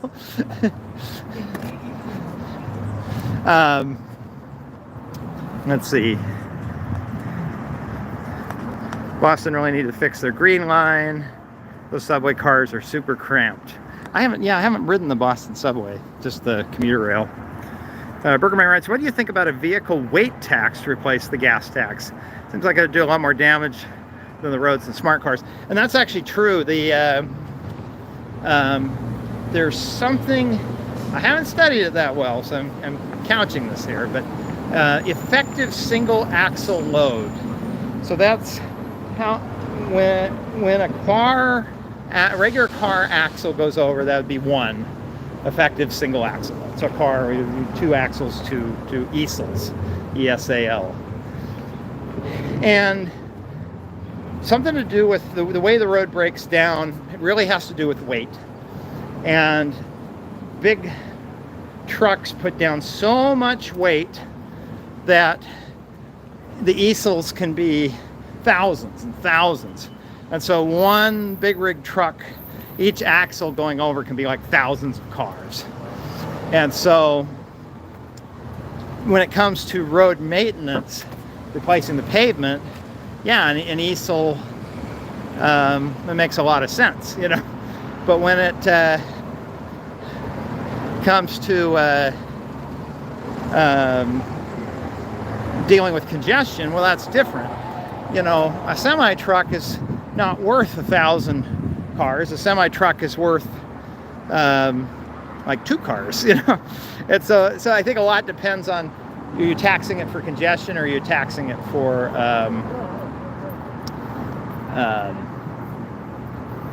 well, while we're here, there's the another big entrance to the Big Dig there. Car drives in, goes down in the tunnel, and disappears underneath the park. Zilliard Gamer writes, yeah, but if semis had to pay more, it would make shipping costs go up to offset the costs. Yeah, I mean, when it comes to, if semis are consuming a certain amount of road wear, it makes sense they pay it, right? Otherwise, we're subsidizing the semi. And the problem with subsidy is not that like, oh, well, people should pay their fair share. It's we run out of the thing, right? Like, if I start giving away hamburgers at a subsidy, people are going to eat the hamburgers, but then I have no ability to expand and provide more hamburgers because the hamburgers weren't paid for because I'm losing on every hamburger, right? So if we want to provide enough highway for all the trucks need to make sure they pay about the amount that they, put in wear and tear. So, do the abandoned Pennsylvania Turnpike. Oh, Dennis, you're right on the money. In fact, I hoped on this trip I would get to go on the Pennsylvania Turnpike. The Pennsylvania Turnpike wasn't the first freeway in the U.S. That's kind of like the Merritt Parkway in Connecticut, but it was the first like really big project because it goes all the way across Pennsylvania. Did you get to drive that on your trip at all? Where is that? I think it's Interstate 76, I think. No, I did not. Okay, so the Pennsylvania Turnpike was the first time where you go, wow, we can go over the Appalachian Mountains and actually have a nice level grade. Where previous highways like the Pasadena Freeway in LA and the Merritt Parkway are very beautiful. They're genuinely parkways. There's a lot of trees, the bridges aren't just bridges to be a bridge. Like they have a lot of artistic work on them. The Pennsylvania Turnpike was more of a machine. It was like, well, let's just get the job done. We don't really care about the highway being pretty. All we care about is getting somebody from point A to point B for the least cost. And that was what got copied by the interstate system. Hypothetically, had the Pennsylvania Turnpike been a different model of being artistic, maybe the interstate system would have been more artistic. I doubt it, but some people, I suppose, could ask that question. But, well, this gives me confidence. I know I'm right next to I-93, the greenest freeway in America. We're going to want to go down that way. To South Station, don't I want to just follow I-93 all the way down? I-93 goes around Boston. This is more of a straight down. It cut? Yeah. This goes straight down while 93 goes around. Okay, we can cut back through Boston. Right. As long as we get there. What street takes us down there? This would be Congress. Right. Oh, here comes a cop car. I wonder where they're going.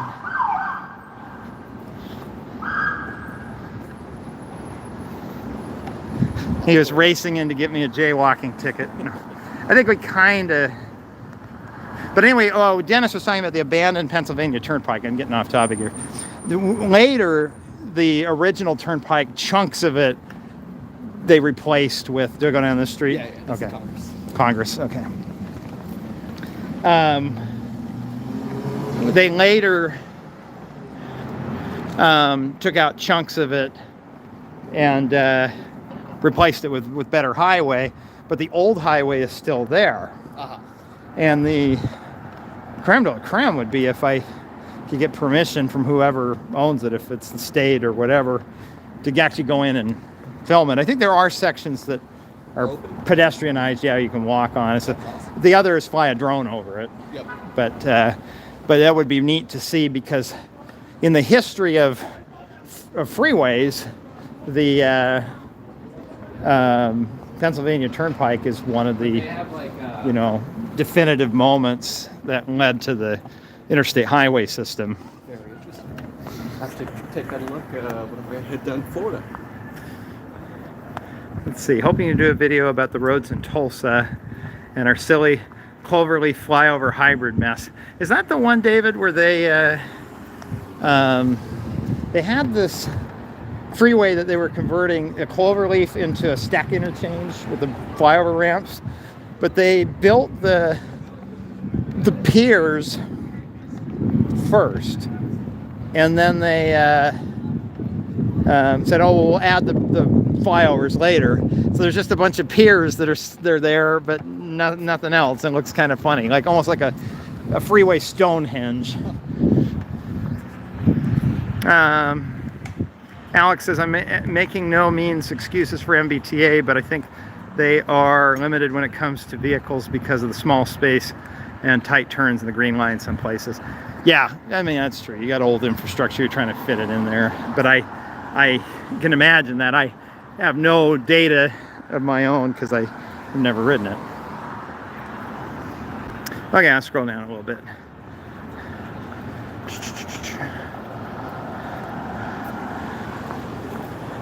Okay, so there's a discussion going on about trucks and damage and stuff. I'm not saying trucks should subsidize cars. I'm not saying cars should subsidize trucks. I'm saying we do the best we can with the math to try to make sure people are approximately paying for what they consume, so that we're able to have adequate supply so everybody counts them. So the goal is not to profit off the trucks and go, yeah, ha, ha, we're going to milk the trucks. And you know, the goal is just to, I think we're going back by that al fresco area from earlier where there was the al fresco dining. You're Spinal Hall, you were on the other side. That's Quincy Market over there. Okay, so when I thought I was heading west, I was actually going north, and that's why I got really turned around. Because I'm going like, I don't remember this part of Boston at all. Yep. Yeah, like you were saying, the roads here are very windy, so it's easy to get lost. So. Yeah, and we're Manhattan, I because it's basically a perfect grid almost. Yeah. I just, with no real guidance, just said, oh, I know where the World Trade Center side is. It's West Side Highway. So I just took FDR Drive all the way around the island, and boom, I was there, you know. Yep. And then I said, boy, it would be neat to get out and see the site and pay my respects, you know. And but it's Manhattan. You brought a car into Manhattan, fool. You're not getting out. Are you planning on going when you're leaving? No, I'm flying back home. Oh, okay, gotcha. So this was a chance to 2 for 1, make a chance to help a relative move and do a work trip at the same time. That's awesome. So that's the secret with a lot of my videos, and I don't really say that often. Many of my trips were a hybrid, helping a family member move, and so I also made a work trip out of it. You gotta make it work. So it could reduce the... So... Yeah, this right here, if you look at the ground, Uh-huh. this is actually the Freedom Trail. Oh, that path there? Yes. I'd wondered what that was.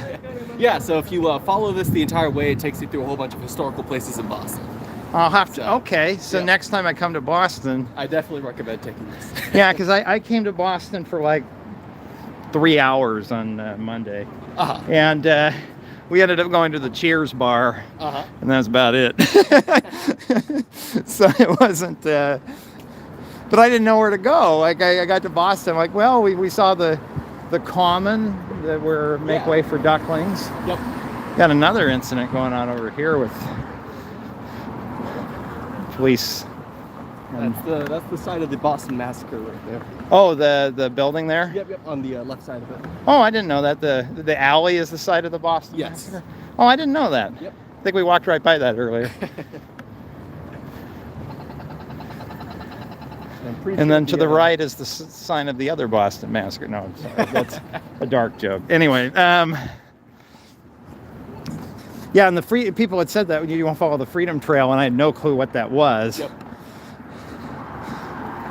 Yeah, I believe it actually does take you through there, and it does go through the Boston Commons. Okay. So So if like you kind of followed it. I kind of followed it, I just didn't know I was following it. Yep. And I forget, downtown Boston is pretty small. Yes, very small. And so that's what's so neat about it is I saw on the map how far away Paul Revere's house was. I thought, oh, there's no way I could walk that far. So I blew it off because I was thinking like Manhattan is pretty big even in a car. Yeah. Los Angeles is insane. Have you ever been to Los Angeles? Yeah, for one day. One day, yeah. I went to Santa Monica and then went out to the Getty Museum. Well, those are pretty close together. Yeah. But even then, it's still a good freeway haul, you know.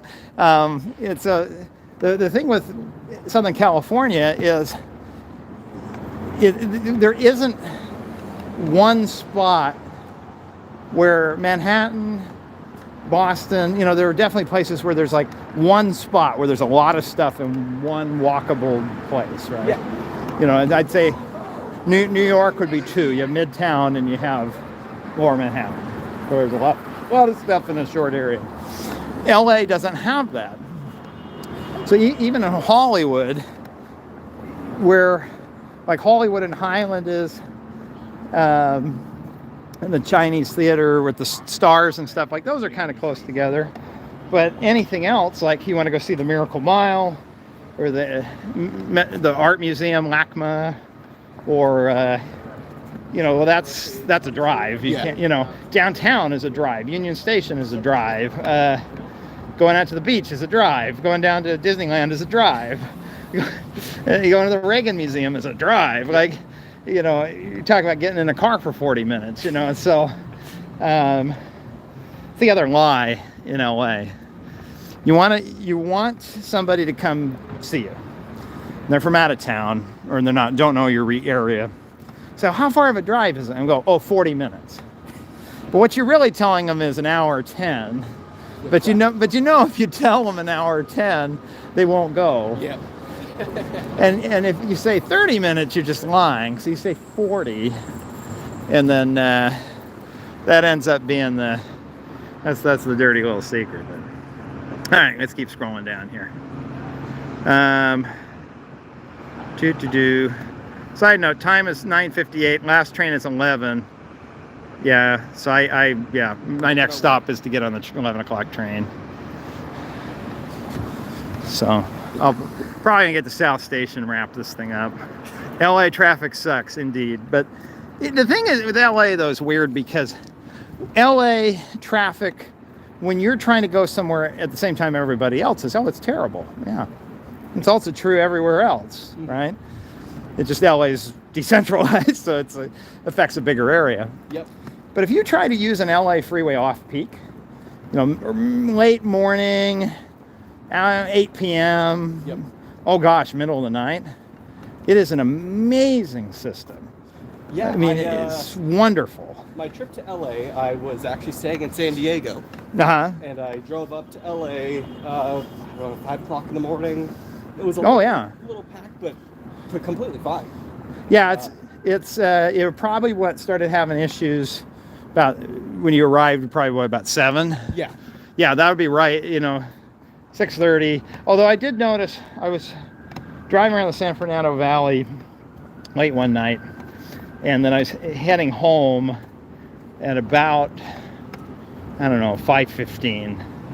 And the freeways had been just totally empty. And like a clock at 5:30, the inbound traffic, the headlights heading southbound, started appearing and getting thicker and thicker. The other weird phenomena is if you go to a Home Depot parking lot in the San Fernando Valley at 4 o'clock in the morning, drive past one, you see it full of cars. A lot of people, what they'll do is they'll get up at 3, drive to the job site, and then sleep, you know, like in the Home Depot parking lot or by the job site, so they're ready to go at 7:30. Uh-huh. And don't have to fight the traffic. And those are a lot of the blue collar workers who are priced out. There's good construction money to be made out by the beach in LA, but they have to live out in Riverside or, you know, Palmdale or somewhere far away. And they know if they try to come in to get there at 7:30, they're probably having to leave home at 5 anyway. So why not leave at 3, get there in like 40 minutes or an hour, and then sleep in the car? And it's kind of a miserable way of life, but a lot of people do it, you know. Yep. LA is nice. It's just a little too bustly for me. Right. Well, LA is it's somebody threw a house party and then too many people showed up. Yeah. But it's still a good party. Like, people are still showing up. Okay. Does it say how far we are from South Station? We are 5 minutes. 5 minutes. So I won't quite make the 10 o'clock train, but that's all right. Give me a few minutes to put my feet up. You made it, right? Yeah, no, I appreciate your Of course. your input. So, okay, let's keep going through the screens. Let's see. It said, Bobby writes, I DM'd you on Twitter a while back about a senior paper for an econ and science paper. I ended up researching car accident frequency of model used car. I used 20K NHTSA recorded crashes. And if I didn't reply to you, I can't remember. It sounds familiar, but if I forgot to reply, I apologize. I haven't been using Twitter a lot lately because the platform's gotten a little unstable. It's somebody was asking me the other day why I don't do TikToks, and it's like, well, it's really hard to want to build up a TikTok account. Keep going straight. Yeah. We're almost there. Build up a TikTok account when there's talk in state legislatures and in even Congress of banning the app. So I only have so much time. Probably the best way to get a hold of me in the future is if I didn't respond to you is email. I'm still slow at that, but I do eventually reply to all the emails. But Twitter, I haven't really. I've kind of neglected it just because it's, I don't know, it's current. I'm not making any value statements on it. I'm just saying it's a little bit unstable at the moment, and I just didn't feel like it's worth putting a lot of time and effort into it. So, okay, we're close because this is South Station's to the right? Okay, cool. Yeah, this is the Intercontinental Boston. I joked. I said, yeah, it's a live stream. I'll just grab a room here. So I think I looked it up. It's like $800 a night. That sounds about right. If you don't mind, I'd like to give a shout out to my my friends. Oh, you have some friends? Yeah. Are they watching? Some of them said they were. Or if not, you say, hey, there's this 4-hour YouTube video. Yeah, and just go to the very end. Okay, sure. Go ahead. Who are Yeah, I would like to shout out my friends at Skeleton Realm, all my Realmers. It's a comedy absurdist show on YouTube. they? Realmers? Yes, that's what we call ourselves. But the channel is called Skeleton Realm. Are you sure you're not like doing D&D and you're just too embarrassed to say? It's, you know what? Sometimes we might be doing. It's okay. I'd also like to shout out my my uncle, Jerry, probably watching right now. Oh, that's cool. Your Uncle Jerry. Where's Jerry at? He's actually up here. He's in Boston. I moved up. So. He's waiting for you at the South Station. Yep. Anybody else? That's it for now. Okay, so you have, if I could just shout out my Instagram. sure. It's Gammasun, GAMMASUNN. I just do photography. Lots out here in Massachusetts, Boston. But my entire American trip is on there. So I see pictures of your trip around America. What type of photography around Boston would I see? I do both urban and nature. So Here, I can give you a flowers and fire hydrants. I'll give you a little sneak peek. Okay. Some good looking pictures there. Thank you. Yeah, so that's all Atlanta. You go back, you can see all my my road trip to Florida. In fact, I can pan the camera. Yeah. So there's Gammasun. There you go. So if you want to find some pretty pictures of Atlanta and Denver and places you've been. All right. Well, that's cool. Do you got to head back up to north? Or no, you got to go. Which way The do you? red line's right here. Oh, okay, so you're heading out of this station Yes, too. sir. Okay, Luckily, it all works out. make you march across all the way across Boston 30-minute and walk. say, well, I gotta go back to North Station. So red line, is that a T line like a regular Nope, that's part of the. the commuter rail system? No, that's actually part of the metro system. Okay, like the light rail. Yeah. Okay. Or I'm not too sure what the differences between them. It's got a third rail. Okay, yeah, so I know there are, and I learned this from a tour of UTA Frontrunner, there are commuter rail trains, Federal Railroad Authority governs those, the safety and stuff. That's diesel locomotives. It's the same as like an Amtrak train or a Union Pacific freight train. Limited to 79 miles an hour, diesel electric. That's what the commuter trains are. Yep. Then there are the light rail trains, the electric ones, overhead wires, third rails.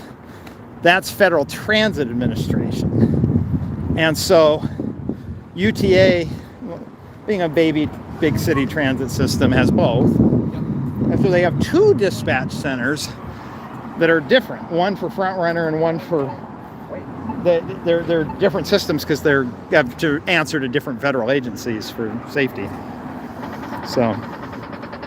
Yeah, I hear lots of rumors about MTA having to be taken over by the federal government because underfunded it is. Well, federal government, because of the 10th Amendment, the federal government's not going to be taking it over. Okay. But it would be a matter of whether your state legislature would have to do something. Gotcha. But yeah, no, it's safety stuff. I think what it is, if it's similar to road stuff, a lot of road stuff is saying in order to be eligible for federal aid on your project, you have to meet certain standards. Otherwise, you lose eligibility for that money.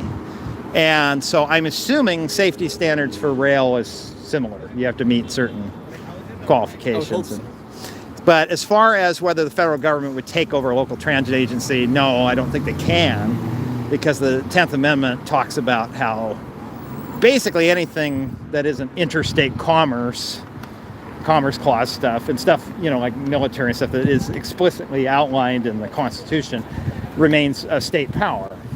Okay. That's why license plates are state-based, driver's license are state-based because of the 10th Amendment. So, so South Station, we made it. Yeah, hey, it's pleasure hanging out with you. Of course, can I give you my card if you're back up here? I'd love to. Sure. For you. Yeah, do you want to take a picture or anything? Hello. So you get a picture of yourself here. It's a digital card. Just tap it back here for your phone whenever you're ready. Oh, My Instagram. I have never seen it looks like a room key for a hotel. It pretty much is. So. Cool, dude. Have a good one. Yeah. Enjoy your flight. Yeah, thank you. That's fun. It's always fun to meet someone, when you're walking down the street. I was thinking there's so few opportunities to just, I think I probably missed the 10 o'clock train. I think it would be leaving like right now. But let me go check and see, just in case. Oh shoot, I got to return the battery. I'm not going to make it. So I will look at the Needham line is, let's see, outbound and leaving at 11 o'clock sharp. 11:20, 9. Oh, okay. Outbound was 9:20 and then 11. So yeah, so I got a 11 o'clock train. So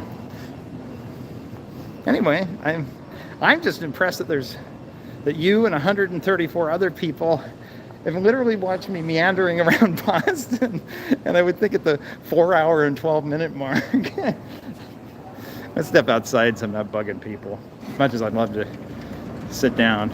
South Station really is pretty amazing though, because you have something like 13 trains all backing in here. I mean, it's just really remarkable. See if it says what time the Needham line is coming. I've never seen a transit station like this before, where they dead end in and then back out. All the ones I've seen out west tend to be where you jump on the side. Chicago was this way though. So yeah, 11 p.m. Providence and Needham. So TBD. And if not, I'm waiting till 4 in the morning. So hopefully that doesn't come down to that, right? So how are we doing on time? It is 10:15. Which back west would be a much more reasonable time. That's the hard part of being out west, is or back east, is that I have to go to bed before everybody else. I enjoy the West Coast, where I can stay up late. Let's take a look here. Let's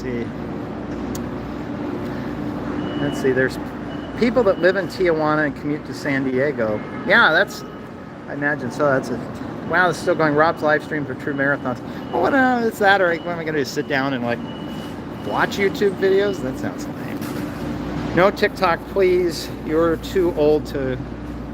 Yeah, I wasn't planning on TikTok. I do YouTube Shorts because it makes the algorithm happy, I guess, because I try to do a substantial video, and so it's difficult. You know, the YouTube algorithm wants me to post every week, and I post like every 5 weeks, you know, and so, because that's how long it takes to make a video. So the Shorts, what I can do is take a day or two, choppable videos, and have them.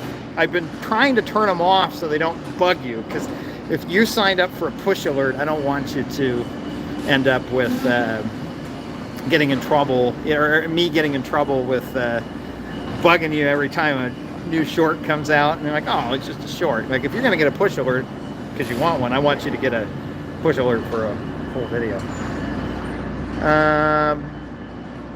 Road Guy Rob, are you, the button writes, are you aware of the concept of the growth Ponzi scheme of overbuilding infrastructure to fuel economic growth and maintenance costs growing faster than per capita income?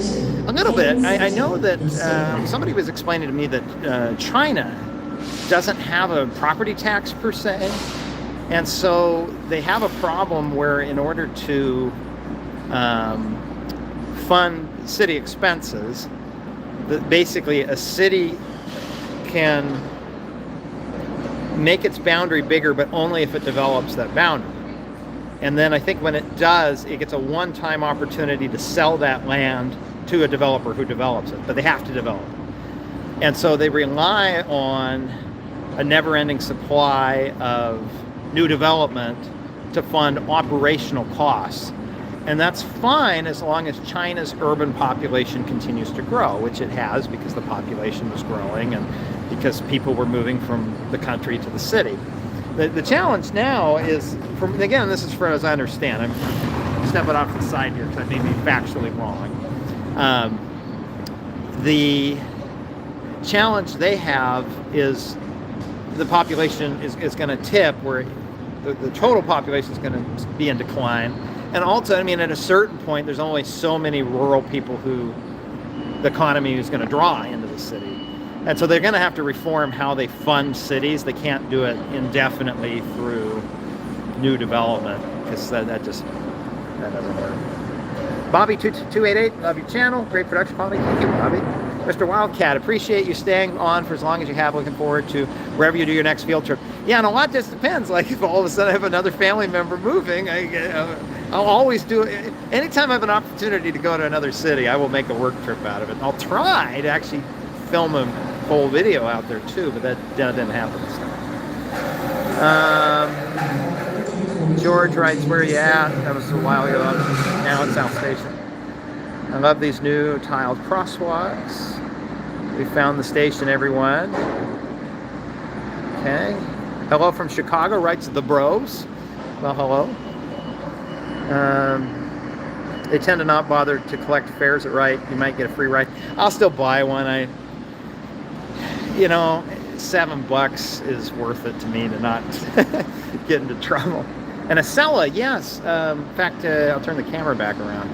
Yes, I've never ridden the Acela, but to see one in person is like, oh, neat. They really do exist. Now I just need to find an excuse to ride an Acela sometime. So if I was going down to DC, that'd be a lot of fun. But thankfully, I'm not doing that. So it almost looks like Penn Station, writes awesome AA Sim, older part of Grand Central. Yeah, it's a nice station, but it's simple. I know Union Station in LA has a lot of going up and down. You go under the tracks and then come back up, because I don't think the Union Station went dead end. I think you have to go under the train and come back up. Where this, because it's dead end, you just walk right up to it. Seattle CJ, it was sweet having this in the background while I mess around on City Skylines. Well, that's cool.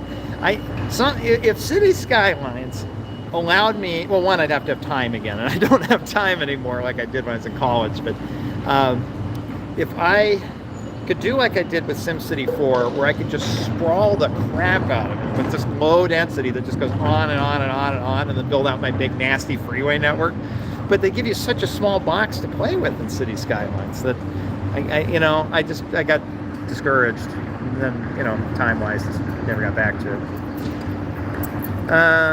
Let's see. Chaos Delivery. Europe has a few of these stations. Also, hi from Europe. Well, hello from the United States.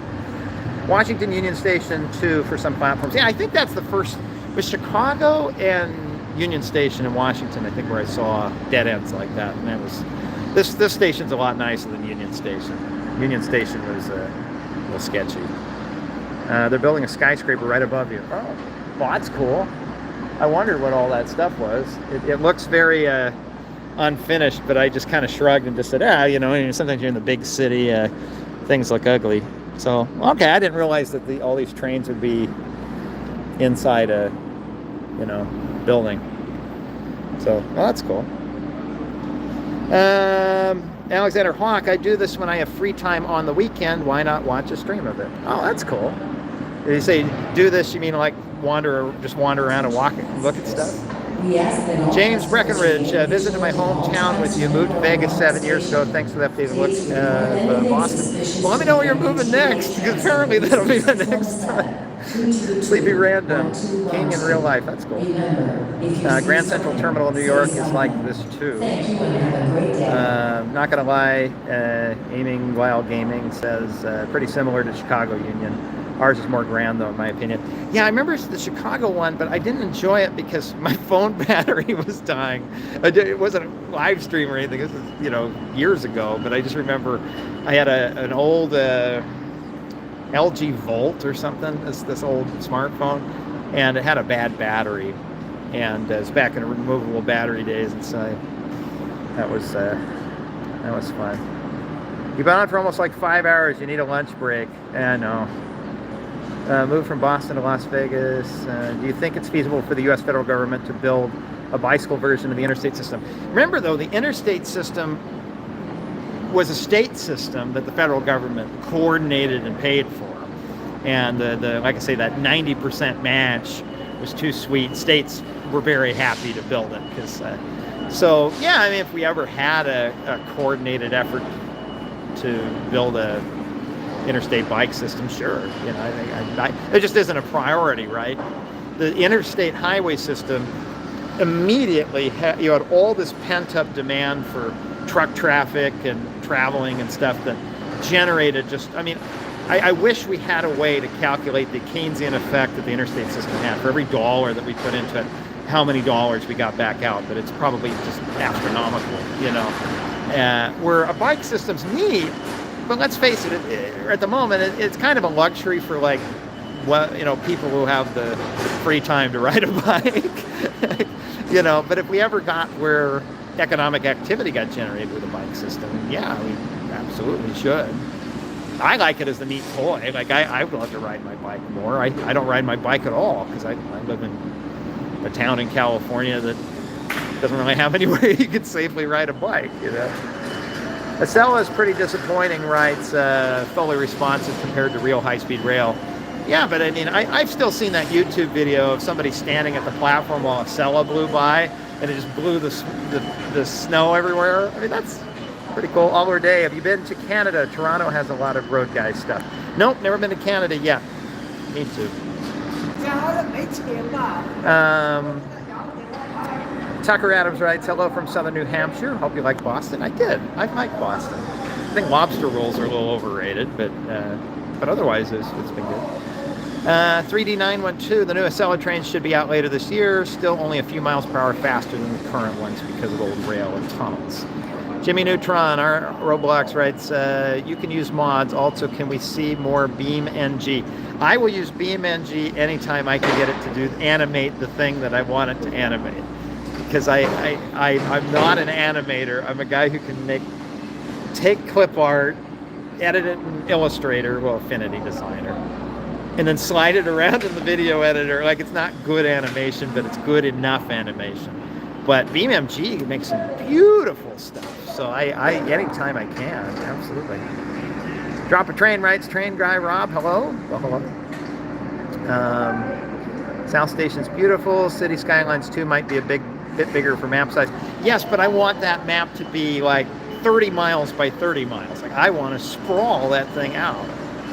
Awesome AA Sim writes, have you heard of strong towns? Yes. So their concept is Stroads. Yes. Corridors which attempt to provide both access and mobility at the same time, but fail at being either. Yeah, that's what we were talking about earlier, right? The short trip versus the long trip in a road, you know.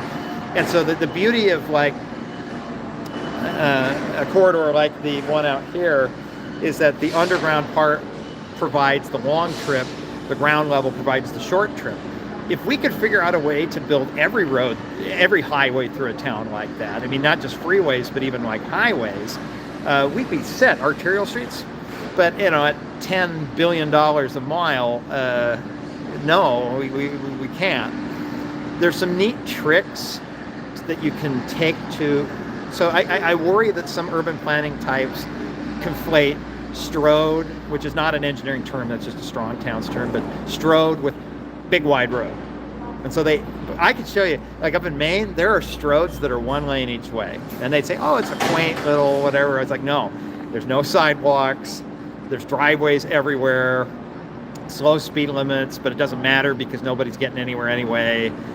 It's bad for everybody. It's bad for the long trip, it's bad for the short trip, and it's only one lane each way. And you can have really wide streets that are built very well, but you're never going to get an urbanist to admit that because they just hate the wide street, right? So I'm just saying, like, there's no official engineering term for a Strode. So I push back against that term a little bit because how do you define it outside of theirs? Just looking at my schedule here, it still says 11 p.m. Where did it go? Needham. Okay, nothing. I want around Boston. Yes, my friend and I would take the train, writes Alexander Hawk, to a random stop and just walk around for a while until we found another train. Oh, that's cool. 10:21, how far behind am I? Oh, I'm only 5 minutes behind on the chat. That's good. If they do an interstate highway funding for trains, that would be great. Writes Drop a Train. Awesome AA Sim. So many people are saying train guy Rob or rail guy Rob, but railroads are also roads. Yeah, I mean, yeah, in the end, road is just, I didn't come up with that term. A long time ago, I was a radio producer. Somebody said, you should create a YouTube channel called like Road Guy Rob because of the alliteration, right? So I opened the account and never did anything with it, you know, for 4 years till, you know, quit that job. So it just kind of just happened to be the name that was already there. I didn't like do any branding ahead of time, but the alliteration's fun. But the truth is, transportation is transportation. Like if I, you know, if MBTA ever gave me access to like show me how they do maintenance on their rails, for instance, I would gladly make a video about that. But you make a good point because I was thinking, yeah, it's not really, trains aren't really roads, but you're right, railroads are roads. The one that's gonna, oh yeah, I could do planes too because runways are also roads, right? What do you think about raised pedestrian crossings? Good when you put them in the right place. So yeah, parking lots, neighborhood streets that you really want people to slow down because there's a lot of people crossing. They're great. I wouldn't put one on a highway, you know. But, yeah, I think it's a neat tool.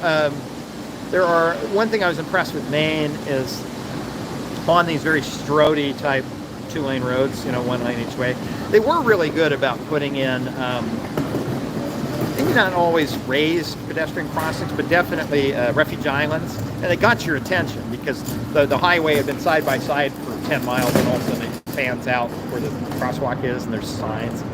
It would always get me to let off the gas a little bit, which is what should be happening. Raised pedestrian crossings are another tool in the toolbox that probably don't use enough. I like them better than speed bumps. You know, if you have the front door of like the grocery store, and we put speed bumps there to keep people from speeding in front of the store, but the speed bumps serve no purpose. But if you did raised pedestrian crossings instead, well, now you have that bump, that speed hump to slow people down, and you have a purpose for them. So, yeah, I think they're neat.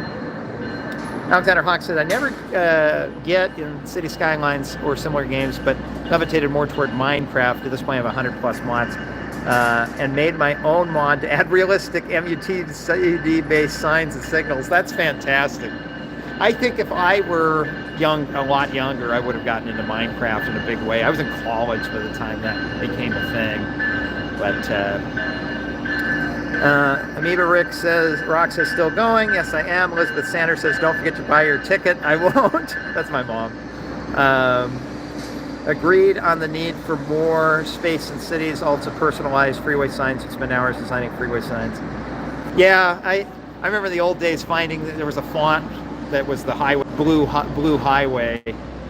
My phone's starting to cut out here, so maybe it's a sign that I had to wrap up. Okay, let's hit a few more and then call it good.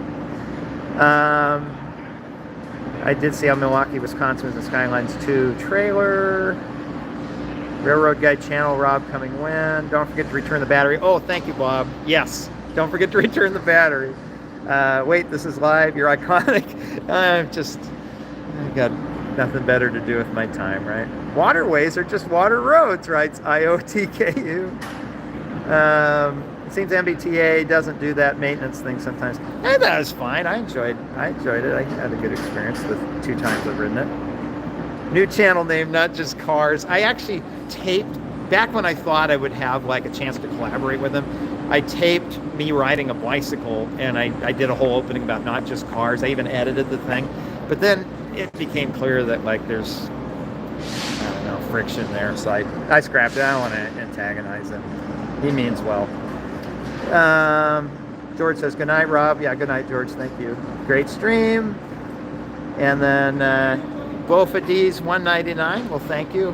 Nice to meet you. Have a great flight. Well, it's nice to meet you too.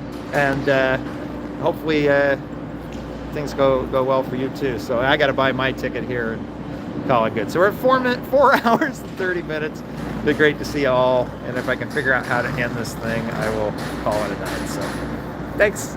See you guys next time.